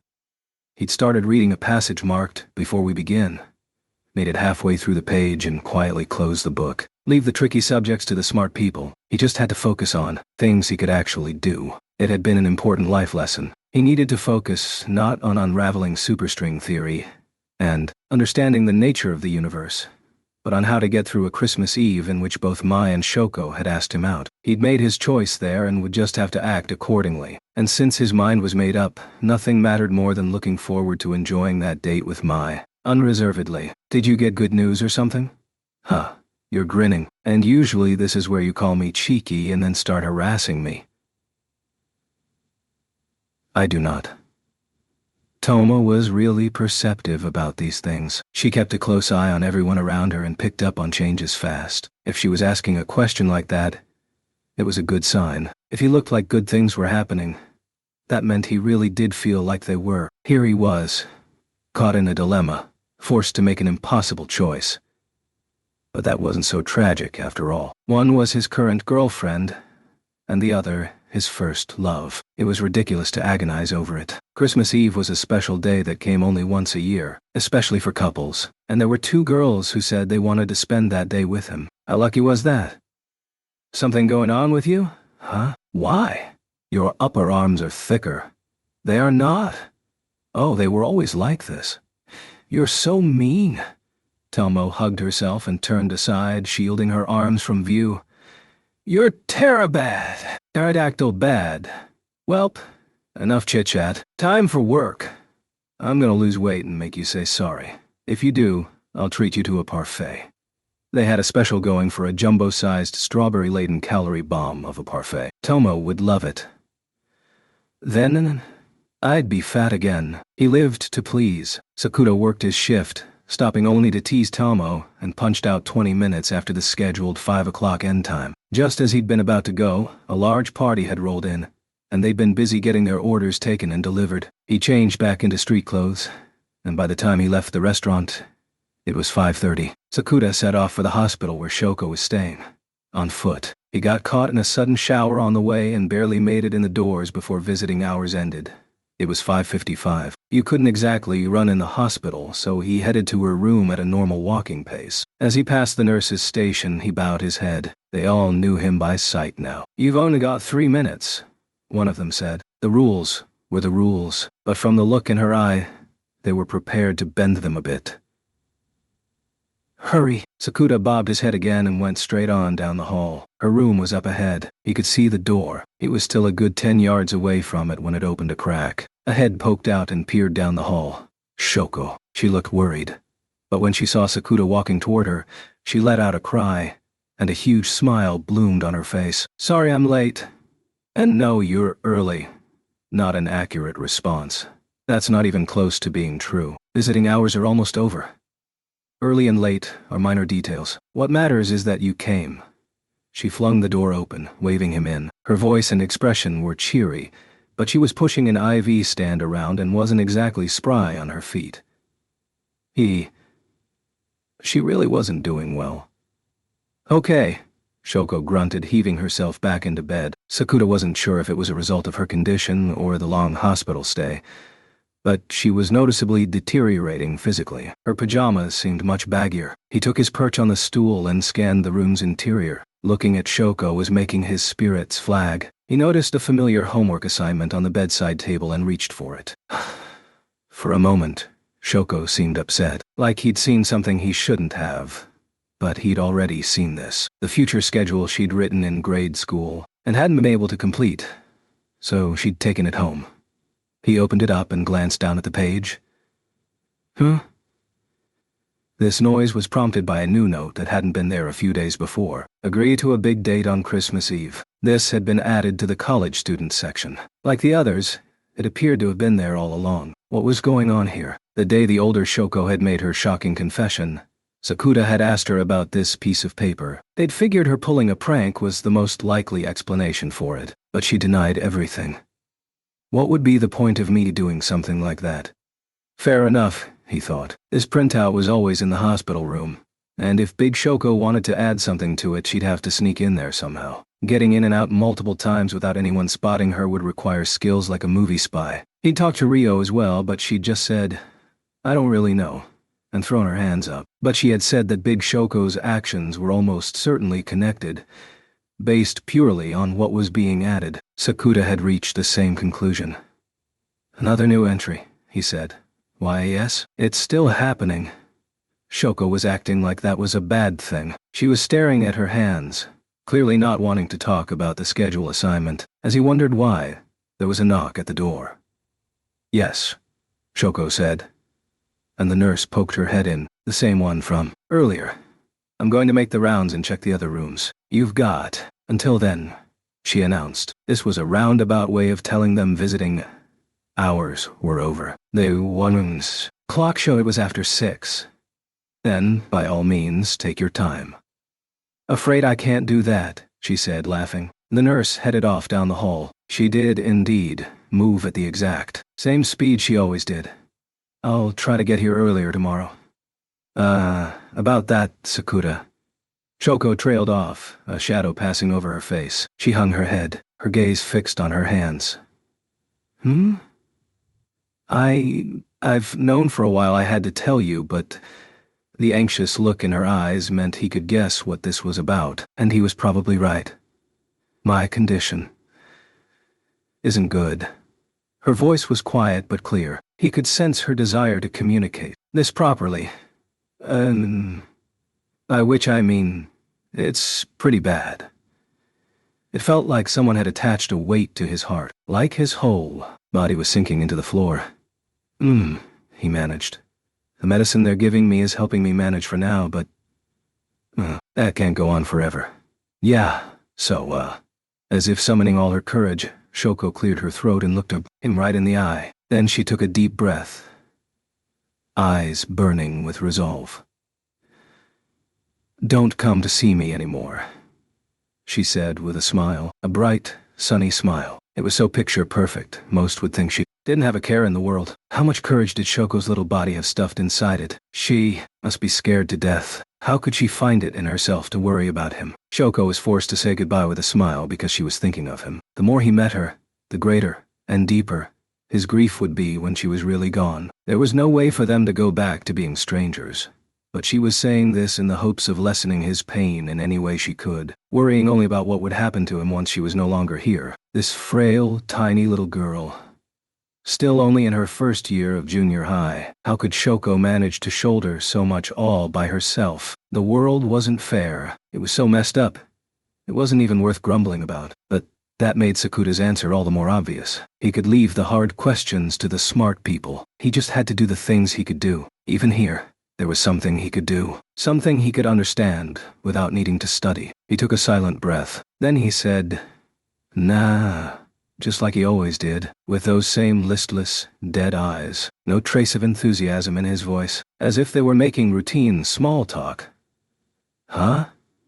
Shoko blinked at him. He didn't blame her. She'd summoned a lifetime of courage, and he'd dismissed it out of hand. "I'll be here tomorrow, and the day after," he said before she could recover. "Maybe there will be a few days when work keeps me away, but otherwise I'll be here every day until you get out." If Big Shoko hadn't told him what the future held, he might not have been capable of responding this way. But she'd also said he came to see her every day. That Sakuta hadn't known the future, and he'd done it anyway. And Sakuta knew the future, so there was no way he was going to do any less. "But Shoko's voice shook. She was still trying to argue with him. "It's fine," he said, slowly getting to his feet. He took a step closer to the bed and put one hand on her head. "Makinohara, you did great." She blinked up at him, clearly not sure what that meant. "You did great," not letting her fears show on her face. "You really hung in there, doing everything she could to keep her parents from worrying. You've worked so hard." She must have been terrified, but she smiled brightly, thanked everyone, and did everything in her power to let them know how happy she'd been. "All this time you've been working harder than anyone." She'd smiled every time he came to see her, even today. "Sakuta," she said, her eyes filling with tears. She was undoubtedly trying to fight them back, stop them spilling over, so she could keep on being happy Shoko Makinohara, loved by everyone, and there was no way Sakuta was going to let her. Shoko deserved better. If she didn't get it, it was the world that was wrong. "So you don't have to anymore." This made her tears well up again. Her voice shook. The next word stuck in her throat. "You don't have to work so damn hard." Her body shook. I want." She screwed up her eyes. Big tears struck the sheets, and the levees could no longer hold back the surging wave of her emotions. "I never wanted to be sick." Her true feelings out in the open at last. No one would dream of criticizing her for it. The tears flowed free, and she threw her arms around him, burying her face in his chest. "I want to do like everyone else," she sobbed. Why did it have to be me, exactly? I want to live. I want to live, too." Yeah, to live and all this time, Shoko had been unable to let these feelings out. Hadn't let herself do that. It would upset the grown-ups around her, make them sad, make her a burden, a problem. So, I want. Her voice was too choked with sobs for words to form, but these weren't feelings that could be expressed in words. Some could only be expressed in tears, could only take the form of sobs. Feelings too strong and powerful to come out any other way. Her hands clutched his clothes, shaking and telling him more than mere words ever could. I'll be fine. I'll be here tomorrow. I'll be here tomorrow. Sakuta. And the day after, she let out a ragged gasp, trying to stop herself from sobbing. Maybe there will be a few days when work keeps me away.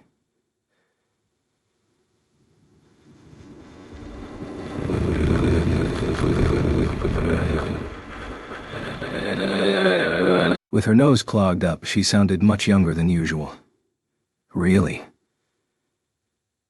Sakuta. She was still sniffling a little, but she managed to let go of him. You promise? I do? Pinky swear? Shoko held up her little hand. Sakuta hooked his pinky around hers. This is more awkward than I thought, she said, smiling sheepishly, like she was trying to hide just how much it was really getting to her. Sakuta plucked 2 tissues from the box on the side table and handed them to her. He'd meant for her to dry her tears, but she blew her nose instead. This made him laugh out loud. What? She said, blinking up at him. When he said nothing, she started laughing too. Even if just for that one moment, he hoped her fears were banished. If Sakuta had managed that feat, he'd done a decent job. He'd be thoroughly satisfied with his accomplishments. Okay, visiting hours are over, the nurse said, like she'd been waiting for the right moment. Her voice had an acting quality to it, so perhaps she'd been listening from outside. From the look she gave him, she definitely had. That was definitely a well-done look. Okay, see you tomorrow. Yes, Shoko said, and she waved goodbye with a smile. He raised a hand to wave back, and as he did, ooh. She let out a little gasp, and a shadow passed over her face. Both hands snapped to her chest, squeezing tight like she was fighting something back. Then she toppled over on the bed, writhing in pain. Her lips moved like she was trying to say something, but only a rasp came out. This all happened in mere seconds. Move aside, the nurse said, pushing Sakuta out of the way and hitting the nurse call button. What is it? Came a voice from the speaker.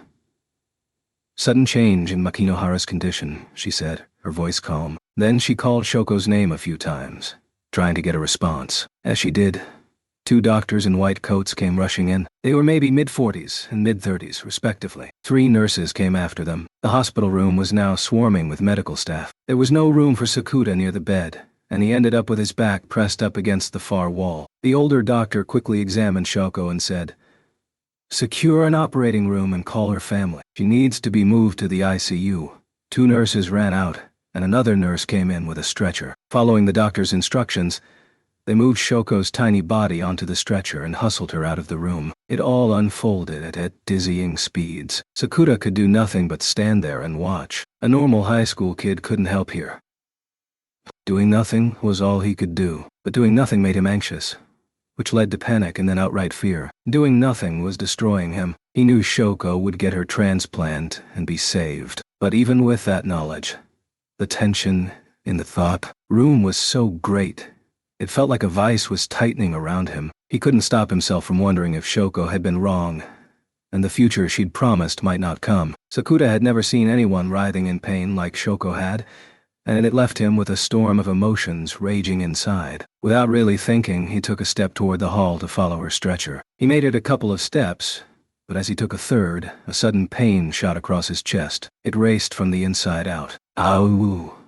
He groaned. He'd almost passed out from the first wave, but he somehow held on. His vision narrowed, sound drained away. Unable to stand upright, he staggered, leaning against the wall of the corridor. Then he slid down it and collapsed on the floor in a ball. There was something on the hand that had clutched his chest. Something unpleasant.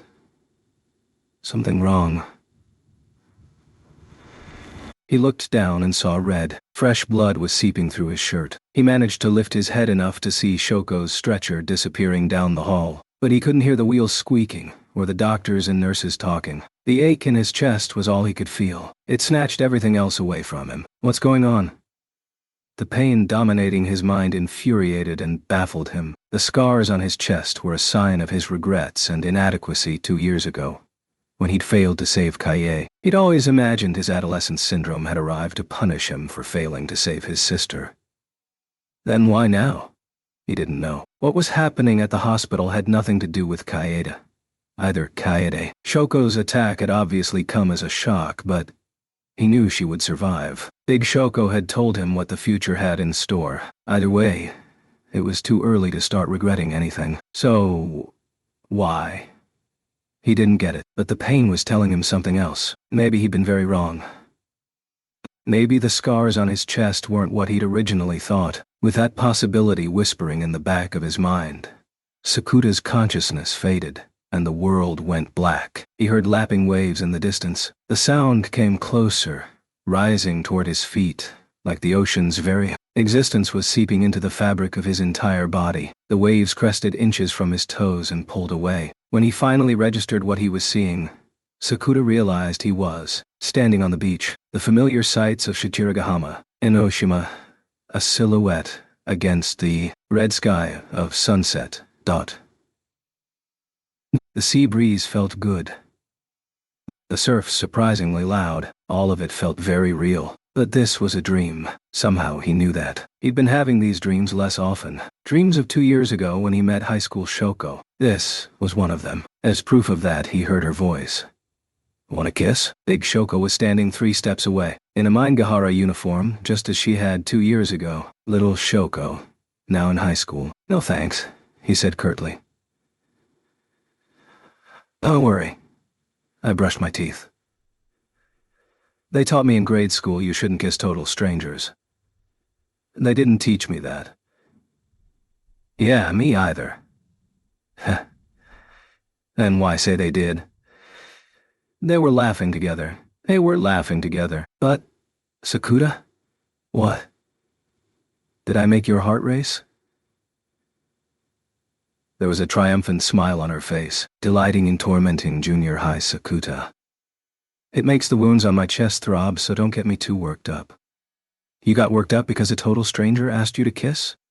That's a little strange." Shoko leaned forward a bit so she could look up at him. The wind caught her hair and it spilled off her shoulders. "It's a basic male response." "Is that all?" "That all?" She was being very persistent. "That's all. And yet you come to see me almost every day." "I come to see the ocean." "Oh, what are you driving at?" "I want to make you say it." "Okay. Fine," she said, sticking out her tongue. "I am, too," she added, like it was a big deal. "You are what?" "Getting worked up because I'm with you." She had an impish grin that suggested she knew exactly what she was doing, but Sakuta's heart still leaped out of his chest. "Seriously, quit making my wounds hurt. If they start bleeding again, I can't tell anyone why. And it's a real problem." Just to be sure, he took a look down his shirt. The telltale gouges were still covered in scabs. Healing. Red, but not bleeding. "You're fine." How would she know? He almost snapped at her, but he couldn't do that. There was an unmistakable tenderness in her voice. She was trying to reassure him, and she sounded weirdly confident as well. At the very least, Shoko believed he really was fine. She wouldn't say it like that otherwise. "You'll get better." Her voice came right next to his ear, warming his entire body. "Yeah, I mean, eventually. It would be bad otherwise." But Shoko shook her head. "Twice. Quietly. The wounds in your heart and on your chest. I'll heal both of them." Her smile was far too gentle. It was like being wrapped in the warmth of the spring sun. He caught himself staring and awkwardly tore his eyes away. "What does that even mean?" he muttered. So he didn't notice. "You'll be fine. I'll be there for you."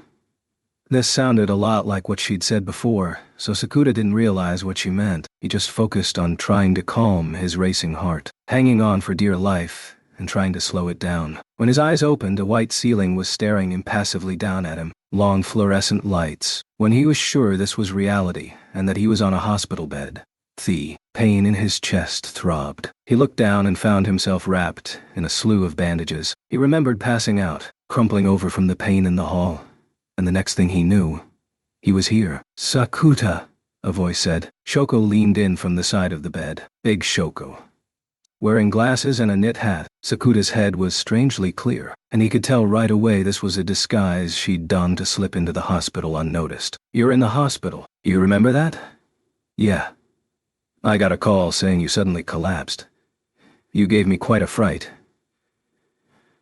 She looked worried, but he just stared at her without a word. "Sakuta." His hand moved to the bandages on his chest. "I had a dream." "You did?" "About 2 years ago. Around when I first met you."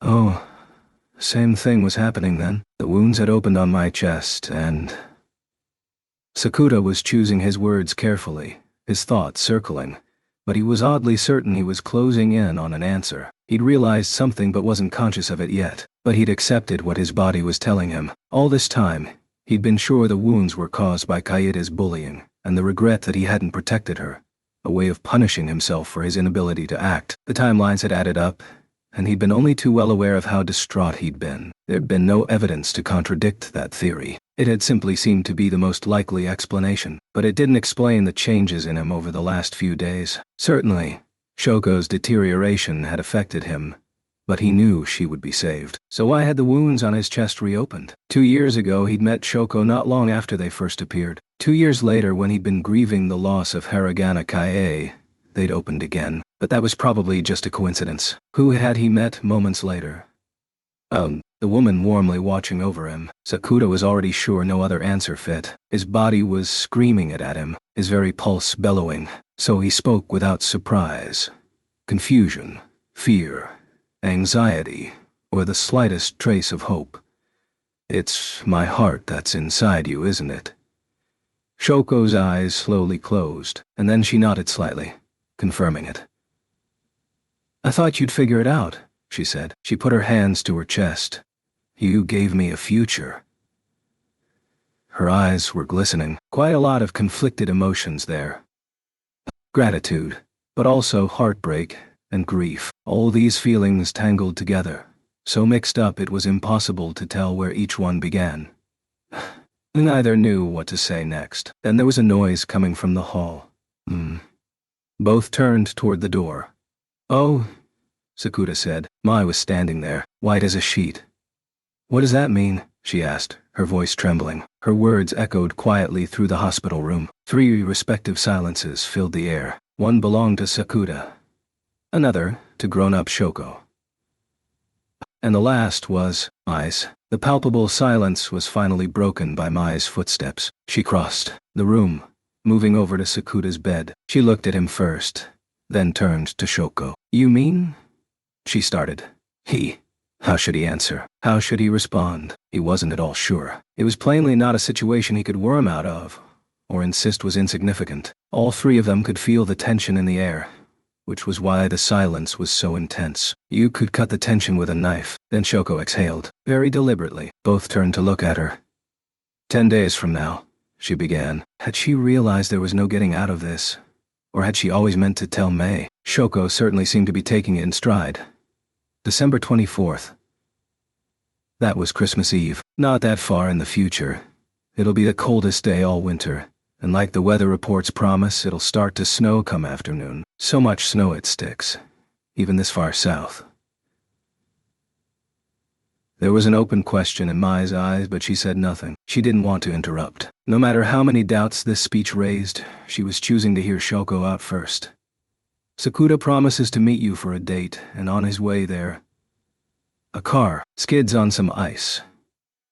Shoko was describing events that hadn't happened yet like they already had. Her words held neither hope nor despair. They were a plain statement of fact. Nothing more, nothing less. This was simply what Shoko knew to be true.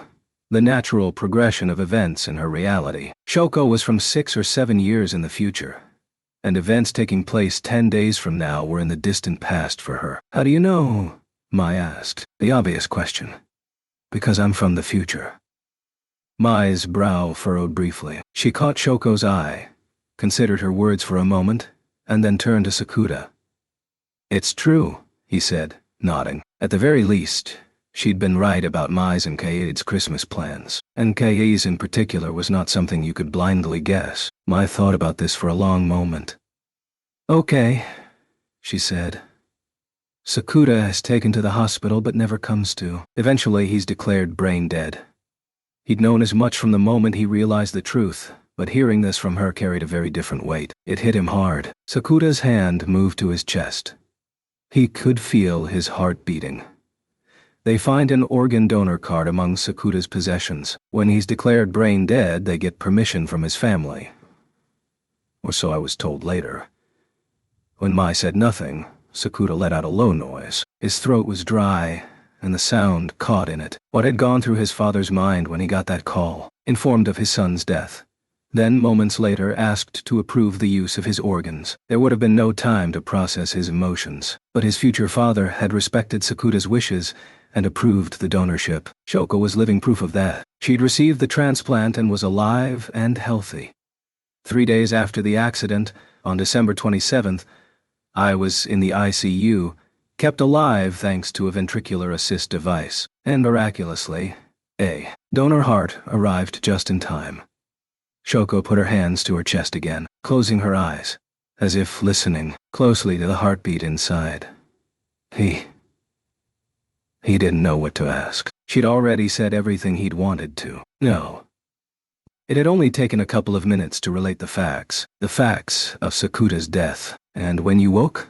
He asked after some thought. Shoko had probably been asked this many times, but he'd chosen to ask it because it was a question his future self would not be able to ask her himself. When I woke up after the operation, none of it seemed real. The anesthetic was still in effect, and I fell asleep again in no time.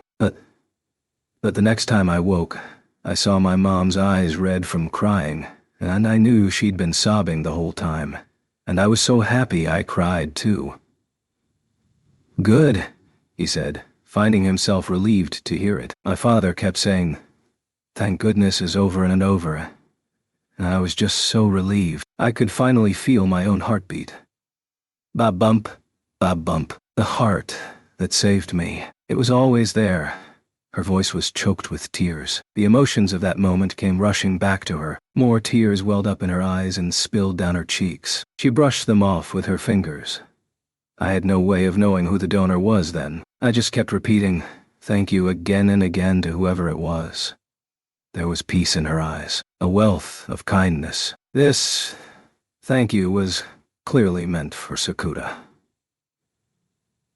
I didn't start to suspect anything until the mandatory rest period ended, and I was transferred from the ICU to a regular room. Normally, you only find out who the donor is under extraordinary circumstances. But in Shoko's case, those circumstances aligned. It wasn't even that dramatic. It was just simple logic. You found out because you knew me. Yeah, she whispered, nodding. When I tried to call you to tell you about the operation, I couldn't get through. At first, I didn't know why, but Shoko lifted her head and looked at Mai. There was someone who'd seen everything, she said, a pained look on her face. Mai told me everything. She said I'd find out eventually, if I tried to go see you. Mai said nothing. This was something she didn't know yet. What must have been going through future Mai's head when she chose to tell Shoko the truth? Sakuta had no idea. It was likely the current Mai didn't know either. That's about all there is to say, Shoko concluded, looking rather sad, considering the weight of what she had revealed. It had taken very few words.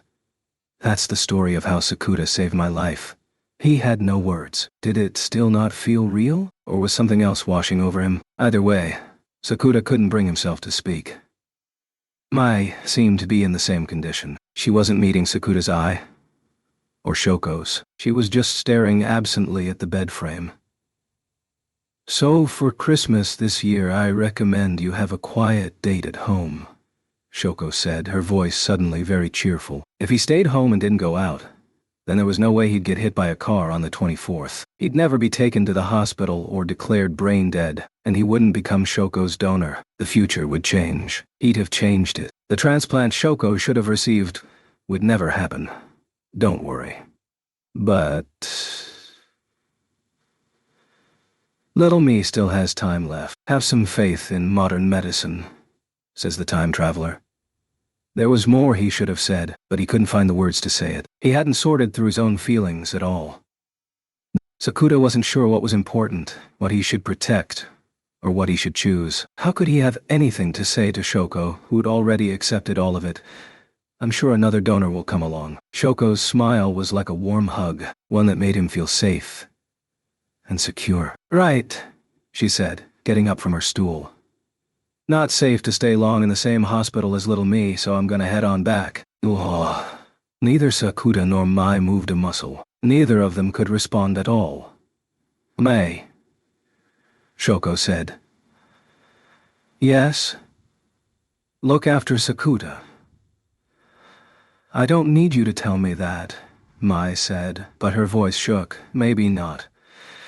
Shoko beamed back at her. Nothing about this was cheerful, but she looked like she'd accomplished a grand deed. Sakuta didn't realize what that meant. His head was spinning too fast to pick up on anything that nuanced. All he could do was watch her leave. Sakuta and Mai settled the bills and paperwork, and they left the hospital about 20 minutes after Shoko. Their only option had been to explain away the scars as an old wound that had reopened. But since the bleeding had subsided, the doctor they met with hadn't questioned them further. Sakuta asked about little Shoko, but all he got was, "We can't share much information, even if you are acquainted." But the doctor did let them know she was undergoing an operation to implant a device that would keep her heart beating. Sakuta was grateful for that information. There was nothing he could accomplish by hanging around the hospital any longer, and if something brought the conversation back to the wounds on his chest, it could get awkward. So he headed to the entrance, where Mai was waiting. "It all work out?" she asked. I wriggled out of it. "Yeah." "Good." With that, they left the hospital grounds. For a long time, neither of them spoke, but Sakuta assumed they were thinking about the same things. In fact, he was certain of it. So when Mai suddenly said, "Then it's all true," he didn't have to ask what. "Don't see why Shoko would lie about this." "I wish she was." They danced around it briefly, but were soon back to silence. They were walking slower than usual, their breaths visible in the cold air. It felt like they both needed the extra time, needed this moment of quiet, to understand the truth, to accept the truth. It took time and silence to process the reality of it. Mai was so close their shoulders almost touched, and Sakuta could feel her there, but he kept his eyes straight ahead. At last, without further conversation, they reached his apartment building. Sakuta started to head in, then realized Mai had stopped behind him. He could feel her looking at him, so as he turned, he spoke first. May." He hadn't reached any kind of conclusion. In no way had his emotions caught up to the facts. He was just driven by an instinctive feeling that he had to be the first to speak, that he couldn't punt the choice of his life to her. Mai, He was definitely stalling. He didn't have anything to follow through with. He couldn't find any other words. He was drawing a blank. No. There was one thing. Somewhere at the back of his mind, he considered saying a definitive goodbye. It got as far as his throat, but he'd learned earlier that evening exactly what hearing that felt like, and he couldn't bring himself to do that. "Don't come to see me anymore." Shoko had summoned all her courage to say that to him, and it had been brutal for both of them. "Sakuta," Mai said when he hesitated. He looked up, and her beautiful eyes were looking right at him. "I'm not going to lose you." He couldn't respond in any meaningful way, primarily because he was so stunned she'd read his hesitation that accurately, and she'd cut him off before he could do anything as stupid as asking her to forget him. "We'll have to change our date plans, though. Naroka has a Christmas concert, so she'll be out. We could hang out at my place. Just the two of us. I'll be working all day, so buy a big old Christmas cake on the way home." Mai's voice seemed to be filling up the silent night air around them. "For New Year's, we should visit the Tsurugaoka Hachimangu Shrine. The crowds will be intense on the 1st, so it might be better to do it after winter vacation ends. Yeah, I'll also make some chocolate for you on Valentine's Day. I'll be graduating in the spring, but I do plan to make enough time to tutor you occasionally, so be prepared. Will you be wearing the bunny girl outfit? I'll put it on once you've been accepted to college. I can't wait." On the surface, this was like all their interactions. Their voices sounded bright and cheery, but behind the words and smiles, Sakuta's heart was empty. They were talking about the happy moments the future would bring, but he felt nothing. It didn't seem as if they were talking about him. He felt no joy, pleasure, or happiness. Nor did he feel any anxiety, fear, or despair. He was responding the right way, but those words didn't feel like they came from his own free will. December 24th, Christmas Eve. Sakuta would die in a car accident on his way to a date with Mai. He still hadn't come to terms with what Shoko had told them about the future. He knew he had only 10 days left to live, but it still didn't feel like they were talking about his death. All he'd really understood was that he couldn't imagine himself dying. And a year after that, we'll start college together. So I want you to choose a future with me. That's my wish. Mai's expression never changed. She held his gaze the whole time, only a faint trace of sadness in her eyes. Her voice never broke. She never got emotional. She was just calmly discussing their future together. I'm not gonna stay over tonight. Okay. I think that's probably best. He needed time to think. You're right. Sakuta and Mai both needed time, especially because they knew they had so little left. Okay. Good night then. Mai waved goodbye. Yeah, good night, he said. Mai went into the building across the street, and Sakuta watched her go. She didn't look back, didn't stop to give him one last impish grin or wave a second time. When she was out of sight, Sakuta looked up at the sky and let out a long white breath, but he said nothing at all. The teacher stood at the blackboard, going over the English problems on the final exam. Nobody was paying much attention.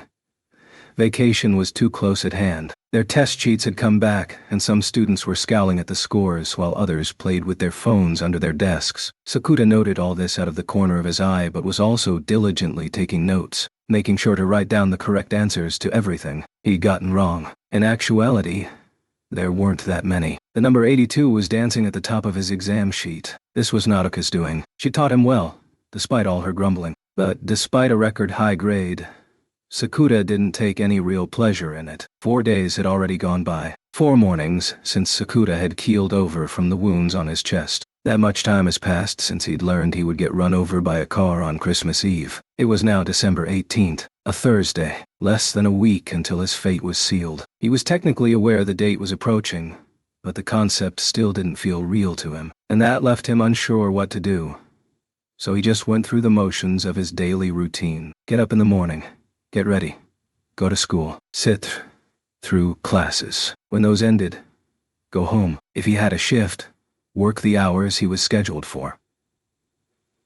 If Tomo was working too, he'd tease her a bit to let off steam. When night fell, he'd go to sleep and wake up in the morning, and then repeat the whole cycle. He didn't do a single extraordinary thing. He was still stopping by to see Shoko after school, but she was confined to the ICU. Only her family could see her there, so he was mostly visiting an empty room. Room 301, the one Shoko had been in. She was no longer on that bed. Her school books and notes were still there, as was the box of snacks Sakuta had brought her from Kanazawa. A shroud of sadness hung over the room. When Shoko had still been there, she'd given the place warmth and light, but now it felt sterile. Like time had stopped. But yesterday, Wednesday, he'd popped in after work and happened to run into Shoko's mother. She told him the surgery to prolong her life had been a success, just as Big Shoko had promised. The procedure had implanted a device that would keep her heart beating. He couldn't bring himself to say good, so he simply said, "I'll come again," before she could do the polite thing and tell him not to. Well aware of Sakuta's actions, Big Shoko was still hanging out at his place. She'd wake him up when he overslept, make dinner, see him off, and welcome him back home. She really hadn't changed at all.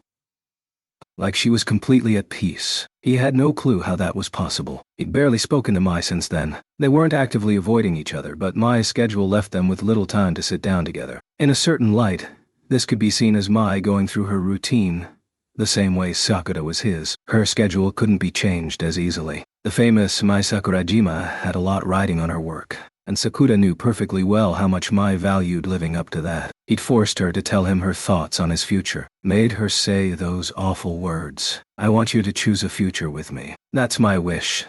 The ball was back in Sakuta's court. He was holding it gingerly in both hands, showing no signs of tossing it back. He realized he'd stopped taking notes. "I'm sure none of you are in the mood, but reviewing your results is important," their English teacher advised. Sakuta looked up. The teacher had finished explaining the final essay and was brushing the chalk off his hands. Then the bell rang. 4th period was over. They had only morning classes this week, so classes were done for the day. A few minutes later, the end-of-day homeroom began but concluded soon after, with nothing of importance discussed. Sakuta picked up his bag, intending to stop by the hospital again, but as he stepped into the hall, someone grabbed his shoulder. "Hey, Azusagawa." He turned his head to look and found Saki Kamisato glaring up at him. She had both hands on her hips like she was furious. "What? You're on cleaning duty. You've skipped out 3 days in a row, so today you're doing it all on your own." He checked the cleaning duty schedule. Saki was right. They were at the top of the alphabet. He'd been too caught up in what was coming to realize he was ditching everyone. "Sorry, I'll make sure to handle it today." He put his bag back on his desk and opened the cleaning locker at the back. He took out the push broom and started sweeping trash toward the front of the room. Hey! He looked up and saw that Saki had followed him. She still looked angry. What? Why didn't you argue? Huh? Are you nuts? I'm in the wrong here. And this was your idea. It seemed like a fair punishment for skipping 3 days. He didn't see why he'd argue the point. Still, he had no idea what her problem was. But Saki was in a very bad mood. You and Kunimi having problems or something. We're doing fine. Good. Good. Good. I wish you everlasting happiness, he said in a totally normal tone of voice. He started sweeping again. Oh? That oh? Sounded irate. Had he said it or done anything to provoke that? You know, you oppose me dating him. Getting involved in this seemed like trouble, so he just kept cleaning. Oh, what's the point? What was the point? Are you even listening? He considered ignoring her again, but he figured it would make her even more furious, so he gave up.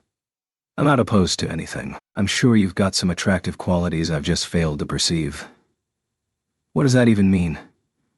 When I hear Kunimi talk about you, I can tell he really does love you. Saki was still glaring at him angrily, but she'd stopped putting that rage into words. Maybe he'd gotten through to her a bit. At least, he hoped so. You take the window side.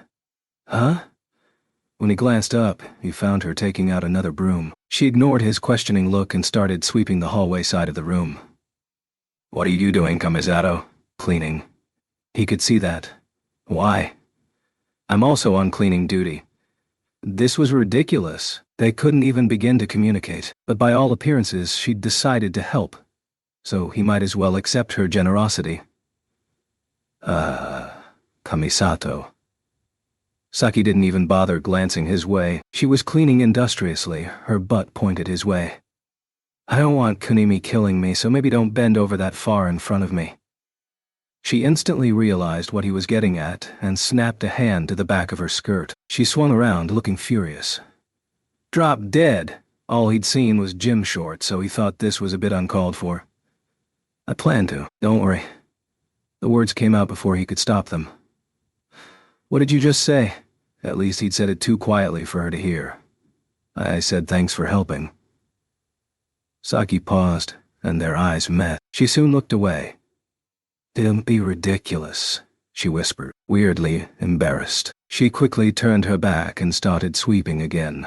What was that? I said drop dead. Oh, right. He was smirking a bit. Not because Saki's attitude was making him laugh, but because he was having a conversation like this, despite everything. And that struck him as funny. He'd learned what fate had in store for him. And then, immediately afterward, had seen a whole new side of someone he'd always struggled with. How could he not laugh? Even with 2 of them cleaning. The classroom was pretty big. It took 3 times as long as it usually would, which made sense, since there were usually 3 times this many people on duty. If he'd been on his own, it would have taken even longer. He was definitely grateful for the help. A full half-hour after homeroom ended, the school's ambience had shifted right from after class to club time, not something Sakuta dealt with often. So he changed into his shoes and fled the building, making a beeline toward the gates. But on the way, he heard a sound that made him stop, the rhythmic noise of a ball bouncing. A big, heavy ball. It came from the gym. He wouldn't normally have paid it any attention, but today, something made him turn and head over to the gym doors. The metal doors leading directly into the gym itself were standing open, and he had a clear view of the interior. A group of first-year girls were hanging around. Kunimi is so cool, but he's going out with Kamisato, right? Even if they broke up, he'd never look at you. The boy they were talking about was busy warming up, dribbling 2 balls at once. Sakuta watched for a bit. Eventually, Yuma noticed and looked up. Their eyes met. Yuma briefly frowned, then took a shot with 1 ball and came over, dribbling the other. The first ball sailed smoothly across the court and passed right through the hoop.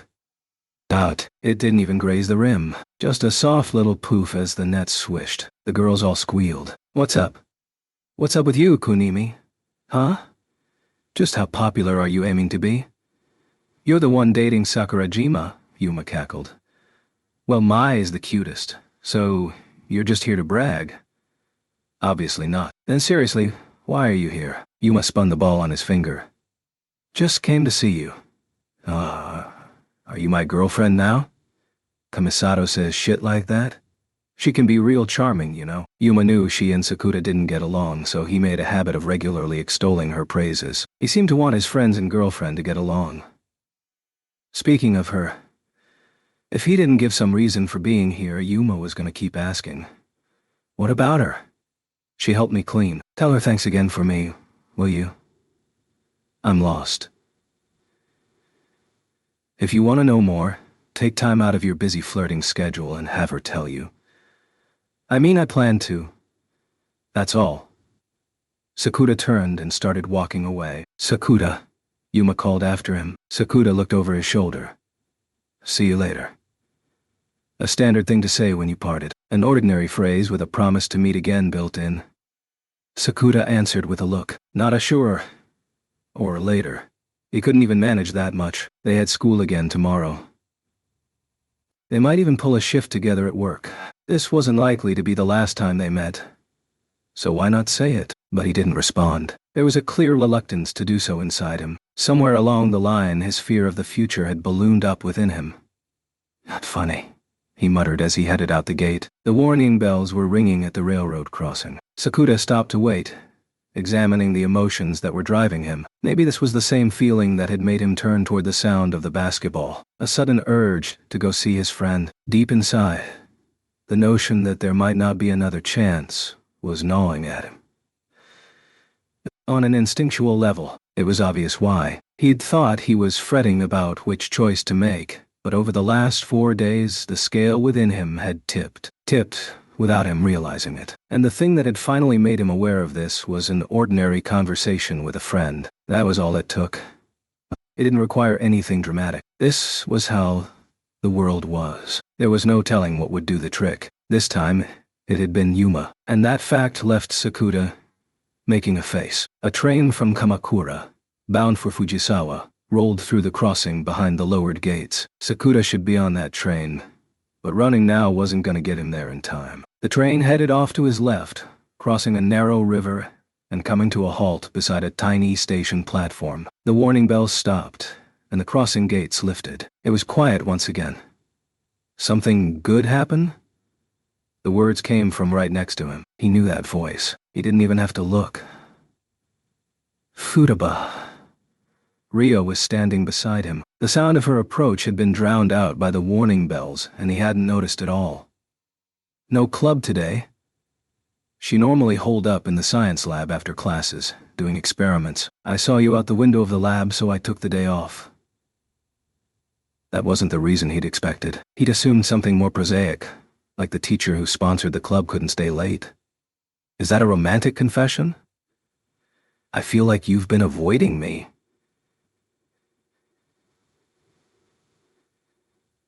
This one was so unexpected he forgot to respond at all. The gates had gone up ages ago, but he'd forgotten to cross too. He put that surprise into a look, staring at her from the side. Since the start of the week, you're imagining it. He didn't think he could get out of having this conversation, but he put up a futile resistance. He certainly wasn't about to just give up and spill the beans. This wasn't something he could get Ryo's advice on. He had to choose between 2 lives, his own or Shoko's. That wasn't a burden he could dump on Ryo, and she already knew a lot of it, which was why he'd been consciously avoiding her. There was no telling what might give her the hint she needed to realize the whole truth. It had been just a theory, but circumstantial evidence had already led Ryo to the idea that Shoko was from the future. If she knew Sakuta's wounds were reacting funny, she might quickly realize they weren't caused by regret and powerlessness. And the moment things stopped adding up, Ryo would begin to question her hypothesis. What happened? Like I said, you're imagining this. I know you collapsed on Sunday. And that Shoko's in the ICU. I went to the hospital yesterday. Oh. It was so like her to do the legwork first? Then you already know? He asked, raising the white flag. I have arrived at a possible explanation. She sounded disappointed, like she'd really wanted her idea to be wrong. She'd wanted Sakuta to deny the whole thing. Every time your wounds open, Shoko appears. She was staring straight ahead, at the waters of Shichiragahama, the view across the railroad crossing, the gentle slope running all the way down to the beach. It was less than 100 yards away. The fastest man in the world could reach it in less than 10 seconds.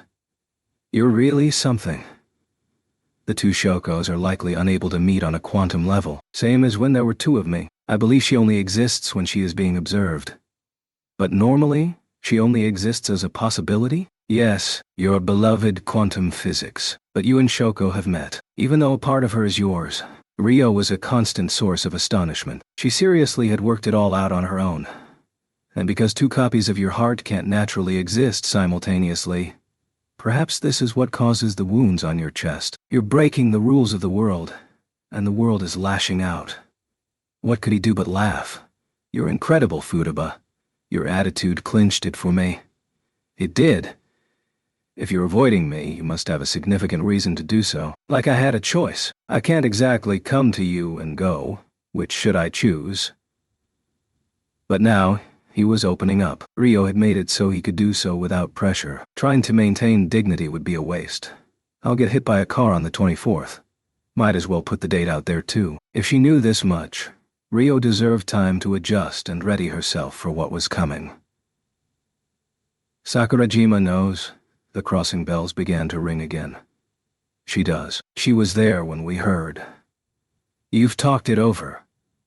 It was awful. I let her say her piece first. He would have preferred to reach an answer before Mai did, but none had emerged. At the time, he'd thought his head was just spinning too fast. But maybe that wasn't true. In hindsight, he felt like he'd always known his answer. It had been there, deep down inside him. He just hadn't realized it. And he'd said nothing because he knew the answer would break Mai's heart. This is all I can really say here, Rio said. The crossing gates lifted again. But you should really talk to Mai. Properly. Yeah, I know. That's really all I can. Rio's voice broke, like it had caught on the thigh.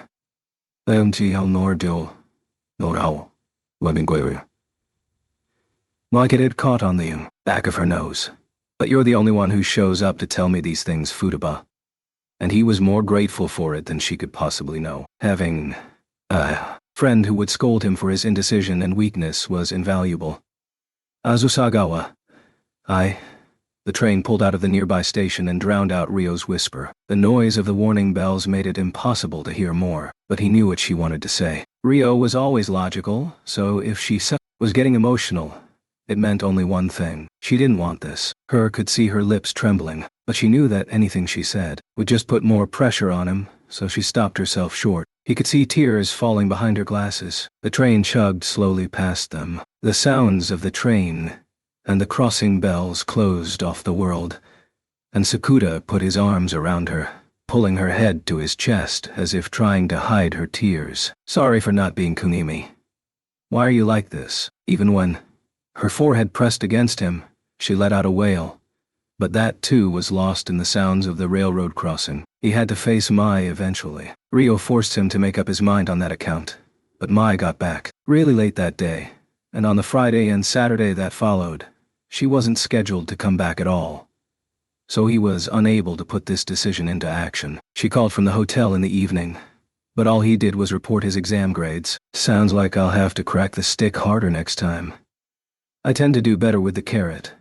Neither of them mentioned the 24th. He figured this meant they both knew they should talk about it in person, and with the timing slipping away from him, the nerve he'd gathered up started scattering too. Too many unnecessary thoughts. How could he tell her? When? With what tone?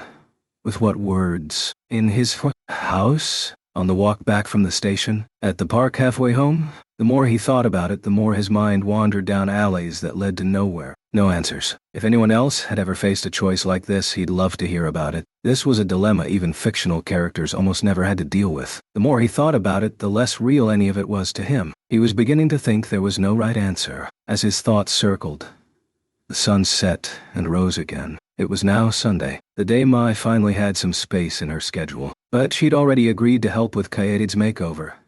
So they were set to meet Mai at Fujisawa Station at 2 p.m. after her morning's work was done. That meant Kaede was with him. At the meeting spot, they found a blonde idol singer. Nodoka also had the Day off. The four of them took the train 2 stations farther. To Chigasaki. A hair and makeup artist who'd worked with Mai since the start of her career had started her own salon here. It was a good 10-minute stroll from Chigasaki Station. You could really feel how close the water was. The salon was very fancy. If Sakuta had been alone, he definitely would never set foot inside. Small, but apparently doing good business. I could ask for no better endorsement than one from Mai Sakurajima, the owner said, grinning. She was a cool grown-up woman in her mid to late 30s. The kind of person who looked great in pantsuits. They took Kaede right over to the mirrors. She looked nervous. The owner, Mai and Nodoka, all talked about different hairstyles with her. With each suggestion, the owner touched Kaede's hair, checking the volume and hair quality, giving her thoughtful advice. There was never anything for Sakuta to do. He sat on a couch and flipped a men's magazine open to an article on electronics he had no interest in. It was all about the latest smartphones and high-frequency music players. Every MSRP given was over 50,000 yen. Most were closer to 100,000. Not something a high school kid could reach for. When he glanced in the mirror, he could see Kaede covered in sheets like a Teru Bozu while the owner's scissors snipped away. She still looked tense but was clearly hanging in there. She wasn't here because she had a crush on some guy. This was a major step on the path to getting her back in school. He flipped through more magazines. Eventually, Nodoka came and sat next to him. I'll be coming right home after the concert on the 24th, she said. You should really hang out with your friends and enjoy the evening, Doka. Don't you call me that. Then what should I call you? Lady Nodoka. Treasure your fans, Lady Nodoka. Gee God, don't actually do that. No yelling in the shop, Lady Nodoka. Several employees had looked at her, shocked. I said I'm coming right home, she hissed, flinching away from him. We'll save some cake for you, Toyohama. That's not my concern, she glared at him. Then, the Christmas chicken? You're stuck on food, huh? Shikawa nyachi, like you're stuck on your sister? He didn't really expect that to work. Yep, she snapped, apparently not the least bit interested in hiding it, not that she ever had. After all, Nodoka Toyohama's official profile listed Mai Sakurajima as her favorite thing. It was out there for everyone to see. Sakuta still couldn't believe her agency had allowed it. Say, how's Mai been doing lately? He asked, glancing Mai's way. She was standing behind Kaede, talking with her and the owner. She flashed a smile now and then, very elegant and mature. The haircut was going smoothly. Not telling. Don't hold out on me, Doka. Lady Nodoka, you really are blessed, Sakuta. Where'd that come from? I mean, you get to spend Christmas with my sister. Her disgruntled look stabbed into his side. She is fussing about what to cook and where to get the cake and is trying hard to look her best, all for you. That last one is also for work, though. That was why she wore tights all summer, to avoid a tan. I never thought she'd spend so much time worrying over what to wear on a date. Now I'm jealous. I've never seen that side of Mai. Yeah, and she'll never let you. Just imagining it is adorable. Quit fantasizing about my sister.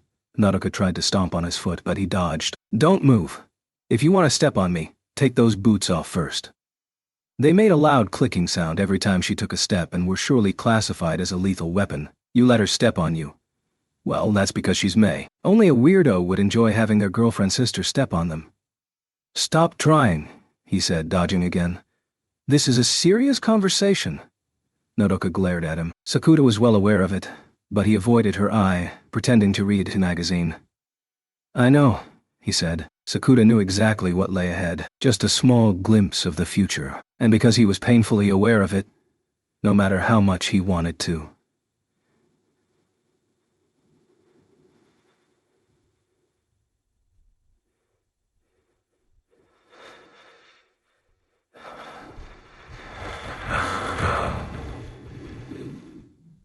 That wasn't a promise he'd be able to keep, and he wasn't going to lie. Sakura? Nodoka leaned in to look at his face. Her glittering gold hair filled his vision. Toyohama. What? Your eyes are sparkling. They aren't, dumbass. They totally are, dumbass. They bickered a few more minutes until the sound of the dryer subsided. All done, the owner called. The Teru Teru Botsu costume was gone, and Kaede was getting to her feet, slowly, turning toward them. She seemed to be struggling to make eye contact, lots of fidgeting. Really childish behavior, but with her pigtails gone, her new hairstyle made her look much more grown up. The length of her hair hadn't changed much, but it now curved gently inward, which gave it the impression of being shorter. Is it weird? Don't be rude. That's not what I meant. I swear I didn't, she said, turning to the owner. The owner was way too mature to care. I think it looks age-appropriate, Sakuta said. Not like I'm trying too hard? Kaede, that's Toyohama's department, huh? How so? Nodoka asked, blinking at him. This is what trying too hard looks like, Sakuta said as he squinted at her blonde locks. It does not. Your boyfriend's funny. The owner said. Mai only managed an awkward smile. Didn't look like she'd taken that as a compliment. So, what do you think, Sakuta? Kaede insisted. It's not too flashy, not too dorky, exactly where you want to be. Good. Still nervously rubbing her hands together, Kaede stole a couple more glances at herself in the mirror. There was a smile playing around her lips, so Sakuta was pretty sure she was quite taken with her new haircut. She just wasn't used to seeing herself with it and was too worried about everyone else's reactions to settle down. He figured she'd grow accustomed to it soon enough. You want a trim while you're here, May? Oh, not yet. We're still filming. Just the tips won't show. And it is almost Christmas. The owner shot a meaningful glance at Sakuta.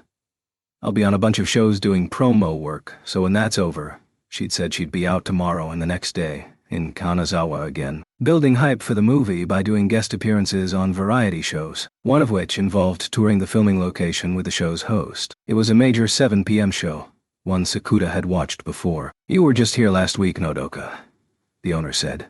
You should be fine for now. Yep. You go here too, Toyohama? Sakuta asked. That a problem? You really do adore your sister. I love her way more than you do. Whoa. I can't let that pass unchallenged. I've got the advantage of years. Sue her, fine. You win. Take care of her for me. Har? His attempt to be gracious was met with scorn, but Sakuta paid Nodoka no more attention. He'd felt eyes on him, and that was now dominating his thoughts.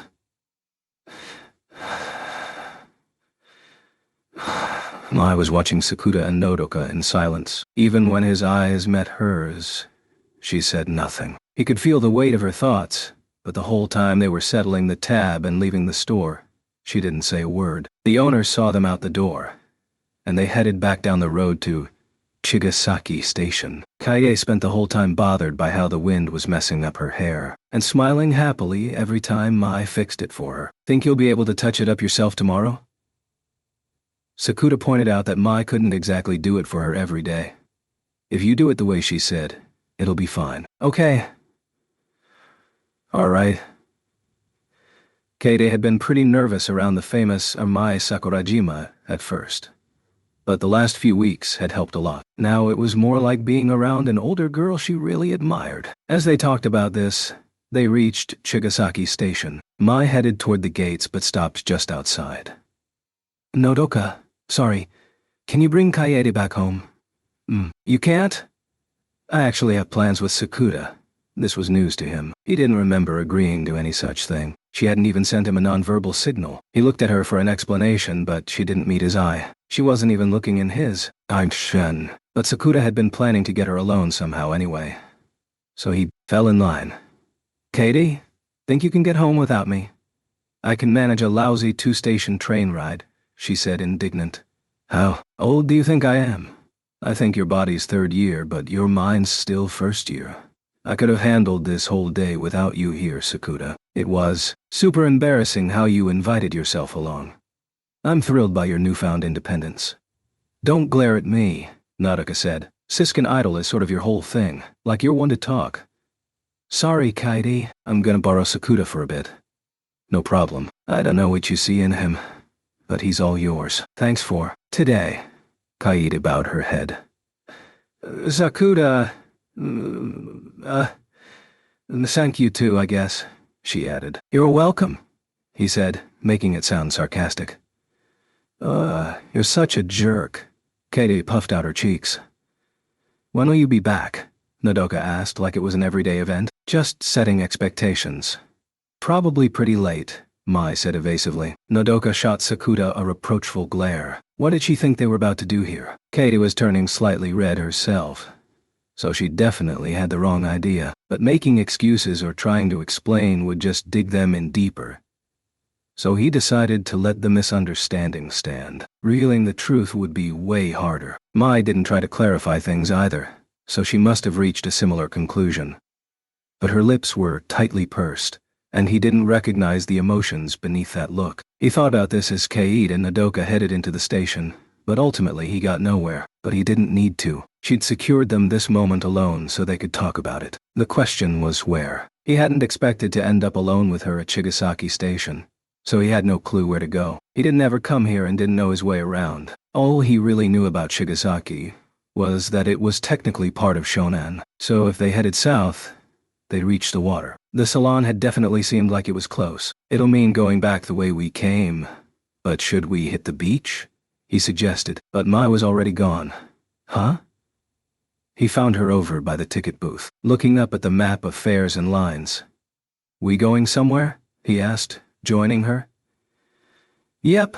Where?" "Far." She walked off without him, heading toward the gates. Wait up, Mai." He ran after her. She led him to the Tokaido Line platform, the same train they'd ridden here from Fujisawa Station. Going the other way would take them back home, but they were on the outbound side. This would take them to Otawara, Yugawara, and Atami. "Where we headed, Mai?" "The train's here." He followed Mai onto an Atami-bound train without the slightest clue where she was taking him. It was a silver car with orange and green stripes on it. They found some empty seats and sat down together. The doors closed, and the train pulled out of the station. It all seemed weirdly familiar. He and Mai had been on this train together before. Last spring, he'd met Mai and learned of her adolescent syndrome, and they'd ridden this train way out, trying to see how large the affected area was. "Really takes me back," he murmured. Mai didn't answer, or meet his eye. "Already been 7 months. Still only been 7 months. Life with you is so fulfilling it makes time go faster," he said. "I never thought I'd end up dating you then." It wasn't like he hadn't been hoping. Spending time with a beautiful senpai was certainly enjoyable, and the fact that she'd give him the time of day at all never failed to make him giddy, but he hadn't really expected anything more, or even thought about it. He'd just been savoring the time her adolescent syndrome had allowed them to spend together. He'd spent a lot of time getting scolded for pushing his luck. She'd called him a snot. Sakuta himself was dogged by rumors about the hospitalization incident, but Mai had never paid those any attention. She'd only ever looked at him, judging him by what she saw, forming her own impressions. So naturally he'd felt comfortable around her, even when she'd pinched his cheek or stomped his feet. It was Mai. So it was all fun, and he knew she wasn't doing any of that to hurt him. It was all part of their banter, and that accumulated banter had become affection, and that affection had grown into love. Mai and Sakuta had spent that much time together, the better part of a year. She'd made those months fun, made them worth living, allowed him to feel at ease. Looking back on their shared history, Sakuta sat with Mai, putting those feelings into words. It was a 50-minute ride to Atami Station, and for most of the journey, Sakuta was doing all the talking. When they reached Atami Station, it was past 6. After sunset on a Sunday at a station known primarily for hot springs was not exactly crowded. Despite the hum of the heating units on the waiting trains, the station felt eerily quiet. The cold winter air might have added to that impression. On the platform, Mai scanned both directions, looking for the timetable. Her eyes scanned the numbers. She looked intense. Didn't seem like Atami was her ultimate destination. They must have been headed somewhere even more distant. Maybe she was planning on taking them all the way to Ogaki, like they had last spring, but she hadn't joined him in his trip down memory lane at all. "Which train will take us the farthest?" she asked. He was becoming more certain of his hunch. "If we keep riding the Tokaido line, we'll at least get to Ogaki." They'd done exactly that before. Mai knew that. Going any farther would limit their options. If we switched to the Shinkansen, we could make it all the way to Osaka.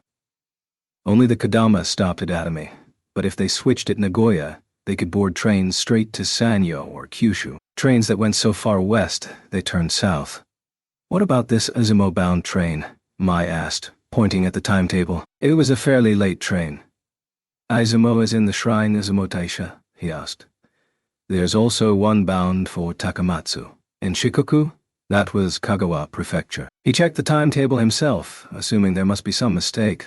But at 11:23 p.m. there were, in fact, trains bound for Izumo and Takamatsu. They both had sleeper cars listed, which explained the late-night availability. These were trains that headed out late and got passengers where they were going in the morning. If trains bound for two disparate locations started at the same time, then they likely traveled a chunk of the distance joined together. All this meant that both Izumo and Takamatsu were indeed the super distant destinations he thought they were, and not just something similarly named. If we take that train, we can go all the way to Izumo. I guess so. He hadn't personally taken that train, but he had faith in the Japanese railway system. I wonder if you need a special ticket. Probably. Mai took Sakuta's hand and started walking. May? She just kept dragging him along. How far are we going? To the station attendant. Not that. Our destination? Far. But how far? Very far. If we keep riding trains, we can go even farther than last time. Sleeping cars are all the rage these days. We might not be able to get tickets. This was a roundabout tactic, but it finally made her stop. She didn't turn back. Then we can take a normal train. That won't get us farther than Ogaki this late. The schedule had been more or less unchanged.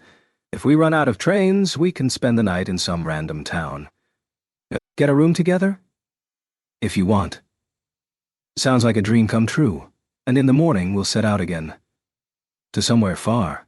Yes, very far. As far as the two of us can get. So far She'd kept her voice flat this whole time, but suddenly he detected a quiver in it. She wasn't stifling her emotions, nor was she stoically unmoved. The emotions inside her were simply too powerful to express in a straightforward way. Sakuta knew this because he was feeling something very similar. Don't just give up. Don't just make a choice all on your own. I can't put this on you, Mai. What am I to you? When she said this, her eyes wavered, like she hated herself for letting that out, like it was something she never wanted to say aloud. But however much she'd sworn not to, her emotions had overridden her reason. She was past caring. My girlfriend. Then I'll bear that weight together with you. Shoko's life. As long as we're alive together. He gritted his teeth, glaring up at her. That hurts to hear, Mai. Why? If Sakuta lived, that meant the heart transplant Shoko should have received would no longer happen. Maybe another donor would arrive, and Shoko's life would go on, but Sakuta didn't think the world was such a convenient place. If his living meant Shoko would no longer be saved, how could he welcome that future with open arms? Little Shoko had worked so hard. Through all her suffering and pain, she'd struggled to stay positive and cheerful. It hurt to even think about changing her future just so he could live, and he didn't want Mai to shoulder that pain. Neither of them was mature enough to live together burdened by that guilt. Even his limited moral compass wouldn't allow that. And more than anything, Sakuta wanted to return the favor, pay Big Shoko back for what she'd done for him. She'd saved him 2 years ago, as well as a few weeks ago. She taught him what life meant. There was no way he could rob her of the most important thing there was. Sometimes even I have to do the right thing. You always do. If I don't, it's bad for everyone. Don't look at anyone but me, Sakuta. I only made it this far because Kunimi and Futaba ignored the rumors and became my friends. Katie made herself my sister, and I can't let her down. The original Kaede finally came back, and I can't do the wrong thing with her watching. Why? Koga and Toyohama keep talking to me no matter how much I tease them, and Shoko saved me again and again. I don't want to be someone who disappoints the people who care about me. Even if I ask, I'll listen to anything you ask of me, Mai. But right now there's just one thing I can't do. Don't say that. Mai put her hands over her ears like an angry child. Please, she whispered, staring at the ground. Just be with me forever. Be at my side until Christmas is over. Never leave me. She took a step forward and rested her forehead on his shoulder. Let's get on a train and go as far as we can go. That sounds like fun, doesn't it? If I could do that, I'd love to. There was a note of resignation in his voice. He knew that wish would never be granted, which was what made it sound so tempting. But I can't, Mai. Why not? I've got school tomorrow. Such an ordinary reason, like something a mother would tell their kid. Skip. I've got to get up and make breakfast for Kaede. You know Toyohama can't cook either. And you've got work tomorrow, too. That doesn't, you know what Toyohama said, no matter how high a fever Mai Sakurajima has, she never misses a day of work. No matter how crappy you feel, you'd wade right into the ocean in the middle of winter. It doesn't matter. Work doesn't matter. It does. People trust you. You can't let them down. If I lose you, then nothing else matters. Her hands clenched his jacket, like she was never going to let go. That was why he kept talking, being the voice of reason. I love you, Mai. And I love how you work. That's not important right now. Every time I see you on TV, or on a magazine cover, I think, my girlfriend's super cute. That's not what I wanted to hear. It's a shame you were always too busy to go on dates with me. I'm saying I'll never stop being with you again. But I want to be with you the way you always are. This line really seemed to strike something deep within her. She gasped and went silent. Always strict with yourself, trying to be strict with me but actually being the opposite. That's the May I love. As he said the words, he could feel a heat rising behind his eyes, a tingle behind his nose. He desperately fought it back, waiting for the wave of emotion to pass. If he cried here, it was all over. Everything he was struggling with would give way, and he'd start wanting to run away with Mai, to Izumo or Takamatsu, as far as they could get. But he couldn't do that, and so he had to beat the tears back. Fine, she said when he fell silent. May, fine. As long as you're alive, I don't care if you hate me. With untold emotion spilling out of her, she lifted her head. When he saw that look on her face, Sakuta's mind went blank. Her eyes were overflowing with tears, gushing down her cheeks, and all he could do was watch. Just stay with me. Mai was crying like a little kid, sniveling. There was no pretense of both composure or beauty. She simply let everything out, holding nothing back. She slammed into him with the full force of what she was feeling. Just be with me. A wave of agonizing guilt tore through Sakuta. He had never imagined Mai crying like this. It had never occurred to him she even could. He could feel his resolve wavering. Just be with me until Christmas is over. After that, you can hate me all you want. I can't ever do that. Why not? I could never hate you. Why? Her legs gave way, and she crumpled. He knelt down, supporting her. I'll always love you, Mai. He pulled her to him, rubbing his hand on her back like he was soothing a crying baby. Liar. Her voice was muffled by his shirt. I swear I'll always love you. Liar. I'll love you forever. You're a liar. But so am I.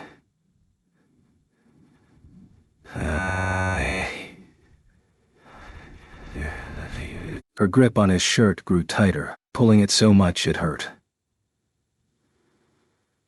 I want you to hate me, she sobbed, and those were the last words she managed. Everything else was just tears. Unable to hold her tight, Sakuta let her sobs pound his ears like the lashes of the condemned. They didn't talk on the train back to Fujisawa from Atami. They'd picked seats in the green car, trying to avoid prying eyes as much as possible, and Mai kept her eyes on the window. They were red from all the crying, and since it was night, he could see that in her reflection. Sakuta fought off the urge to say something to her several times. If he let his guard down for even a second, the fragile shell would burst, and he'd tell her the thing he'd kept hidden. And if he said that, there'd be no turning back. So he kept it secret, never giving voice to the thought. It had taken a while for Mai to settle down at Atami Station, so by the time they got back to Fujisawa, it was after 11. This late on a Sunday, the station was a lonely place. The Christmas lights everywhere only made it worse. Neither Sakuta nor Mai said anything on the walk home,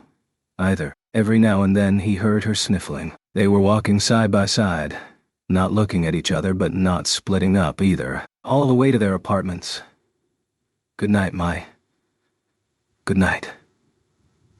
When they finally spoke, that was all they said. Looking worn out, Mai went into her building. Sakuta waited until the doors closed behind her and she was out of sight. Then he turned and headed into his own building. He was the only person on the elevator. The silence was oppressive. He could tell his grip on his emotions was starting to slip. The words he'd been trying so hard not to say were hovering around the back of his throat. Keeping it out of mind had allowed him to remain functional. Not thinking about it had kept it out of sight. He'd never experienced death firsthand, which made him think he could handle it. But seeing Mai cry had told him the truth. He had seen what death meant in those tears. The elevator reached his floor. He dragged his feet down the hall to his door, turned the key, and stepped inside. The lights were on. In the entrance, in the hall, and in the living room, back.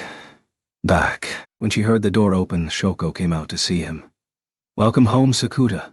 The same old Shoko smile. Gentle and forgiving. It felt blinding. He turned his gaze downward.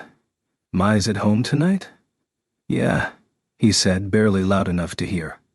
"Ah, Katie," he managed, not looking up. In bed. She really liked her new hairstyle. She's been grinning all night. "Good. Bath first? If you're hungry, I can whip something up." He tried to take his shoes off, but his legs wouldn't move.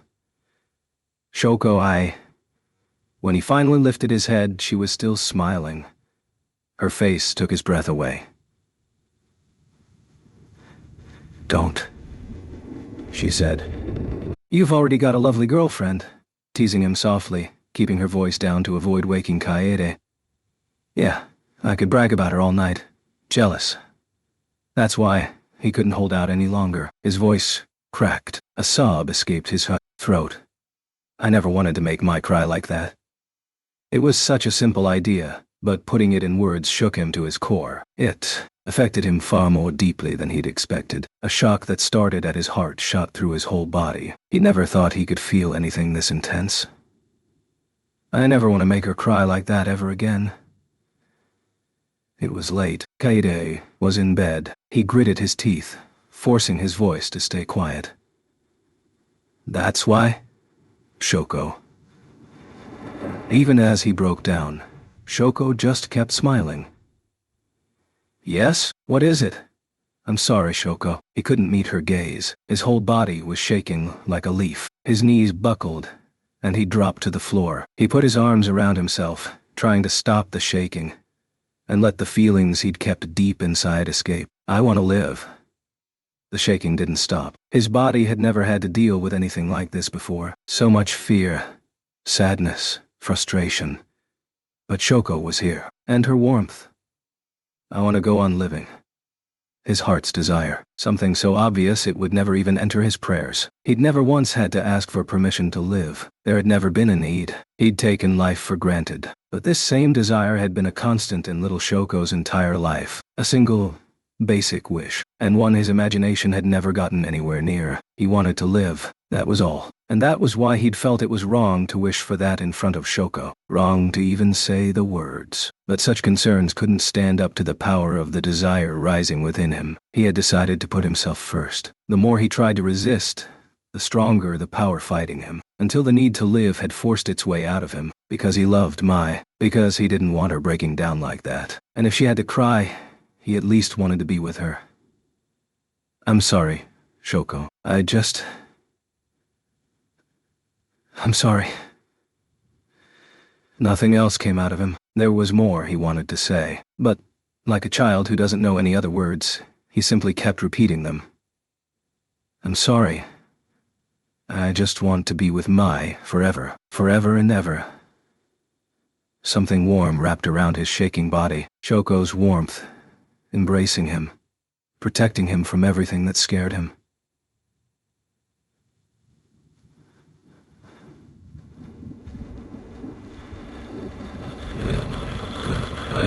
I'm the one who should be sorry, she said. I'm sorry I forced this choice on you, Sakura. If I'd played my cards right, you never would have had to suffer like this. It's not your fault, Sakura. You did well, Sakura, but you said everything you had to say. He was past putting it into words. So make Mai happy. He wanted to say something to her. Gratitude? Apologies? Something else entirely? He wasn't sure, but he wanted to communicate something. But nothing else came out of him, not even tears. Just a long, raspy, wordless wail, and Shoko forgave him for living. Only 2 days remained before the future Shoko spoke of was upon him. Sakura's mind spent that whole time making the same wish, wishing on the morning sun, wishing on the midday sky, wishing on the stars at night, wishing that little Shoko would be saved. Sakura wished upon the waters of Shichirigahama, the river flowing through his neighborhood, the shells on the beach, and the unidentified grass growing through the cracks in the pavement. Please save little Shoko. A fervent wish. Sakura couldn't cure her condition himself. Wishing was all he could do. Meanwhile, Big Shoko showed no signs of worry, fear, or anxiety. She was perfectly calm. She accepted Sakura's desire to live and stayed with him, smiling that impish grin the whole time. If Sakura wasn't hit by a car, little Shoko wouldn't get her heart transplant. That might mean the future that Big Shoko came from would never happen. At the very least, the moment it wasn't Sakura's heart being transplanted, her future would change. That must have been a terrifying thought. But Shoko didn't show any signs of worry or fear. She was humming to herself as she cooked, cleaned, did the laundry, took a shower. Twice they said, "Good morning," and twice they said, "Good night." And like that, the 2 days passed by. The sun rose, and it was already December 24, the day of destiny. The stress of it may have helped Sakura wake up on his own. He sat up and checked the clock. It was 7 a.m., the 24th. Christmas Eve. Yawning, he hit the bathroom, washed his face, and gargled. He heard noises from the living room and poked his head around the corner in time to see Shoko in an apron, putting breakfast on the table. "Good morning, Sakura." "Morning, Shoko." "Come on, sit down." She removed the apron and took a seat herself. There were 2 placemats on the table and food for 2 as well. Toast, ham, eggs, and sliced tomatoes. Keita was out, staying with their grandparents. Their father had stopped by yesterday afternoon to pick her up. "Thanks. You're welcome." "Did you sleep well?" Shoko asked, spreading jam on her toast. "Sure you? Like a baby, you would. You can say that again." He'd intended it as sarcasm, but she was immune to that. She knew exactly what he meant, but persistently spun his words in a positive light. This was how every morning went since she'd moved in. Nothing changed until they were almost finished eating. Today is the last day we can be shacked up together. The end of all the smiles and blushes. He started getting emotional again. "Shoko, you've already thanked me enough." Sakura shook his head. Naturally, he didn't think he could begin to thank her enough. But that wasn't what he wanted to say here. He had something else he needed her to hear. "I wanted to be like you, Shoko." Eesh. 2 years ago, I was at rock bottom, and you came along and raised me up again. I wanted to be capable of random acts of kindness like that. You will be, Sakura. No flustered denials. If you admire me for it, then it would be rude not to own it. This was a very Shoko way of thinking, proof of her faith in those around her. "Soy sauce? Huh? Pass it this way." She pointed with her fork. Not the best table manners. Sakura picked up the soy sauce and passed it to her. "Thank you," she said. "You're welcome." She dribbled a few drops on the yolk, then took a big bite of ham and egg together. Her mouth full, she chewed for several moments, smiling blissfully. "What?" she asked. "Nothing. You're laughing." People do that when they're amused. She must have liked that answer because she laughed too. Maybe nobody else would have found this funny. But to the 2 of them, it was hilarious. Unfortunately, they couldn't stay like that forever. "You'd better go, Sakura." It was Christmas Eve, but he still had school. It was the last day of the 2nd term, so it was just the end-of-term ceremony in a homeroom to get their report cards. Sakuda changed into his uniform, and Shoko saw him off at the door, just as she had every other morning. He turned back once his shoes were on. "Shoko," he started haltingly. "Go on," she said, like she'd seen through that momentary hesitation, like she was reproaching that moment of weakness. She put her hands on his back and gave him a push, her smile unchanged, an impish grin, as if even this little interaction was a source of such joy that it radiated from every inch of her body. Sakuda only knew one way to respond to that, so he said, "I'm off." Like he was taking the first step into the future, just as he always did so that Shoko wouldn't be worried about him. He even stifled a yawn as he opened the door, and once he was outside, he didn't look back. The people walking to the station all breathed puffs of white. A little cloudy wisp appeared each time Sakuda exhaled as well. The weather report last night had said there'd be record lows, below, freezing even on the coast, and this morning was clearly living up to that. Even in sunlight, the temperature didn't noticeably improve. At best, it was in single digits. It was going to be a real cold day, and a cold front would move in that afternoon, making it snow as evening approached. The weather lady had been confident it would snow all evening. "Be prepared for traffic slowdowns," she'd added. He looked up at the December sky, and it was a blue so pale it was almost clear. The light of the sun felt feeble. Shoko had said there would be a ton of snow that evening. There was no doubt in his mind she was right. After a 10-minute walk, he reached Fujisawa Station and boarded a train for Kamakura. He stared out the window at the same old scenery until he reached Shichiragahama Station, where his school was. The first minute or two after they pulled out of Fujisawa still felt like a commercial area. But by the time they reached the next station, they were well into the residential district. The farther they went, the calmer the streets, and as they drew near Inashima Station, the sights took on a coastal feel. More and more walls painted white, aiming for that marine chic. As the train continued on, the gap between the tracks and the buildings surrounding them narrowed. Near Koshigoe Station, the train was rolling slowly along, threading its way between houses built right up next to it. So close it seemed like the train might hit them. He was pretty sure branches from the trees in the yards did hit the cars sometimes. And right as you started getting used to that, suddenly, the whole view opened up. The shores of Sagami Bay curved in either direction, the line of the horizon visible in the distance. He saw this every day. It was no longer a surprise. The enthusiasm he'd felt the first time was long since gone, but it felt special today.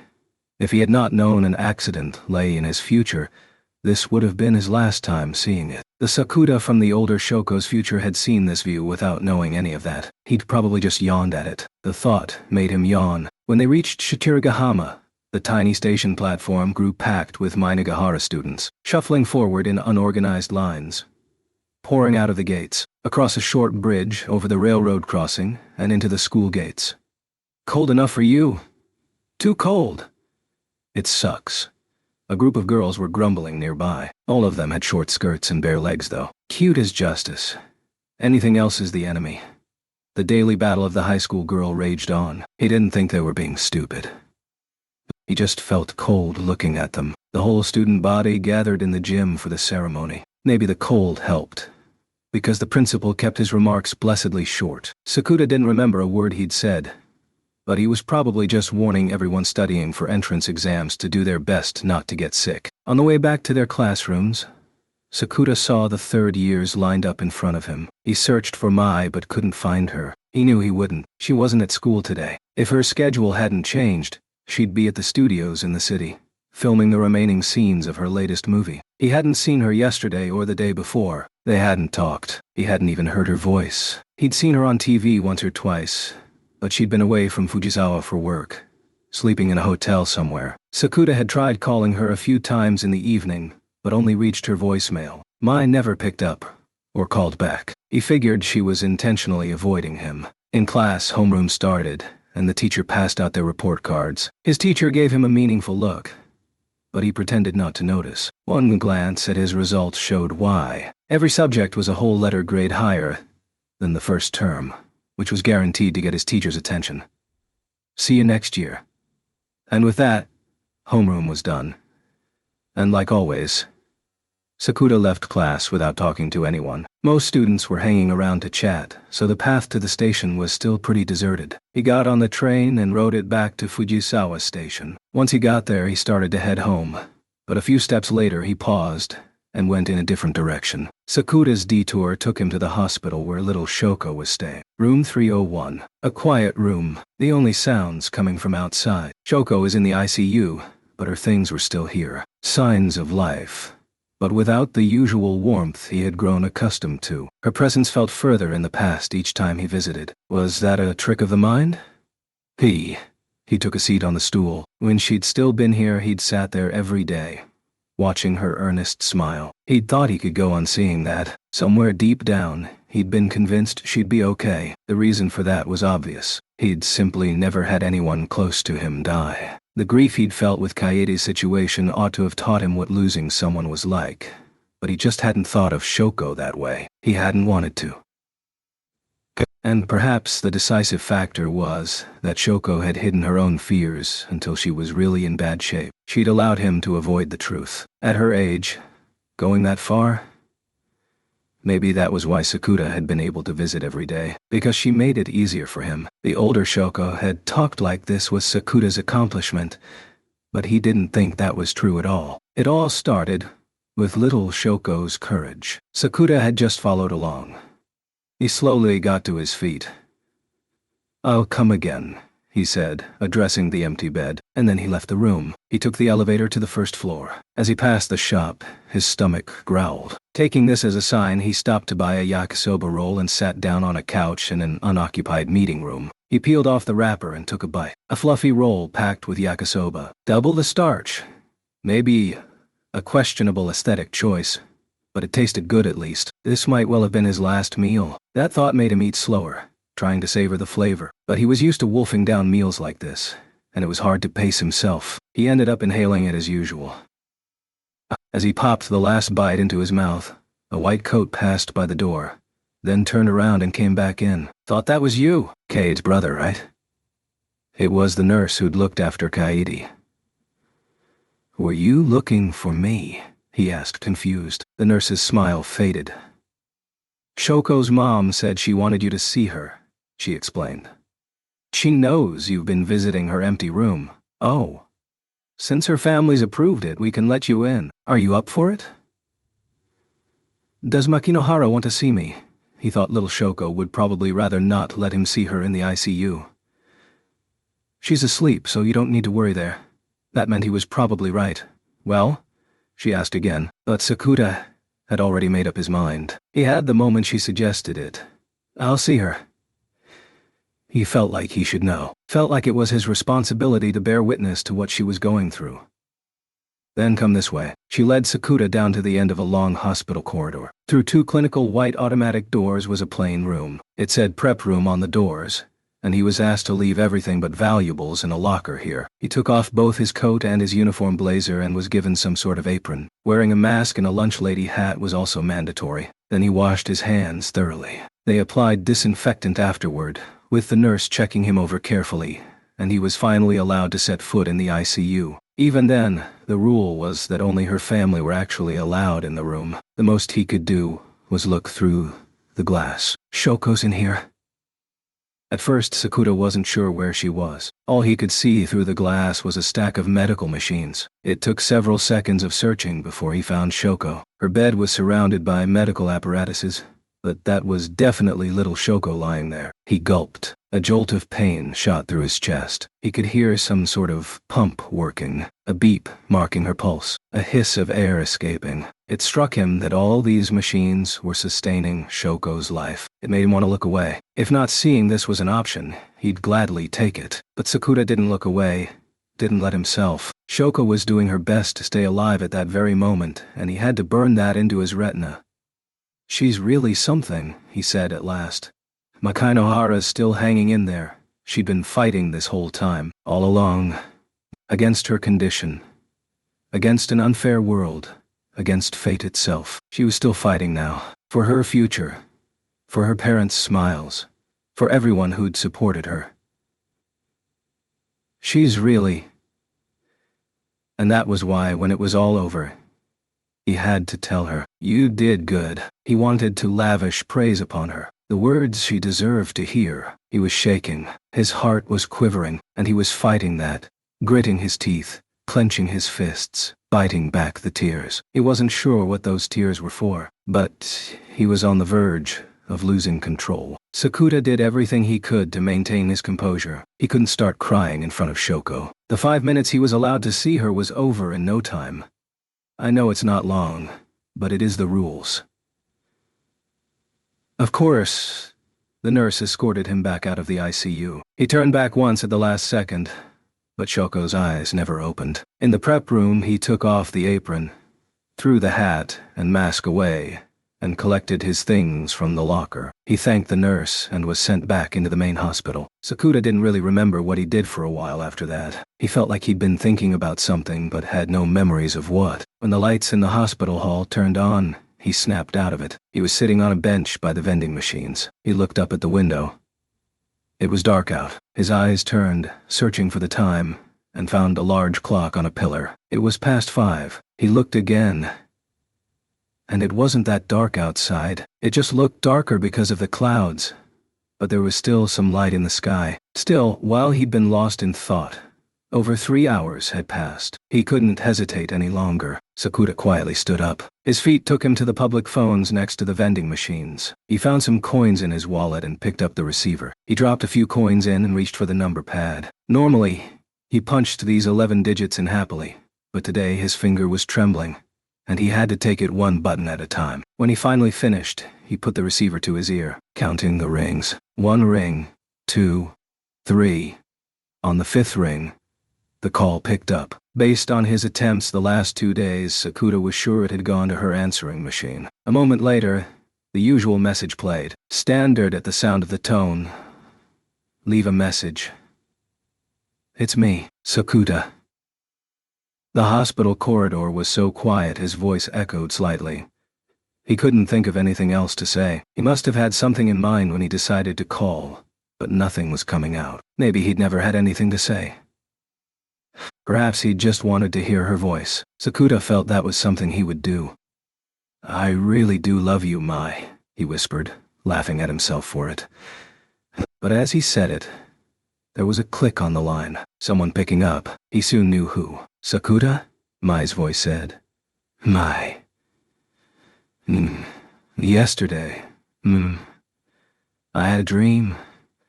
You did.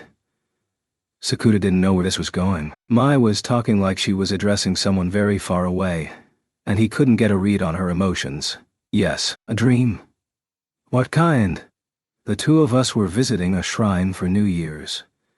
In the dream, we went on the last day of winter vacation trying to avoid the crowds.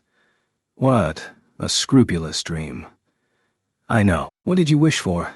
You bragged out loud that you'd wished for my happiness. Sounds like me. Yeah. Even in my dreams, you're still a liar. She laughed softly. But, Sakuta, I love you anyway. He couldn't speak. He just stood there, phone pressed to his ear, so focused he could hear every breath she took. So, I'm not going to forget you, Sakuta. I'm going to live with you. May, He wasn't sure what he was trying to say, and before he could say it, the call cut off. Not because Mai had lost her signal, but because Sakuta hadn't put enough coins in?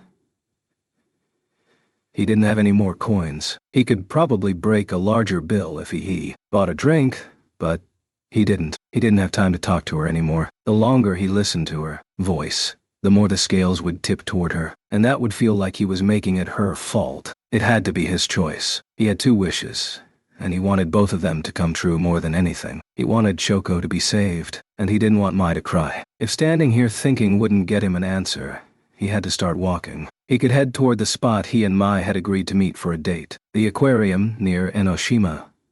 He felt sure that as the moment neared, everything else would fall away, and only his true desire would remain. He had faith in that. This choice was too important, so he faced forward and started walking. Near Fujisawa Station, the department stores and station buildings were all covered in Christmas lights, very much in the holiday spirit. It was already snowing when he left the hospital, and it was coming down even harder now, really bringing that silent night, holy night vibe. There were lots of couples standing still, gazing up at the lights, and this made the area around the station feel much more crowded. Squinting his eyes at these sights, Sakuda found himself oddly at peace. He passed through the crowd of couples and headed for the Oda-Q line. He ran his train past through the gate, brushed the snow off his shoulders, and stepped onto a local train bound for Katase-no-shima. Given the time they'd agreed to meet, Sakuda probably would have been on this train, riding it in blissful ignorance. After a few minutes, the departure time arrived. The bell rang, the doors closed, and the train slowly pulled out of the station. There were empty seats, but he stayed standing. From his spot by the doors, he glanced around the car interior. Lots of couples. It was a major date holiday. They were likely headed to the same place Sakuda was, to Enoshima, to look at the sea candle or the jellyfish light show at the aquarium. Maybe both. The train stopped at 2 stations on the way, Hankuginuma and Kuganuma Beach. The snow didn't slow the train down at all. It carried Sakuda to Katase Enoshima Station in less than 10 minutes. The doors opened slowly but noisily, and Sakuda stepped out onto the platform, snowflakes swirling all around. He joined the throngs filing out of the gates. As he scanned his train pass, the display showed only 62 yen remaining, not enough to get back home. Sakuda turned toward the ticket booths and inserted his pass card. Then he took a 1,000 yen note out of his wallet and charged that amount to the pass. Maybe he didn't need to worry about getting home, but if he hadn't known what the future held, Sakuda would definitely have added funds here. Since he still wasn't sure which way his emotions would lead him, he had to be ready for anything. With the funds loaded onto the card, it popped back out of the machine. He put it back in his wallet and headed south, toward the water. He'd agreed to meet Mai outside the aquarium, which was on the coast. There was a faint dusting of snow on the sidewalk. Free of any unnecessary thoughts but watching his step, he headed toward the aquarium, one step after another, moving at the same speed he always did. He soon reached Route 134, which ran along the coast. To his right, he could see the aquarium. All he had to do now was cross the street. The light had been green, but it started flashing. When he saw that, a pain shot through Sakuda's heart, a jolt that pulsed through his entire body. Sakuda's brain was urging him to beat the light. Route 134 was a major expressway. Once the light turned red, it would be a long wait. Years of experience had taught him it was best to cross while you had a chance, even if you had to run for it. But despite his best efforts, his feet wouldn't budge. It was like they were sewn to the pavement. A couple raced past him, and all he could do was watch them go. The light stopped flashing and turned red. The last couple made it safely across. They were out of breath from that short run and laughing about it. He watched them head toward the aquarium, clearly enjoying themselves. The line of cars waiting for the light started pulling out, and he lost sight of the happy couple. Sakuda watched the taillights of the cars headed toward Shichirogahama, scanning for any signs of a car skidding on the snow. None seemed to be having any trouble. His back felt clammy. He'd assumed this was where he was most likely to get run over. The sidewalks here were smoothly paved and quite wide, so he'd imagined if he made it to the coastal side, there'd be little risk of a car sliding into him. He kept watching the cars racing past, but no matter how long he observed, none of them were slipping. Maybe it would happen when the light changed again. He hadn't realized how relieved he was until the sound escaped him, but he wasn't sure what he was relieved about. Because he was still alive? Because the accident still hadn't taken place? Maybe both, or maybe neither. Still uncertain, Sakuda turned his eyes to the walk light. If he failed to cross this time, he'd be late. He'd never make it to the aquarium by 6. That was how long the lights here kept you waiting. He glanced toward the aquarium. Normally, he'd already be there. It was so close he could reach it in less than 10 seconds if he ran for it. But if he headed there, Sakuda would never reach his destination. A car would skid in the snow and hit him. He let out another long sigh. He still hadn't made a clear choice, and trying to stifle his fear, he took a deep breath. Then he looked at the light again. It turned green. He saw it change through the cloud of his breath. The crowd waiting under the frigid skies started moving, passing on either side of Sakuda as he stood rooted to the spot. The crowd moving in the other direction reached him, and the two flows merged, mingling. Sakuda still didn't budge. It wasn't fear making him hesitate. It wasn't because his body had chosen to live. He'd seen a light to his left, out of the corner of his eye, that was far brighter than the traffic signal. Enoshima.d, floating out there on the water. The sea candle rose like a lighthouse, all lit up for Christmas. The sight of it had distracted him so much he forgot to cross. There must have been a ton of couples gathered at the base of it, whispering it's so pretty, spending a special day together. Sakuta remembered that he might have been among them. Take me to see the Enoshima illumination on Christmas Eve. The older Shoko's request, and that recollection had made him consciously stay put. There was a doubt in his mind. He wasn't sure how long it had been there, but now that he was aware of it, it was growing rapidly. Back then, the day they toured the wedding venue, if Shoko hadn't asked him to join her for a Christmas Eve date, what would have happened? Where would Sakuta and Mai have planned their date? How about the illumination show on Enoshima?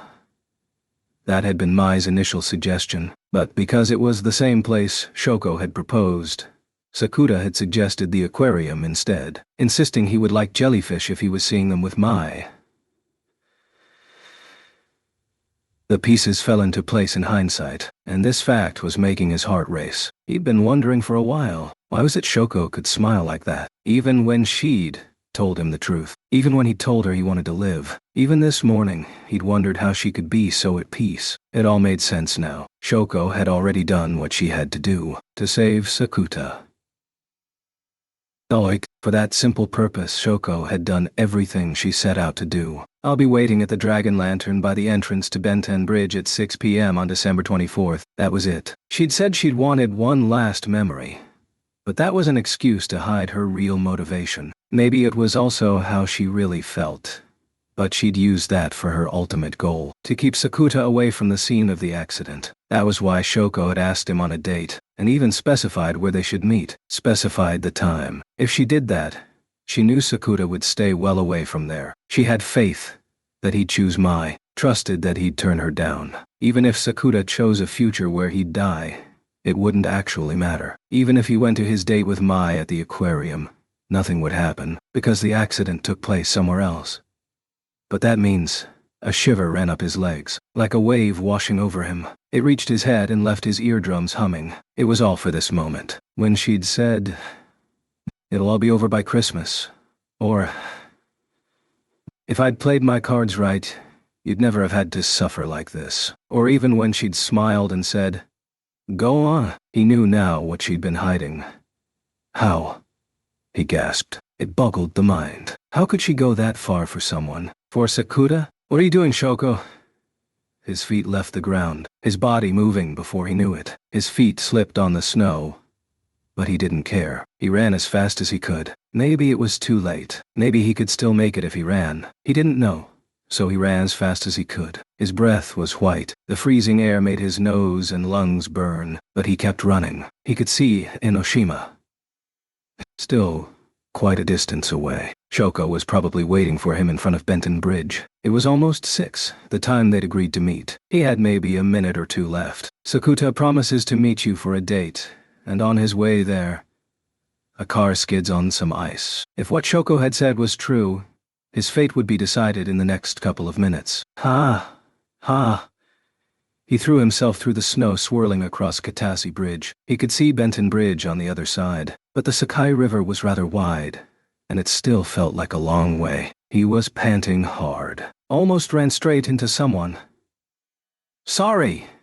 he yelled, but kept on running. No time for anything else. He couldn't let it end like this. This wasn't how it should end. He was done being the only one saved. So he threw every last ounce of strength into this mad dash across the Sakai River. Benten Bridge was on the other side of the road. During the day, he would already have been able to see the Dragon Lantern she'd mentioned, but Route 134 was in the way. There wasn't a signal here. He couldn't cross. There was a pedestrian underpass burrowing beneath the road. He realized he'd just run right past it. He tried to stop and turn back, and a horn sounded behind him. Coming his way, he turned in time to see a car skidding sideways. A black minivan, skidding in the snow, barreling right toward him. "Sakuta!" Someone screamed. His head snapped toward the voice, and he saw Shoko across the street, her eyes asking, "Why?" When their gazes met, Sakuta smiled, almost in resignation. Something black blocked his view. The sliding minivan came between them. This was it. But even as the thought crossed his mind, "Sakuta," he recognized that voice. Something soft hit him.